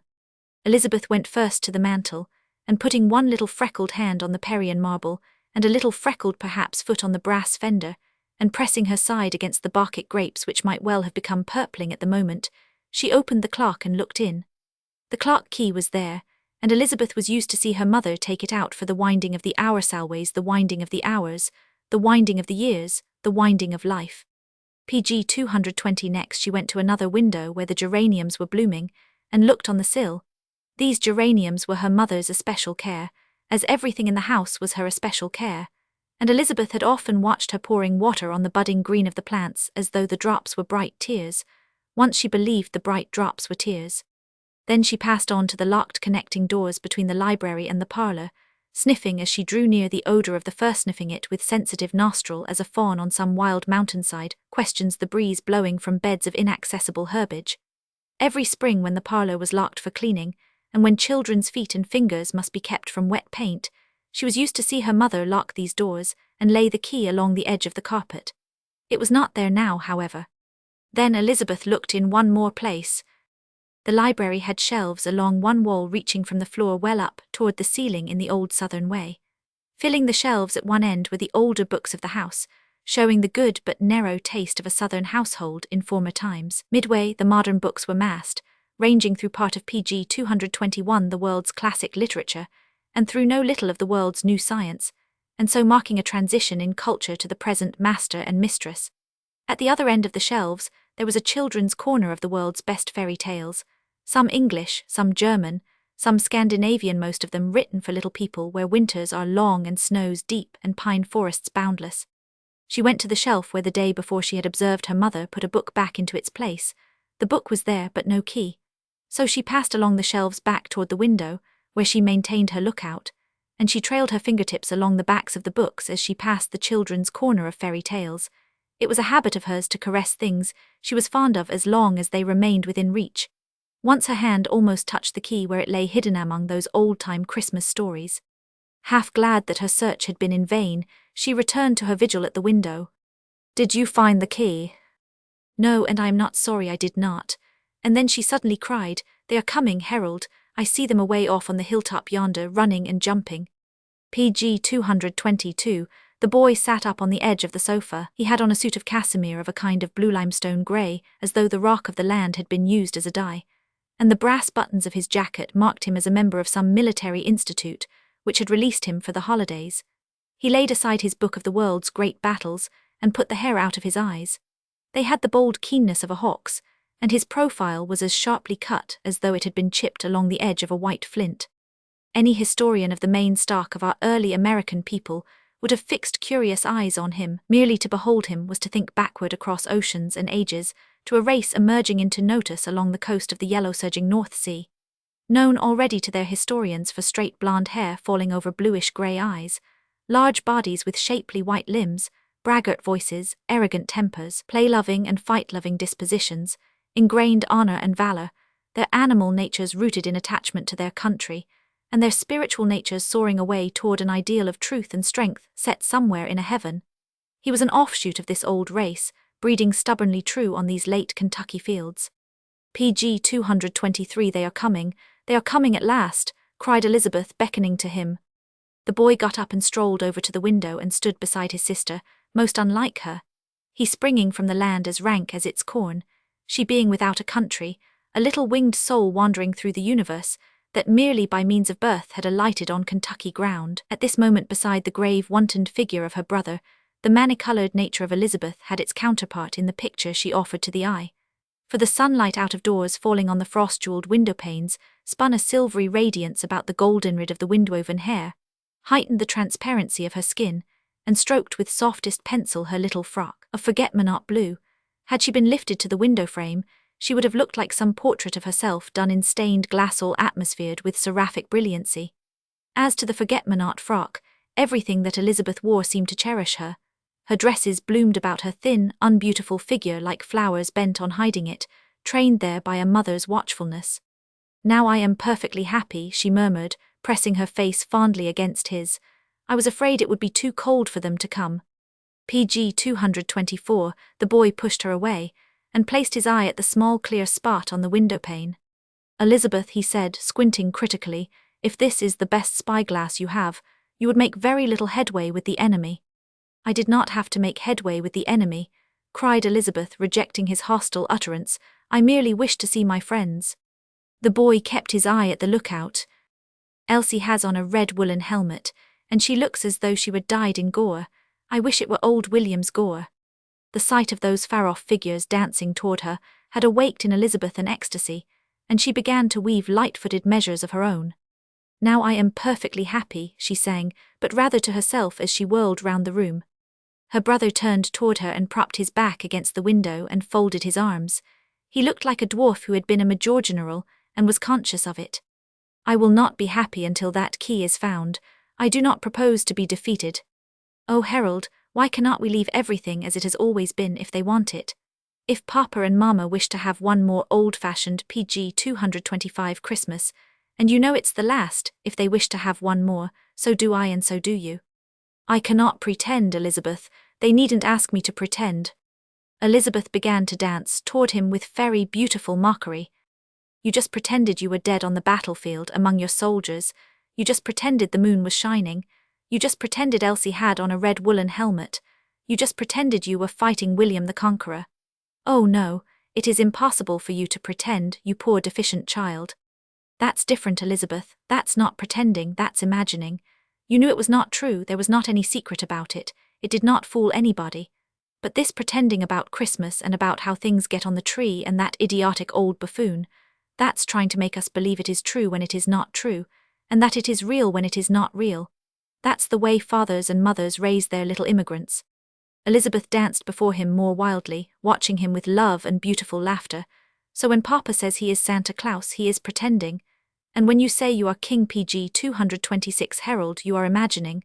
Why, what a bright child you are. How did you ever get to be a member of this dull family? I did not expect you to understand the difference, because you girls are used to doing both, you girls. How could you know the difference between imagining and pretending, you girls, when you are always doing both, you girls?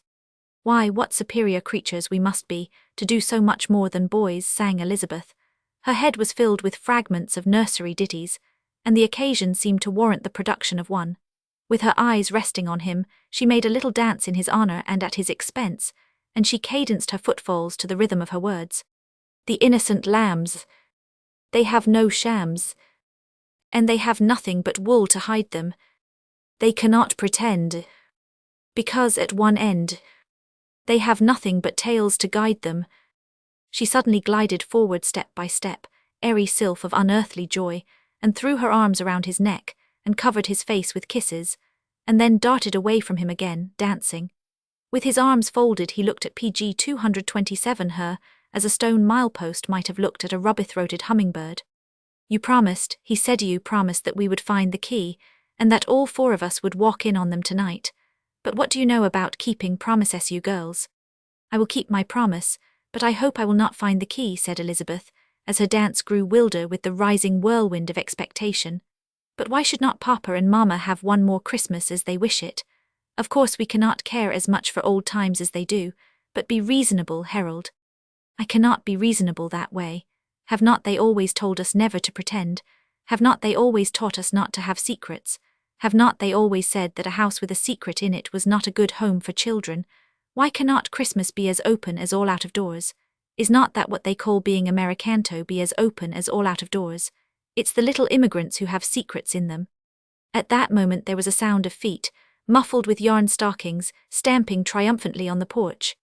Oh, there they are, cried Elizabeth, darting out of the room to receive her guests.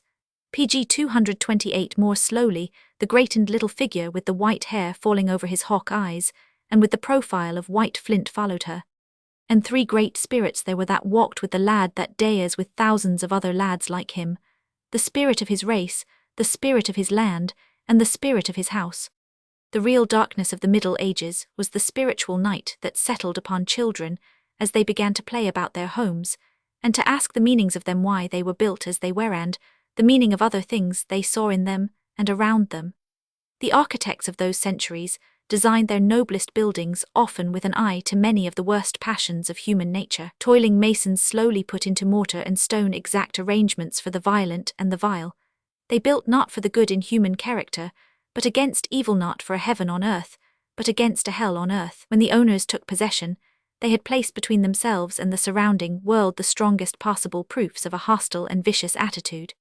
Even within their homes, they had fortified one intimate part against another intimate part, until it was as though the ventricles of the human heart had PG 229 walled themselves in distrust away from the oracles. The mental and moral gloom of such homes hung destructively, appallingly over children. The very architecture taught them their first bad lessons. Lifted in their nurses' or mothers' arms, they peered from parapet down upon drawbridge and moat at danger. At the entrances they saw massive doors built to shut out death, perhaps battle-hacked, blood-stained. From these they learned violence and the habit of killing. Trapdoors taught them treachery. Sliding panels in walls taught them cunning, flight and cowardice, eavesdropping. Underground dungeons taught them revenge, cruelty, persecution to the death. They might look down into one and see lying there some victim of slow starvation or slow torture. Nearly every leading vicious trait born in them seized upon the house itself for development, and began to clamber up its walls as naturally as castle ivy. Little children of the Dark Ages, does anyone now ever try to enter into their terrors and troubles and warped souls? Can anyone conceivably nowadays look out upon human life, or up to the heavens through their vision? When the Anglo-Saxon, heavens blue in his eyes, sunlight in his hair, the conquest of the PG 230 future in his brain, the peopling of the future in his loins, breasted fresh waters and reached the distant shore, he had come to a great land where he could build for the best that was in him. The story of the black slave fleeing across a western river from a slave state into a free state, thrilling millions in this country, is as nothing to the story of the white slave of the ages who escaped across an ocean into a world where he became a free man.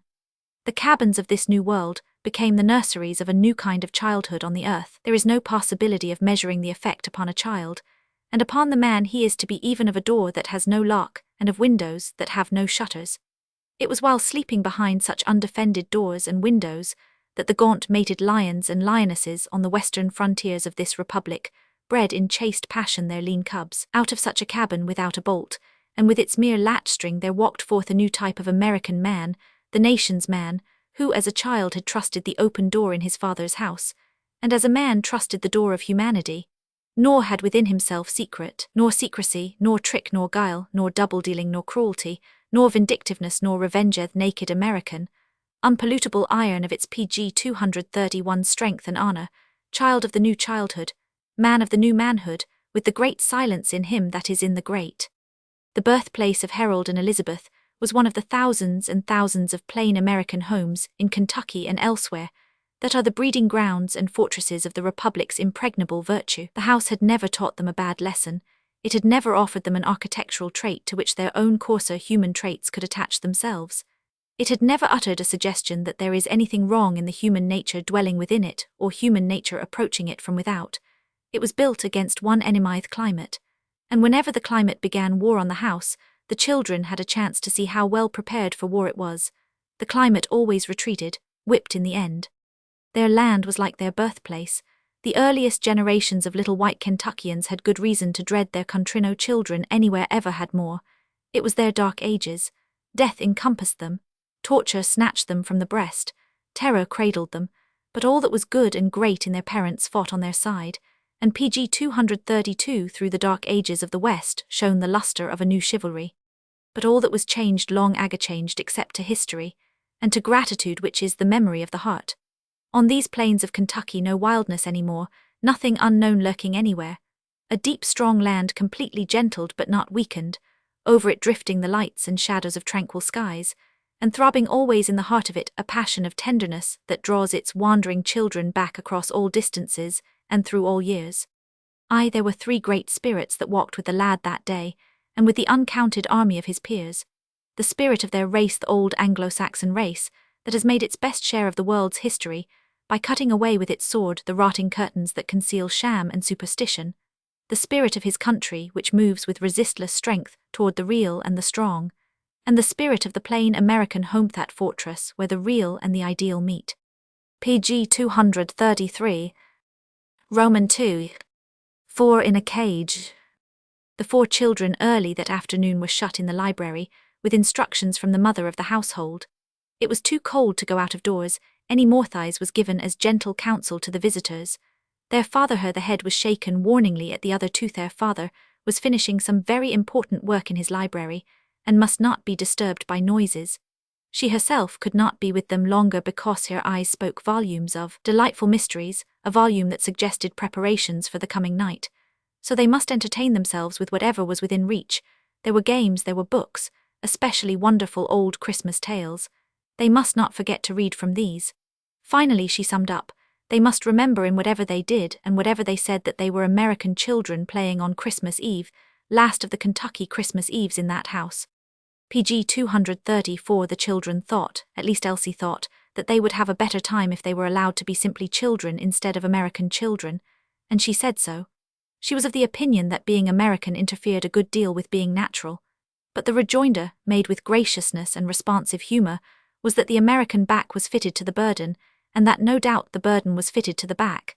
At least they could try it and see, and the door was softly closed. The children gathered almost immediately about a centre table on which were books and many magazines, very modern and very American magazines, which were pleasantly lighted of evenings by a reading lamp. The two children who were at home were much used to catching echoes from those magazines as expounded and discussed by mature heads. What attracted them all now was neither lamp nor literature, but a silver tray bearing plates and knives and napkins. "It looks as though we were going to have something delicious," said Elizabeth daintily, and she peeped under a napkin, adding with disappointment, "Oh dear, I am afraid it is going to be fruit." Even as she spoke, there was a knock on the PG 235 door, as though something had been delayed, and the door was reopened far enough to admit the maternal hand, grasping the handle of a massive old fruit basket piled with apples. There was a rush to the door and another protest. "Only apples, and there are barrels of them in the cellar. Why not potatoes and be done with it? Entertain one's company on apples." But the door was closed firmly, and thus the situation appeared to settle down for the rest of the afternoon. It soon having become a problem of whether the apples should go to the children or the children go to the apples, Elizabeth decided that it should be solved in the human way, and she led the group back to the table under guidance of Elsie's eyes, which more than once had turned in that direction with a delicate, not to say indelicate, suggestion. "I suppose it is better than starving," she remarked apologetically, adjusting her glasses in order to find the next best apple for Herbert after Harold had given the best to Elsie, and as she peeled her apple, she added with some instinct of regret that she was offering her guests refreshments so meagre. How much better turkey and plum pudding sound in the old Christmas stories than they are when you have them. PG 236. Elsie did not agree with this view. "I think it is much better to have them," she said. "But in your mind's eye," pleaded Elizabeth. "I do not know so well about that eye," said Elsie. "Oh, but Elsie," insisted Elizabeth with a rising enthusiasm, "in Dickens' Christmas Carol, would not you rather the big prize turkey were whirled away in the cab to the Bob Cratchits?" "I must say that I should not," contended Elsie. "But the plum pudding, Elsie," cried Elizabeth, now in the full glow of a beautiful ardour, "when Mrs. Cratchit brings in the plum pudding looking like a speckled cannonball, hard and firm and blazing with brandy and with Christmas holly stuck in the top of it, would not you rather the little Cratchits ate that?" "Indeed I would," said Elsie, "for I never cared for that pudding. They were welcome to it." Elizabeth dropped her head and was silent. Then she murmured in wounded loyalty to the Cratchits, "It must have been good, because Dickens said they ate all of it and wanted more. But they tried to look as though they would. PG 237 had quite sufficient, and I think they were very nice about it, Elsie, for children who had had so little training. They behaved as very well bred indeed." "I do not doubt it," said Elsie. "I have nothing against their manners, and I suppose they thought it a good pudding. I merely remarked that I did not think it a good pudding. They had their opinion, and I have my opinion of that pudding." The subject was abandoned, but a moment later revived by Herbert, sitting at Elizabeth's side. "Dickens had a great many more things in the carol than the turkey and the plum pudding," he observed, with his habit of taking in everything, and he began with a memorized list of the carol's Christmas luxuries in one passing from geese to punch. "I always like Dickens. He gives you plenty," he concluded. "Oh bother," said Harold, the Kentucky Saxon whose forefathers had been immigrants from Dickens' land. "We have everything in Kentucky that they had and more besides. They can keep their Dickens." "Oh, but Harold," pleaded Elizabeth, "we have not any American Christmas stories. Not one old fairy tale, not one." PG 238. "We do not want any old English fairy tales. American children do not want fairy tales. Could not we have them if we wanted them? I should say so. Cannot we make anything in our country that we want?"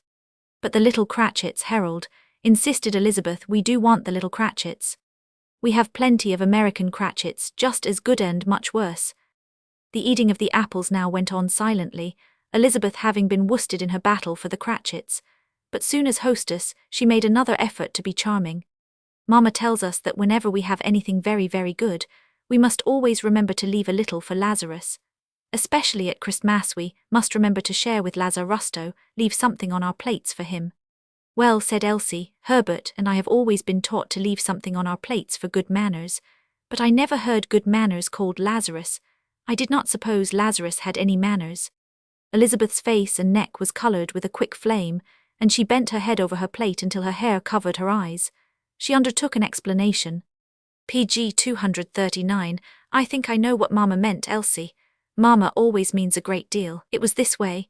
Long ages ago all over the world people had to divide with imaginary beings. Every year they had to give so much, part of everything they owned. Then by and by, I do not know the exact date, Elsie dear, and I do not think it makes much difference, but by and by there were not any more imaginary beings. Mama said that they all disappeared, going down the road of the world. But who got all the things? Asked Elsie. The imaginary beings did not get them. I suppose that is another story, said Elizabeth, who was determined this time not to be browbeaten. Then just as they all disappeared down the road, from the opposite direction there came the figure of a man Lazarus. Of course I cannot tell it as Mama explains it to me, but this is what it comes to. That for ages and ages people were compelled to give up a share of what they had to imaginary beings, but now there are not any imaginary beings, and we must divide with people we actually see. I do not actually see Lazarus, said Elsie. But with your mind's eye. Oh, that eye. Mama thought she would give us a good PG 240 send-off for Christmas Eve, murmured Elizabeth with another wound. She had been as unfortunate in her crusade for Lazarus as she had been with her tirade for the Cratchits. Elsie and Harold had pushed back their chairs and frolicked away to a distant part of the room to an unfinished game of backgammon.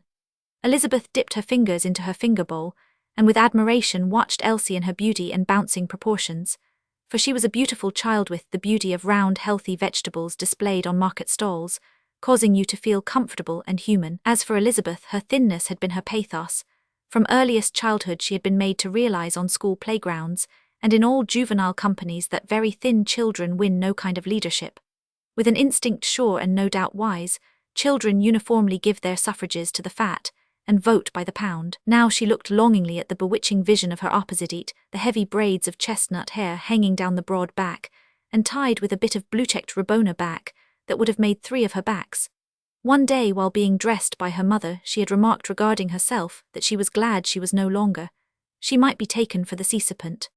PG 240, one Elsie was dressed in a shade of brown that suggested a blend of the colours of good morning coffee with Durham cream in it and Kentucky waffles, a kind of general breakfast brown. Then Elizabeth's glance came home to Herbert at her side. He was dressed in much the same shade of brown, but something in his nature transmuted this, and he rather seemed clad in a raiment that suggested spun oak leaves, as in autumn they lie at the bottom of still pools when the blue of the sky falls on them and chill winds pass low. Her tenderness suddenly enfolded him. It was the first time he had ever come to stay all night. It gave her an intimate sense of proprietorship in him. She settled down into her chair, large, high-backed, parental chair, and began rather plaintively but also not without stratagem, first looked quickly to see that Elsie was at a safe distance. Mama says that if you have red hair and are born ugly, and grow uglier, and are very thin, and are named Elizabeth, and no one loves you, you may become a very dangerous person. She's positive that was the trouble with Queen Elizabeth. Some day it may be natural for me to want to cut off somebody's head, I do not know whose yet but somebody's. Mama and I are alike. If we were not loved, it would be the end of us. PG 242, to think that even this innocent child should have had such guile. A head of chestnut hair was unexpectedly moved around in front of Elizabeth's glasses, and a pair of eyes peeped in through those private windows. Peepy disappeared. From the other chair a voice sounded, becoming confidential. Some time before you are grown, Elizabeth, someone is going to tell you something. I wish I knew what it was now, murmured Elizabeth. You will know when the time comes. I do not see why the time does not come now. Before you are grown. It's the same thing, I feel grown for the moment. Elizabeth looked around again to see where Elsie was. I would like to ask you a question, Elizabeth. I should be pleased to answer the question. But father told me not to ask any questions. I was to wait till I got back home and ask him. I think that is very strange. Are not there questions a boy cannot ask his father? A father would not be the right one to answer. You must ask the one who can answer. There was no reply. PG 243 Well, urged Elizabeth, feeling the time was short. There have been others. If you cannot ask it, pop it. If you cannot ask the question, pop the question. And then clandestinely down behind the backs of the chairs, and not on the cheek, exact style of the respondent not accurately known, probably early Elizabethan. Toward the middle of the afternoon, as they played further about the room in search of whatever entertainment it afforded, they stopped before an old cabinet with shelves arranged behind glass doors. On one of the upper shelves stood some little oval frames of blue or of rose-colored velvet, and in the frames were miniatures of women of old southern days with bare ivory necks and shoulders, and perhaps a big damask rose on the breast or pendant in a cataract of curls behind the ear. Women who made you think what must have been the physical and mental caliber of the men who had captured them and held them captured, Elizabeth's grandmothers and aunts on the mother's side. The two girls, each with an arm around the other's waist and heads close together, peered through the glass doors at the vital dames. Do not they look as though they liked to PG 244 dance, and to eat, and to manage everything and everybody, said Elsie, always practical. Do not they look proud, said Elizabeth proudly and true, and do not they look alive? But she linked her arm in Elsie's and drew her away to something else, adding in delicate confidence, I think I am glad, though, Elsie, that Mamma does not look like them. There is no one in the world like Mamma. I am a little like her, but I dwindled.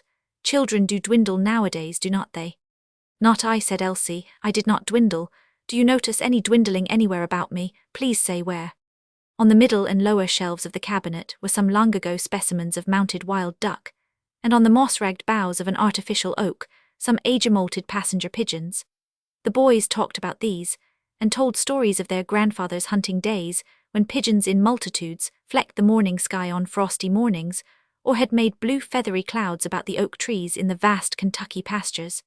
Following this lead, the boys went to the bookshelves, and taking down a volume of Audubon's great folio work on American birds, they spread it open on the carpet, and sprawling before PG 245 it, found the picture of the vanished wild pigeon there, and began to read about him. Observing this, Elizabeth and Elsie took down a volume of the same great man's work on American animals, and with it open before them on the floor a few yards away, facing the boys, they began to turn the pages, looking indifferently for whatever beasts might appear. Elizabeth's peculiar interest in animal pictures had begun during the summer previous, when the family were having a vacation trip in Europe. Upon her visits to galleries of paintings, she had repeatedly encountered the same picture, the manger with the divine child as the center of the group, and about the child, half in shadow, the donkey and others of his lowly fellows of the stall turned in brute adoration. The memory of these Christmas pictures came vividly back to her, no especially the face of the donkey, who was always made to look as though he had long been expecting the event, and whereas reasonably gratified, could not definitely say that he was much surprised, his entire aspect being that of a creature too meek and lowly to think that anything foreseen by him could possibly be much of a miracle. Once also she had seen another animal picture that fascinated her. It represented a blonde-haired PG 246 little girl of about her own age, with bare feet, hair hanging down, a palm branch in her hand. She was escorted by a troop of wild animals, each vying with the other in attempt to convince this exceptional little girl that nothing could induce them just at present to be carnivorous. The most dangerous beasts walked at the head of the line, the less powerful took their places in the rear, and the procession gradually tapered off in the distance until only the smallest creatures were to be seen struggling resolutely along in the parade. The meaning of the picture seemed to be that nothing harmful could come from the animal kingdom on this particular day, providing the animals were allowed to arrange themselves as specified in the procession. What might have happened on the day preceding or the day following was not guaranteed, nor what might have befallen the little girl on this day if she had not been a blonde, nor what might overtake little boys, dark or fair, at any time. This picture also was in Elizabeth's memory as she turned Audubon's mighty pages, but somehow no American animals seemed to be represented in it, probably absenting themselves through the American desire arranging through the whole animal kingdom not to PG 247 appear sentimental. All, no doubt, would have been glad to parade behind Elizabeth, but they must have agreed that only the sheep in the United States has the right to look sheepish. The boys, sitting behind the birds, and the girls sitting behind the quadrupeds, turned the leaves and began to toss their comments and their fun back and forth. "The wild pigeon is gone," said Harold, whose ideas on this subject and others related to it showed that he had listened with a good purpose to a father who was a naturalist and patriotic American. The wild pigeon is gone, and the buffalo is gone, and the deer is going, and all the other big game is gone or is going, and the birds are going, and the forests are going, and the streams are going, and the Americans are going. Everything is going but the immigrants, they are coming. Oh, but Harold, we were immigrants once, admitted Elizabeth. We were Anglo-Saxon immigrants, said the son of his father, and they are the only kind for this country. If all the rest of the country were like Kentucky, it would not be so bad. And we American boys have got to get busy when we are men, or there will not be any real Americans left. I expect to stand for a big family, I do, PG 248, he affirmed to Herbert, as though he somehow appropriated the privilege and the glory of it. So do I intend to stand for a big family, replied Herbert quickly and jealously, now that matters seemed to be on a satisfactory basis with Elizabeth. We boys are going to do our part, called out the Anglo-Saxon to the girls sitting opposite. You American girls will have to do yours. We shall be quite ready, Elizabeth sang back dreamily. We shall be ready, echoed Elsie, not to be excluded from her full share in future proceedings, and we shall be much pleased to be ready.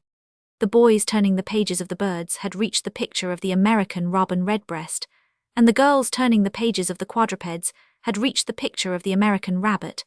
Elizabeth was softly stroking its ears and coat. I think, said Herbert, looking across at Elizabeth, and also of that cordial lusty household bird whose picture was before him, I think that if a real American were to begin at 20 and keep on until he was, say 90, he would be able to down the immigrants with a family. PG 249 Why 90?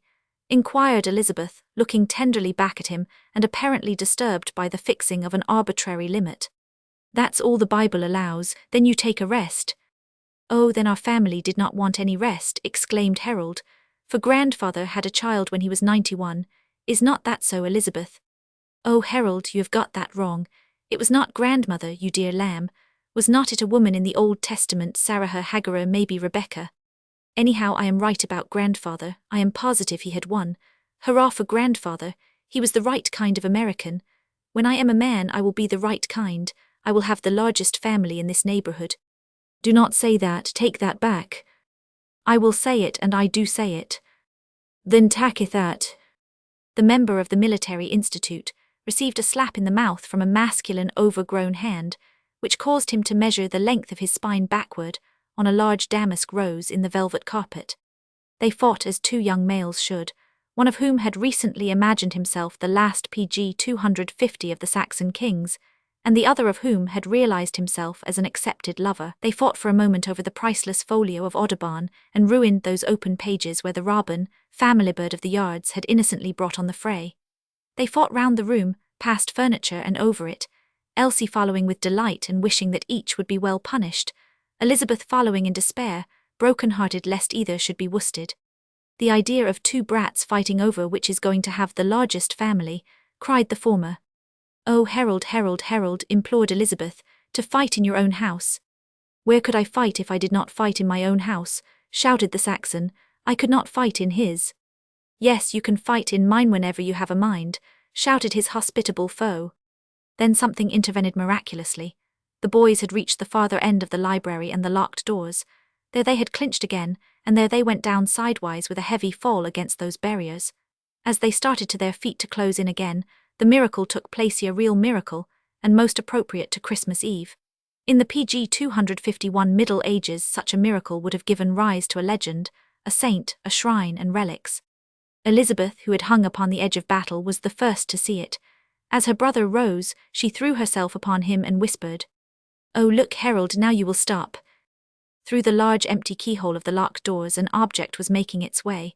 First one long green finger appeared, and then a second, and then a third, those three sacred fingers as old as Buddha. They made their way into the air of the library, followed by a foot or more of timber, and the fingers and arm taken together constituted a broken-off bough of the Christmas tree. Sign of peace and goodwill on earth on that eve, a true modern miracle. But the member of the Military Institute did not see it in that light. What it suggested to him was the memory of certain green twigs that in earlier years had played stingingly around a pair of bare disobedient leg-swanton disturbers of common household peace. And as he stood there remembering, his recollection was further assisted by certain minatory movements of the sacred bow itself, in the Keholia reminder that the same hand was now at the end of the switch. It was not the miraculous PG 252 that persuaded him, it was the much too natural, but then is not the natural in such a case miraculous enough, to take a small green cylinder of vegetable tissue and apply it to a larger unclad cylinder of animal tissue, with a spasmodic contraction of muscular tissue, and get a moral result from the grey matter of the distant brain. Is not that miraculous enough? If people must hunt for miracles and must have them, can they not find all they want in the natural? There was stillness in the library as that green bough slowly disappeared. The rabbit and the robin, the latter badly torn, got put back upon the shelves in their respective volumes, and presently there was nothing more to be seen but 4 laughing children. And now it was getting late. Outside and all over the land snow was falling the longed-for snow of Christmas Eve, and the last thing to chronicle regarding the afternoon was a reading. The little greatened lad with the mop of whitish hair, and the profile of white flint, had straggled back to the story which had absorbed him earlier that day, the book of the world's great battles, and he had read to his listeners seated around him the story of the sad battle PG 253 of Hastings, when Saxon Harold fell, and green Saxon England with its mighty throne was lost to fair-haired Saxon men and women for a long, sad time. This boy was living very close to the mind of a father who was watching the history of his country, and his own brain was full of small echoes, which perhaps did not echo very fully and truly. That is the kind of battle we are going to fight, he said. England had to fight her immigrants, and we some day shall have to fight our immigrants, because they will bring into our country old things from their old countries, and we will not have those old things. They are the ones that brought in this silly old Santa Claus. If there is a war, said the son of the doctor, I will be the surgeon, and I know of 2 salves already owned for wounds that are open and 1 for wounds that might as well be. It's a salve that father got in France, and they may have used it at the Battle of Waterloo. That's why there were so many soldiers limping around afterwards. Well, Herbert, said Elsie, it could not have been such a wonderful salve if it set everybody to limping. PG 254 Well, it is either limp or be dead, so they limped. What I like about the French, said Harold, remembering a summer spent in France, is the big red breeches on the soldiers. Then you have got the gore on you all the time, whether you are fighting or not. Elizabeth's mild beam of humour saw a chance to shine. Oh, but Harold, she exclaimed, they are so dangerous. You know the towns were full of soldiers and there was not one in the country. If a soldier is seen in the pastures, the French bulls get after them. Blue is better, then you are not chased. It had come Elizabeth's time to read. She made preparations for it with the finest sense of how beautiful an occasion it was going to be. She hunted for the best chairs. She pushed them together near one of the windows, where the last afternoon light from the snow-darkened sky began to fall mystically. Then she went to the children's corner of fairy tales and softly peered along the shelf, and she drew out a well-remembered volume. Then, seating herself before her auditors, she began in the sweetest, most faltering of voices to read a story that in earlier years had charmed them all. PG 255, she had scarcely begun before she discovered that she no longer had an audience. Nobody listened. Saddest of all, Elizabeth found that she did not herself listen. She could no longer draw close even to the boundaries of that once magical world. It was gone from her, and now she herself loved it only as she saw it in the dim Distancian, the Elysian fields of lost things. There may have been something of import to the future of this nation in the way in which these 4 country children, crowded as it were on a narrow headland looking toward the past, there said goodbye for the last time to faith in the whole literature of fairyland, the splendid, the terrible race of creatures which once had peopled the world of imagination for races and civilizations, had now crumbled to dust at the touch of those little minds, for in the hard white light of our new world backward, always backward toward the cradle moves the retreating line of faith in the old superstitions. The shadows of the supernatural retire more and more toward the very curtains that cradle infancy, and it may be that the last miracle of fable will die where it was born, on the lips of the child. Elizabeth's face flamed red as she shut the book. It was dead to her, but her brain was PG 256 musical with refrains about things that had gone to those inner fields of hers, and now, as though she felt herself just a little alone, even from Herbert walked away to the piano. You would not listen to the story, but you will have to listen to a song. This is my song to a Feremi slumber song. It is away off in the woods, and I go all by myself to where she is, and I sing this song to her. So Elizabeth sang. Over thee bright dews be shaken, on thine eyelids violets blow, At thy hand white stars awaken, past thee sun and darkness go. In the world where thou art vanished, all dear things are ever young. I as thou will soon be vanished. I like thee from naught am sprung. Slumber, slumber, why awaken? No one now believes in thee. I shall sleep while worlds are shaken. No one will believe in me. It was the poorest, most faltering, yet most faithful voiceth mere note of a linnet long before the singing season has begun. As it died out, she descended from her premature perch, and went with her repudiated book to the shelves, where it must be put not to be taken down pg 257 again. In the shadow of the library and with the uncertainty of her glasses, she fumbled as she sought the place, and the volumes on each side collapsed together, whereupon a large key slid from the top and fell to the floor. With a low cry of delight but of regret also seized it and held it up. "Oh, herald the key, I have found it." As the others hurried to her, she said to Elsie, as though boys were not fine enough to understand anything so fine. It was like Mamma to hide the key there. She gave it to the old Christmas stories to keep and guard. Soon after this the children were not seen in the room. Someone came for them, and they were made ready for supper. After supper they were kept well guarded in another part of the house, and at an earlier hour than usual the little flock were herded upstairs, and at the top divided along masculine and feminine bypaths toward drowsy folds. No lights were brought into the room where they had been playing. The red embers of the anthracite sank lower under their ashes. All was darkness and silence for the mysteries of Christmas Eve. pg 258. Roman 3. The realm of midnight. A quarter of a century ago or more, the German Christmas tree diffusion, of which throughout the world was begun soon after the close of the Napoleonic warshad, not made its way into general use throughout the rural districts of central Kentucky. The older Dutch and English festivals, which had blent their features into the American holiday, was the current form celebrated in bluegrass homes. The German forest idea had been adopted in the towns for churches and other public festivities, and in private houses also that were in the van of the world movement. But out in the country, the evergreen had not yet enriched the great winter drama of nature with its fresh note of the immortal drawn from a dead world. The evergreen was to eyes there the evergreen still, as the primrose to other eyes had been the primrose, and nothing more. Thus there was no Christmas tree, and Christmas Eve brought no joy to children, except pg 259, that of waiting for Christmas morning, not until they went to sleep or feigned slumber. Not until fires died down in chimney corners where socks and stockings hung from a mantelpiece or from the backs of maternal and paternal chestnut, till then did the sleigh of the white world draw near across the landscape of darkness. Out of its realm of silence and snow it was suddenly there. Outside the house, laden with gifts, drawn by tireless reindeer and driven by its indefatigable forest guard. He was no longer young, the driver, as was shown in his case, quite as it is shown in the case of commoner men, by his white beard and round ruddy middle-aged face. But his twinkling eyes and fresh good humour showed that the core of him was still boyish, and apparently the one great lesson he had learned from half a lifetime was that the best service he could render the whole world consisted in giving it one night of innocent happiness and kindness. Not until well on toward midnight was he there at the house, without sound or signal, the sleigh perhaps halted at the front gate or drawn up behind aged cedar trees in the yard, or for all that anyone knew to the contrary, resting lightly on the roof of the house itself, or remaining poised up in the air. At least on the roof he was. He peeked down pg 260, the chimney, to see whether the fire were out, and he never by any mistake went to the wrong chimney. Then he scrambled hurriedly down. If any children were in bed in the room, he tickled the soles of their feet to prove if they were asleep.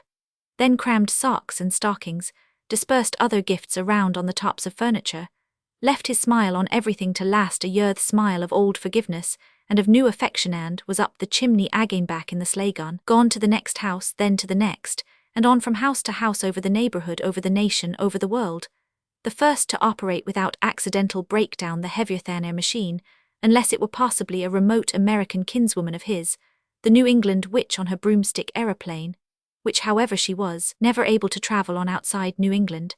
In this belting of the globe with a sleigh in a single night, he must often have come to rivers and mountain ranges where passage was impossible. And then it is certain that the sleigh was driven up to the roadway of the clouds and travelled across the lonely stretches of the snow before it fell. Why he should come near midnight, who ever asked such a question? Has not that hour pg 261 always been the natural locality and resort for the supernatural. What things merry or sorry could ever have come to pass but for the stroke of midnight? How could Shakespeare have written certain dramas without the mere aid of 12 o'clock? What considerable part of English literature would drop out of existence but for the fact that Big Ben struck 12? The children stood at the head of the stairs, and the great night which was to climb so high began for them low down with the furniture. Standing there, they listened for the sound of any movement in the house. There was none, and they began to descend. Stairways in homesteads built as solid as that did not give way with any creaking of timbers under the pressure of feet, and they were thickly carpeted. Halfway down the children leaned over the banisters and listened again. Here at the turning of the stairway, directly below, there lived in his pointed weatherhouse the old-time sentinel of the family, who with his one remaining arm saluted evermore backward and forward in front of his stiff form, and at every swing of this limb you could hear his muscle crack in his ancient shoulder joint. A metallic salute which the children had been PG 262 accustomed to all their lives was one of the only two sounds that now reached them. The other sound came from near him. Sitting on the hall carpet on a square rug of tin especially provided for her was the winter companion of the timepiece, a large round, mica-plated anthracite stove middle-aged, designing and corpulent. This seeming stove, whose puffed flushed cheeks now reflected an unusual excitement, gave out little comfortable wooing sounds, all confidential and travelling in a soft volley toward the sentinel, backed gaunt and taciturn against the wall.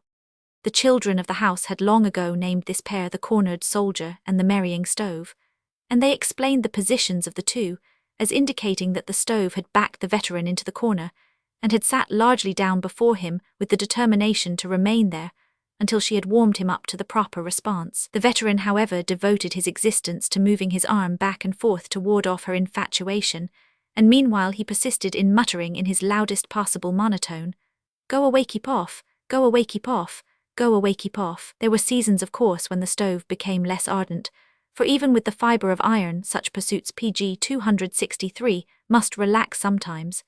But the veteran never permitted his arm to stop waving, trusting her least when she was cold rightly enough. At the foot of the stairway, they encountered a pair of objects that were genuinely alive. Two aged setters with gentle eyes and gentle ears and gentle dispositions rose from where they lay near the stove, came around, and putting their feet on the lowest step, stretched themselves backward with a low bow. And then, leaning forward with softly wagging tails, they pushed their noses against the two children of the house, inquiring why they were out of bed at that unheard-of hour.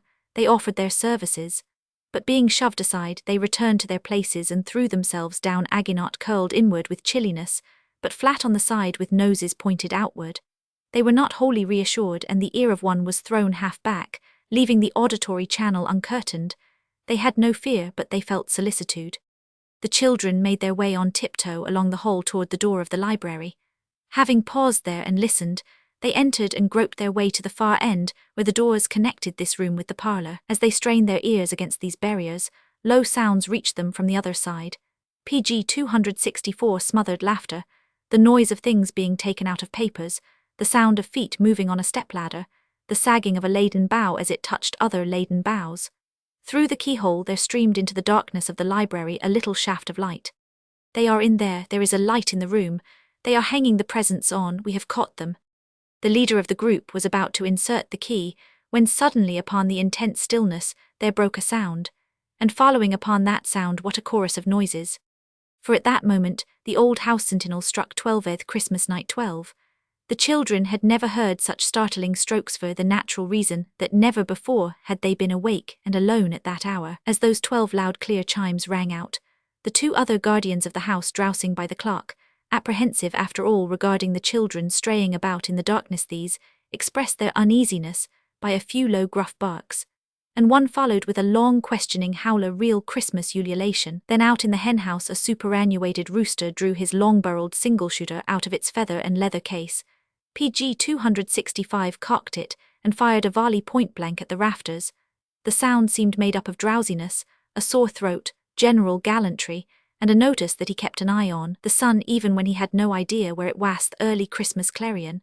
Further away in the barn a motherly cow, kept awake by the swayings and totterings of an infant calf apparently intoxicated on new milk, stood up on her hind feet, and then on her 4 feet and mooed quite a Christmas moo. In a nearby stall an aged horse, who now seemed to recognize what was expected of him on the occasion, struggled to his 4 feet, and then to his hind feet, and squaring himself read his best Christmas knicker. Under some straw in a shed a litter of pigs, disposed with heads and tails, as is the packing of sardines except, that for the sardines the oil is poured on the general outside. But for the pigs it still remained on the individual inside. These pigs slept on the proper Christmas indifference, for there had never been any holy art for them, nor miracles of their manger. They had merely been good enough to be eaten, never good enough to be painted. They slept on while they could, mindful of the peril of ancestral boar's head and of the modern peril of brains for breakfast and sausage for supper. PG 266. Then, on the hearthstone of the library itself, not far from where the children were huddled, the American mouse, which is always found there on Christmas Eve, thy's mouse, coming out and seeing the children, shrieked and scampered a fine Christmas shriek. Whereat on the opposite side of the hearth, a cricket stopped chirping and dodged over the edge of the brick, a clever Christmas dodge. All these leaving what a stillness. As noiselessly as possible the key was now inserted, the lock turned, and the door thrown quickly open. And there on the threshold of the forbidden room, the children gasped, baffled, gazing into total darkness. The coals of mystery forever glow even under the ashes in the human soul. And these coals now sent up in faint, wavering flashes of a burnt-out faith. They were like the strange, delicate, wavering northern lights above a frozen horizon. After Alan, the darkness amid the hush of the houset, the hour of midnight with the perfume of wonderful things wafted thickly to their sense. After all, was there not some truth in the legend? Then out of that perfumed darkness a voice sounded, "Come in if you wish to come in." And the voice was wonderful, big, deep, merry, kind, as though it had but one meaning, the PG 267 love of the earth's children. It betokened almighty justice and impartiality to children, and it betrayed no surprise or resentment at being intruded upon. After a while it invited more persuasively, "Come in if you wish to come in." And this time it seemed not so much to proceed from near the tree, as to emanate from the tree itself, to be the tree speaking. The children of the house at once understood that the nature of their eruption had shifted. Their father in that disguised voice was issuing instructions that they were not to dare question the ancient Christmas rites of the house, nor attack his sacred office in them. For this hour he was still to be the Santa Claus of childish faith. Since they did not believe, they must make believe. The scene had instantly been turned into a house miracle drama, and they were as in a theatre, and they were to witness a play. And the voice did not hesitate an instant in its exaction of obedience, but at once entered upon the role of a supernatural personage. Was I mistaken? Were not children heard whispering on the other side of a door, and was not the door unlocked and thrown open? They must be there. If they are gone, I am sorry. PG 268. If they are still there, you children, I am glad to see you, though of course I do not see you. We are glad to see you, though we do not see you. You came just in time. I was about going. What delayed me, but strange things have happened tonight. As I drove up to this house, suddenly the life seemed to go out of me. It was never so before, and as I stepped out of the sleigh I felt weary and old. And the moment I left the reins on the dashboard, my reindeer, which were trembling with fright of a new kind, fled with the sleigh. And now I am left without knowing when and how I shall get away. But on a night like this wonderful things happen, and I may get some signal from them. A frightened horse will run away from its dismounted master and then come back to him. And they may come for me, I may get a signal, I shall wait. But as I said, I feel strangely lifeless, and I think I shall sit down. Will you sit down, please? Where you are, since you cannot see any chairs, he said with the sweetest gaiety. In the darkness, there were the sounds of laughing, delighted children grouping themselves on the floor. PG 269 now, said the voice. I think I will come around to your side of the tree, so that there will be nothing between us. He was coming as the white-haired winter god, forest spirit of the earth's children. They heard him advance around from behind the tree, moving to the right, and one of them, who possessed the most sensitive hearing, felt sure that another personage advanced more softly around from behind the tree, on the left side. However this may be, all heard him sit down, heard the boughs rustle about him as he worked his thick, jolly figure back under them, until they must have hung about his neck and down over his eyes. Then he laughed out as though he had taken his seat on his true forest throne. When I am at home in my own country, he said, I am accustomed to sleep with my back against an evergreen. I believe in your lands you prefer pine furniture. I like the whole tree. A tender voice put forth an unexpected question. Are you sure that there is not someone with you? Is not that a strange question? Ah yes, but in the old story when St. Nicholas arrived, an angel came with him. Are you right, PG 270, sure there's not an angel in the room with you now? I certainly see no angel, though I think I hear the voice of one. Do you see any angel? With my mind's eye. That must be the very best eye with which to see an angel. But if there were a light in the room— Pardon me, if there were a light I might not be here myself. If you changed the world at all, you would change it altogether. A bolder voice broke in. You are a very mysterious person, are you not? Not more mysterious than you, I should say. Is there anything more mysterious than one of you children? Oh, but that's a different kind of mysterious. We do not pretend to be mysterious. You do. Oh, do I? You seem to know more about me than I know about myself. When you have lived longer, you may not feel so certain about understanding other people. But then I am not people, he added joyously, and they heard him push his way further back under the boughs of the tree, withdrawing more deeply into its mystery. Now then, while I wait, what shall we do? pg 271. Roman 4. Time Spirit and Eternal Spirit. A hurried whispering began among the children, and the result was quickly announced. We should like to ask you some questions. Evidently the intention was that questions should riddle him, make reasonable daylight shine through his mysterious pretensions. On the stage of his own theatre he was to be stripped. I treat all children alike, he replied with immediate insistence on his divine rights. And if any could ask, all should ask. But suppose every living child asked me a question, that would be at least 1,000,000 to every hair on my head. Do not you think that would make any head a little heavy? Besides, I have always gotten along so well all over the world because I have done what I had to do and have never stopped to talk. As soon as you begin to talk, do not you get into trouble with somebody? Who has ever forced a word out of me? pg 272, how alert he was, nimble, brisk, alive. A marvelous kind of mental Arctic light from him began to spread through the pitchiness of the room, as from a sun hidden below the horizon. But everything seems going to pieces tonight, he continued, and maybe I might let my silence go to pieces also. Your request is granted, but remember, one question apiece first, each thinks often not quarrelsome. This is no night for quarrelsome questions. The lot of asking the first fell naturally to Elsie, and her question had her history back of it. The question of each had life history. When Elsie first came to know about the mysterious gift-bringer from the north, she promptly noticed in her sharp way that he was already old. Nor thereafter did he grow older. She found pictures of him taken generations before she was born, and there he was just as old. She judged him to be about 55 years or 60, as compared with middle-aged Kentucky farmers, some of whom were heavy-set men like him with florid complexions, and with snow on their beards and hair, and mischievous eyes and the same high spirits.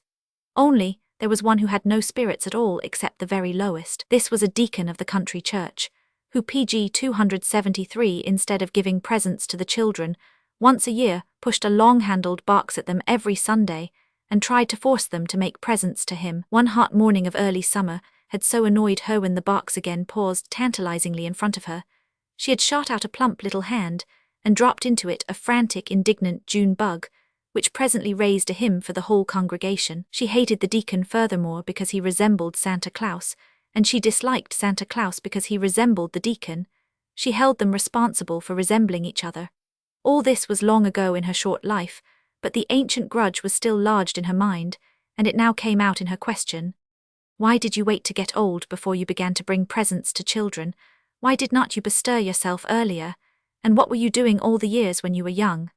If you could have believed that trees laughed, you would have said that the Christmas fir was laughing now. That is a very good question, but it is not very simple, I am sorry to say, and by my word I am bound not to answer it.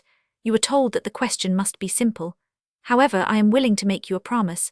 I do not know pg 274 where I may be next year, but wherever you are you will receive, I hope, a little book called Santa Claus in the Days of His Youth. I hope you will find your question answered there to your satisfaction, and no for the next. During the years of Elizabeth's belief in the great legend of the North, second to her delight in the coming of the gifts was sorrow at the going of them. Every year an avalanche of beautiful things flowed downward over the world, across mountain ranges, across valleys and rivers, and each house chimney received its share from the one vast avalanche, every year, and for all she knew these avalanches had been in motion thousands of years. But where were the gifts? Gone, melted away, so that there were now no more at the end of time than there had been at the beginning. The fate of the vanished lay tenderly over the landscape of the world for her. You say that one night of every winter you drive round the earth in your sleigh, carrying presents. Every summer do not you disguise yourself, and drive over the same track in an old cart, and gather them up again. Many a summer day I have watched you without your knowing it. This time you could have believed that if evergreens are sensitive, the fir now stood with PG 275, its boughs lowered a little pensively and very still. I am sorry, the question violates the same mischief-making rule, and by my word I am bound not to answer it, but it is as easy to give a promise to two as to one. Next year I hope you will receive a little book called Santa Claus with the Wounded and the Lost, and I wish you joy in that story. Now then. Father told me not to ask any questions while I was over here, to wait and ask him. The little theatre of make-believe almost crumbled to its foundations beneath that one touch of reality. The great personage of the drama lost control of his resources for a moment. Then the little miracleplay was successfully resumed. Well then, I will not have to answer any questions for you. But I can tell you what I was going to ask. I was going to ask you if you are married, and if you are, why you travel always without your wife. I was wondering whether you did not like your wife. The answer came like a blinding flash, a flash meant to extinguish another flash. A book, another book. There will have to be another book. Look out for one PG 276 next Christmas, dropped down the chimney especially for you, and I hope it will not fall into the fire or into the soot. Santa Claus and his wife. Now then, time flies. During the infantile years when the heir of the house had been a believer in the figure beside the tree, there had always been one point he jealously weighed: whether children of white complexion were not entitled to a larger share of Christmas bounty than those of red or yellow or brown or black faces, and in particular whether among all white children, those native to the United States ought not to receive highest consideration. The old question now rang out. What do you think of the immigrants? The tree did not exactly laugh aloud, but it certainly laughed all over with hearty, wholesome, approving laughter. That question is the worst offender of all. It is quarrelsome. It is the most quarrelsome question that could be asked. What are immigrants to me? But next year look out for a book called Santa Claus on immigrants. Put plenty of gore in it. Gore on Christmas Eve. But if there was gore, since it is in a book, it would have to be dry gore. But would not salve be better salve for old wounds?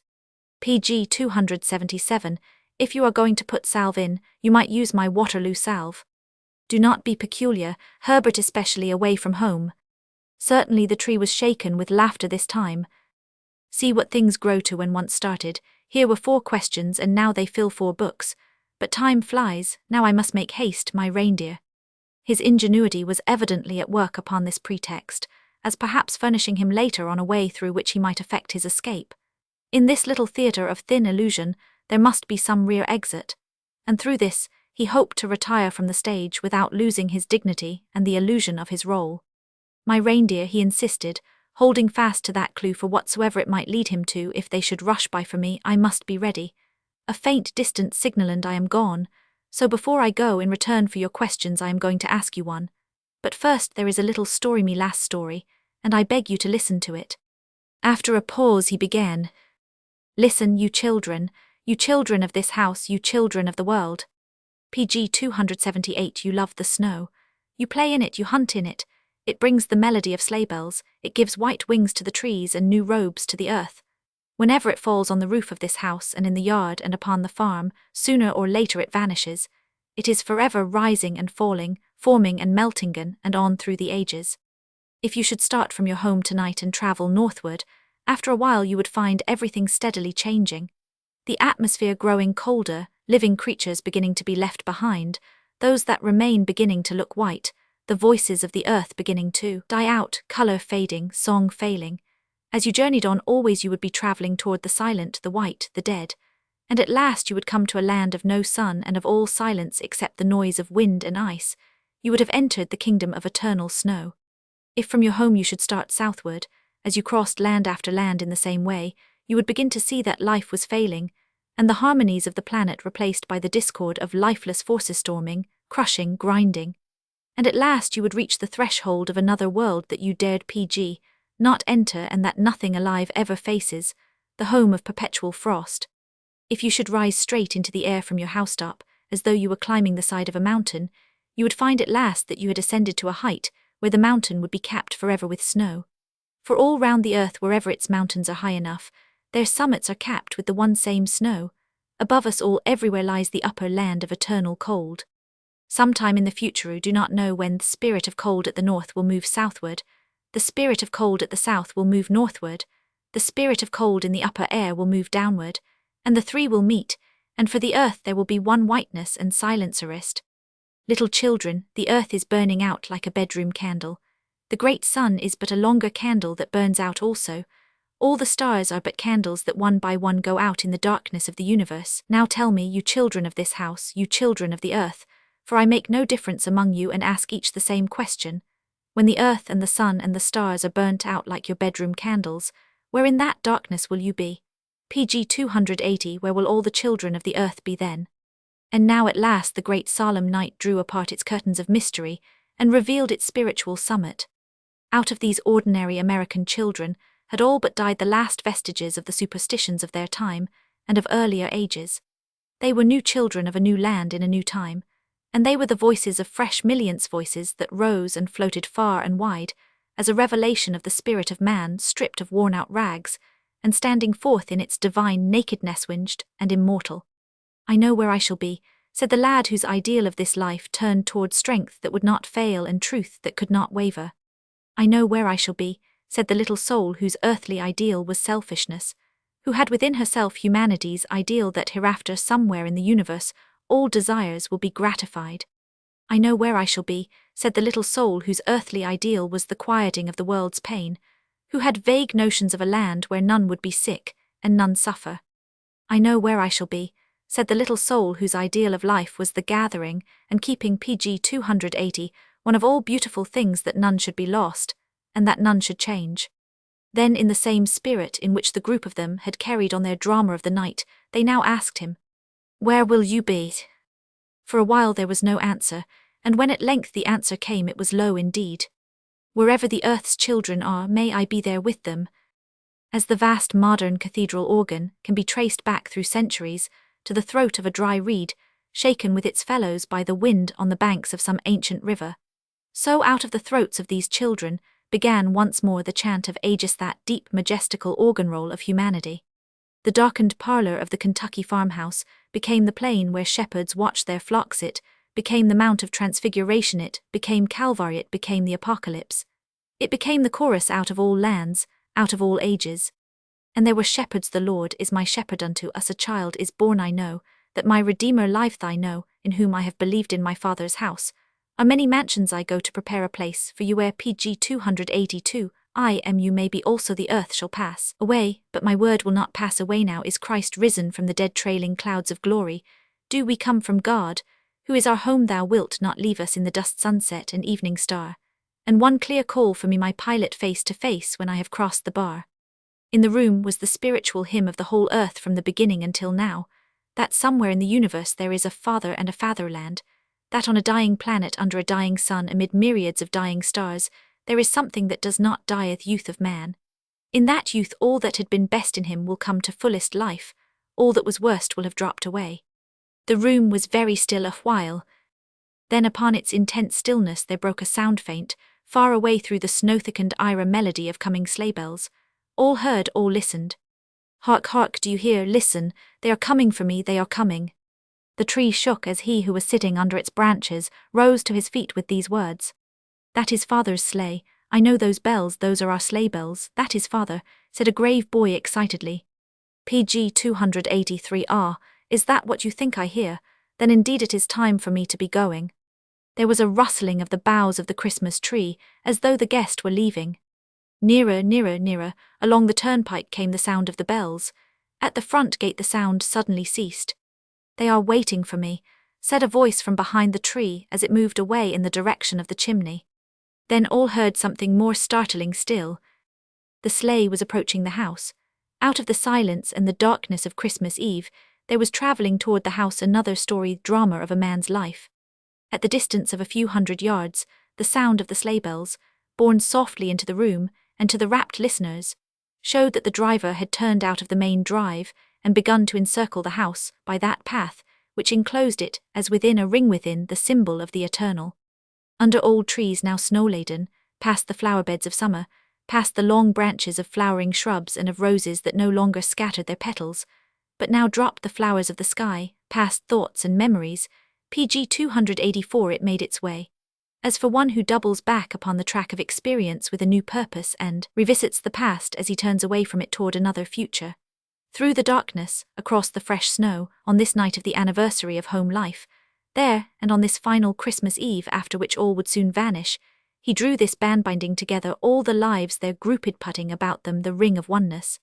That mournful melody of secrecy and darkness began to die out. Fainter and fainter it pulsed through the air. At the gate it was barely heard, and then it was not heard. Was it gone, or was it waiting there? By the chimney side there were faint noises. "He is gone," whispered Elizabeth with one intense breath. PG 285. V. When a father finds out about a son. Christmas had passed, bringing up the train of its predecessors, the merry and sad parade of the years. It departed a little changed, and it left the whole world a little changed by the new work of new children, be that innumerable army of the young who are ever usurping the earth from the old, who successively refashion it in their own image, and in turn growing old themselves leave it to the young again to refashion still further, leaving it always to the child, the destroyer and saviour of the race. And yet it is the child that amid all changes believes that it will escape all change.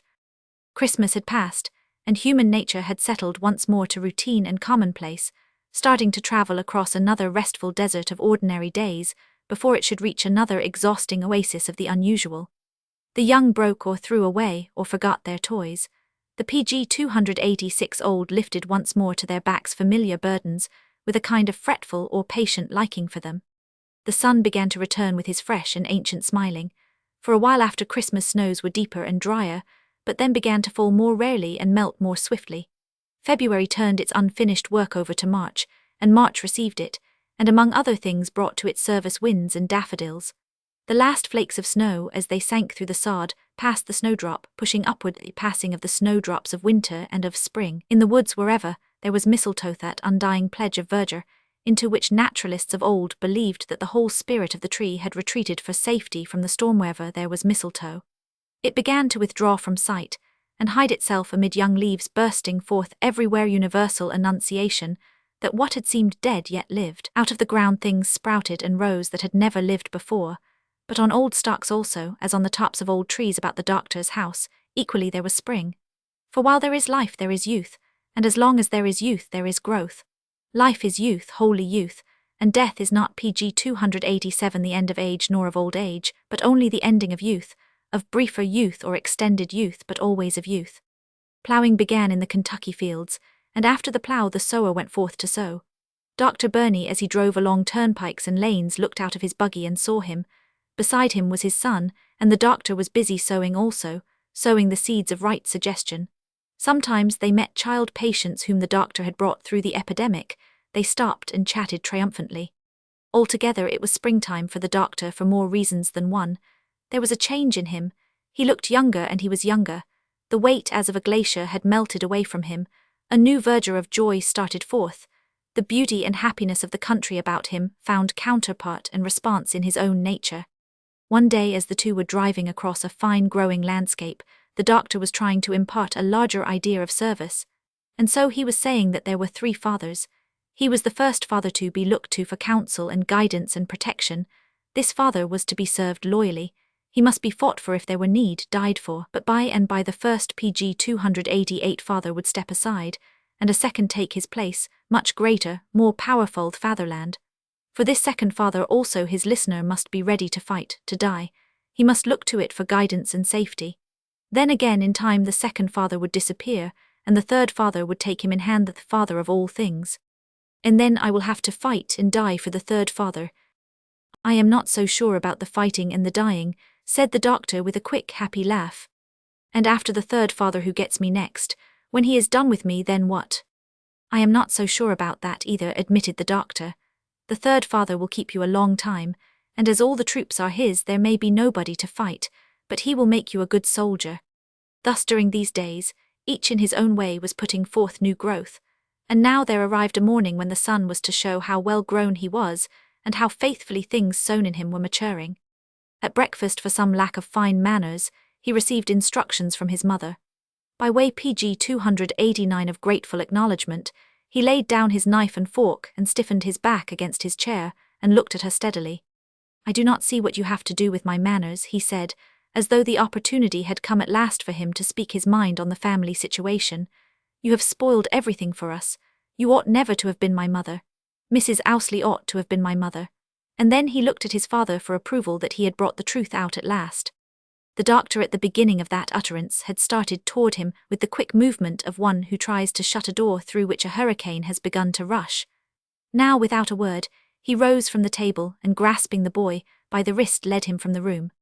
As the door closed behind them, a loud ringing laugh was heard as though the two were going off to enjoy something together.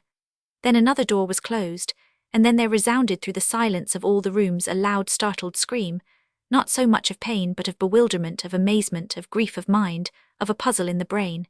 Then there were other sounds, other sounds, other sounds, and then one long continued sound, low, piteous, inconsolable.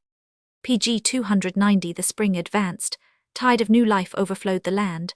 Dr. Burney and his boy were seen driving on all bright days, not toward the sick necessarily. Sometimes they were on their way to a creek or pond to fish. There was a tragic change in the doctor, and there was a grave change in his son.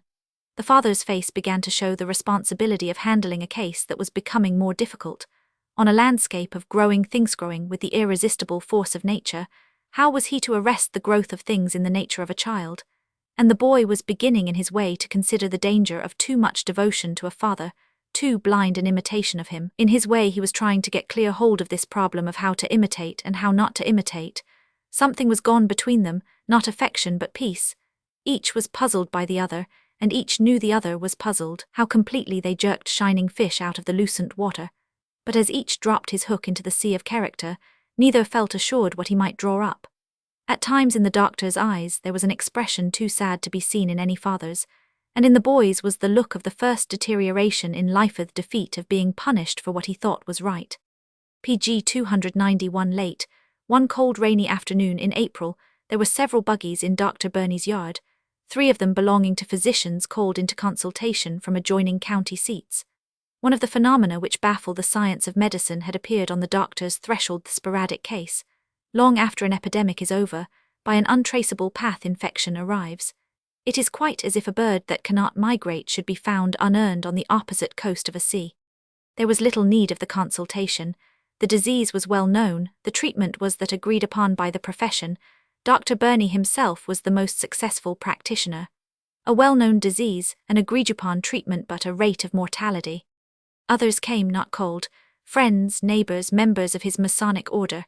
During all these years he had slowly won the heart of the whole people, and now it turned to him. The doctor watched the progress of the case like one who must now bring to bear the resources of a lifetime and of a life, who must cast the total of skill and of influence on the side of the vital forces. As the disease ran on in its course, to him it became more and more a question of how PG 292 the issue would turn upon so-called little things, as the recovery of a patient is probably sometimes secured by merely turning him from side to side, from back to stomach. It was his problem how to drop into one scale or the other scale of the childish balances some almost imponderable weight, as when good tidings arriving save a life, as when bad news held back saves a life, as when the removal of an injustice from a sensitive spirit saves a life, as when the healing of a wound of the mind in the very extremity saves a life. He felt that before him now were oscillating those delicate balances, never quite in equilibrium. A joy dropped into one, a sorrow dropped into the other, some pennyweight of new peace, some grain of additional worry. The shadows collected on one side, sunbeams gathered on the other. Now then, he thought within himself, now then is the hour when I must be sunlight to him, not shadow. He watched the look in his little boy's eyes. He noted the presence of things weighing heavily. There was a tangle, a perplexity, a tossing of the head from side to side on the pillow as if to turn quickly away from things seen. Do I cast a light on him? Do I cast a PG 293 shadow? Does my presence here by him bring tranquility, rest, sound sleep? As he sees into me, does what he sees strengthen? Was his chastisement that morning a sunbeam? It had not struck him like a sunbeam, it had not fallen in that way. The chill in the house all these years shed that been vital warmth to him. There now came out the meaning of all that exaggeratedly careful training, the exercise, the outdoor life, everything. It was the attempt to develop robust health on a foundation not robust. Everything went back to the poor start. Each child had been born delicate. At intervals during the illness there were bits of talk. One night the doctor rose from the bedside and brought a glass of pure fresh water and administered a spoonful and watched the swallowing and the expression. "Does it taste bitter?" "Pretty bitter. You cannot say that I did not take your nasty old doses, can you?" "Do not talk, you must not talk." "I would feel better if I did talk, if I could get it out of me." "Then talk, what is it? Out with it." But the face was jerked quickly away, with that motion of wishing to look in another direction. PG 290. For some nights there was delirium. Through the brain rolled clouds of fantasies. "If I knew how it comes out between you and Mrs. Owsley." On these dark rolling clouds the father tried to throw a beam of peace, and it was no moment to hold back any of the truth. "It is all over, there is nothing of it. I wish I had known it sooner, it bothered me." At another time more fantasies. "Not on the cheek, you are no father of mine if it's on the cheek." At another time. "Suppose I never grow up and Elizabeth does. How is that? I would not like that. How do you straighten that out?" "I cannot straighten that out." "Then I cannot straighten it out either." So young, muttered the doctor, I was pretty old. One warm night the doctor walked out of doors. The south wind blew softly in his face, lifting his hair. All round the house, in yard and garden and farther away in the woods and fields, everything PG 295 was growing. It was a night when the earth seemed given up to the festival of youth. It was the hour of youth, of its triumph in nature. Little aware of where his feet carried him, he was now in the garden and now in the yard. And in the garden low down, how sturdy little things were growing. The little radishes, the young beets, the beans, those children of the earth, flawless in their descent and environment, with what unarrestable force they were growing. Afterwards in the yard, he passed some beds of lilies of the valley, most delicate breath of all flowers. How fragile but how strong, how safe in their unsullied parentage, in their ample wedlock. All about the house the steady rush of the young, and within eaters a mausoleum, the youth of all youth for him stopped. Most obedient and well-trained and irresponsible death, thou hast no grudge against us, nor bearest toward any of us malice nor ill will. Thou stayest away as long as thou canst, and never comest till thou must. Thou visitant without will of thine own, quickening death, that also givest to the will of another not the shock of death, but the shock of new life. PG 296. There loomed in the darkness before the doctor as he wandered about a true picture. An ancient people in an ancient land, weighed upon by their transgressions, which they could neither transfer to one another nor lay upon Mother Earth. So once a year one of them, in behalf of himself and the rest, chose an exemplar of their faithful flocks and herds, and folding his hands upon its head, laid upon it the burden of guilt and shame, and then had it led out of the camp to wild waste places where no one dwelt, to a land not inhabited. And now he had sent away his son into the eternal with his own life faults and failings on him. He turned back into the house, passed through the sick room, passed through his library, past the portrait of his wife in her bridal veil, passed down the hall, knocked at her door, and opened it wide and stood in the opening. "My wife, I have come to you, will you come to him?" PG 297. Romans 6. Living out the years. An afternoon of early summer, at the edge of a quiet Kentucky town, on the slope of a grassy hillside within one of those dreamy enclosures where our earthly dreams are ended, the sunlight began to descend slantingly, for the first time years, on white silvery wings upon a newly placed memorial for a child. Across the top of the memorial was carved a single legend hoary, with the guilt and shame of men and women of centuries long since gone. Beside the memorial stood a young evergreen as the living forest substitute of him sleeping below. It was of about his age and height. The ancient stone with its legend of atonement, and the young tree thus brought together, stood there, as if the offending and the innocent had come to one of their meeting place, and in life they meet so often. Tree and mound and marble stood within an open enclosure of turf, encircled at a score of PG 298 yards, by old evergreens touching one another. Early in the afternoon 2 of these evergreens had some of their lower interlapping boughs softly pushed apart, and into the open space there stepped excitedly a frail little figure in a frock of forget-me-not blue. Just inside the boughs, which folded behind her like living doors so that she was screened from view, she hesitated for a moment and looked about her for the dreaded spot which she knew she was doomed to find.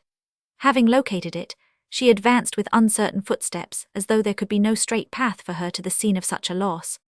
When she reached it, she sat hurriedly down, dropped her bouquet on the grass beside herself, jerked off her spectacles and pressing her hands to her eyes, burst into an agony of weeping. Long she sat there, helpless in her anguish. Once holding her hand before her eyes, she drew from her pocket a fresh handkerchief. She had brought two. She knew her tears would be many. At last she dried her red swollen eyes and brushed back from her temples the long sunny strands of wind-woven hair. She put on her glasses and picked up her little round, brilliant country picnic bouquet, and with quivering lips and quivering nostrils looked where she must PG 299 place it. With tear-wet forefinger and thumb, she forced the flowers apart on one side, and peeped at the card pushed deep within from Elizabeth. She got up then and went slowly away, fading out behind the pines like a little wandering strip of heaven's remembering blue. Later in the afternoon, the sound of slowly approaching wheels sounded on the gravel of the drive that wound near. Then a carriage stopped.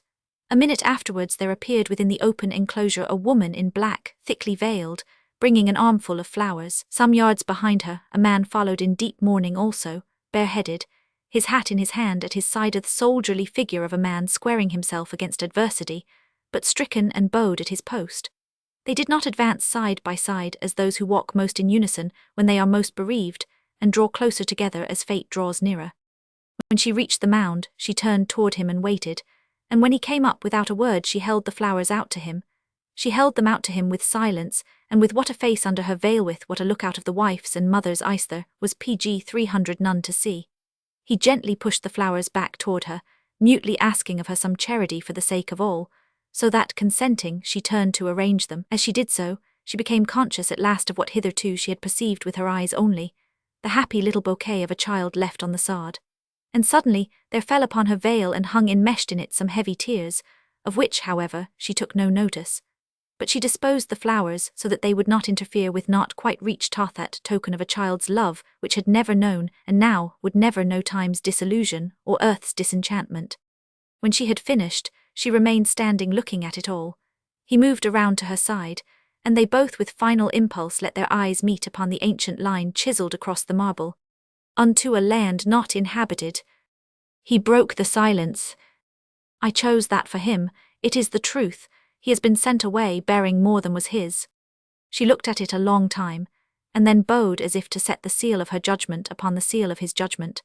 And, moved by some PG 301 pitiless instinct to look at things as they are, the discipline of her years, with a quiet, resolute hand she lifted her veil away from her face. It was a face of that proud and self-ennobled beauty that anywhere in the world gives to the beholder of it a lesson in the sublimer elements of human character. There was no feature of reproach, nor line, nor shadow of bitterness, but the chastened peace of a nature that has learned to live upon itself, after having first cast itself passionately upon others, and that indestructible strength which rests not upon what life can give, but upon what life cannot take away. She stood revealed there as what in truth she was, heroic daughter of the greater vanished people. She dropped her veil and turned away toward the carriage. He drew to her side and unhesitatingly, desolately put his arm around her. She did not yield, she did not decline. She walked with him as though she walked alone. During all the barren, bitter years, she had not been upheld by his arm. Her staff and her support had been her ideal of herself, and of her peeplifter she had faced the ruined ideal of their lives together, and her lost ideal of him. It was yet too soon for his armor, it was too late altogether. PG 302 he withdrew it, and he continued to walk beside her as a man who has lost among women both her whom he had most wished to have, and her whom he might most have had. And so they passed from the scene. But throughout that long obscurity amid which we are appointed to pass our allotted years, it is not the order of nature that all stars within us should rise at once. There are some that are seen early, that move rapidly across our sky, and are beheld no more youth's flaming planets, the influence of which upon us often leaves us doubting whether they were baneful or benign. There are other lights which come out to shine upon our paths and guide us later, and thanks be to nature, until the very last new stars appear. Those who early have left them they love can never know what late radiance may illumine the end of their road, and only those who remain together to the end can greet the last splendid beacons that sometimes rise above the horizon before the dawned true morning stars of many a dark and troubled life. They had half their lives before them, they were growing, unfolding characters, perhaps they were yet to find happiness together. She PG 303 had loved him with a love too single and complete, and she loved him yet too well to accept anything from him a second time less than everything. Happiness was in store for them perhaps, and more children. The working out of this lay with them and their remaining days. But for the doctor, one thing had been worked out to the end, that year by year he was to drive along turnpikes and lanes alone, that every spring he was to see the sower go forth in the fields, that with his whitening hair he was to watch beside the beds of sick children, and often at night under his lamp to fall asleep with his eyes fixed upon the world's path of lessening pain. When the two were gone, it was a still spot that afternoon with the sunlight on the grass. As the sun began to descend, its rays gradually left the earth and passed upward toward the pinnacles of the pines, and lingering on those summits a while, it finally took its flight back to the infinite. Twilight fell grey, darkness began to brood, objects lost their outlines, the trees of the enclosure became shadows. These shadows in time became as other realities. The sturdy young evergreen planted beside the PG 304 boy as his forest counterpart, having his shape and size, now stood there as the lad himself wrapped in his overcoat, crimson-tipped madcap little fellow who had gamboled across the frozen fields that windy morning toward his Christmas festival. In this valley of earth, he stood there holding upright for all to see the slab on which was to be read his brief ended tale. Unto a land not inhabited. The end.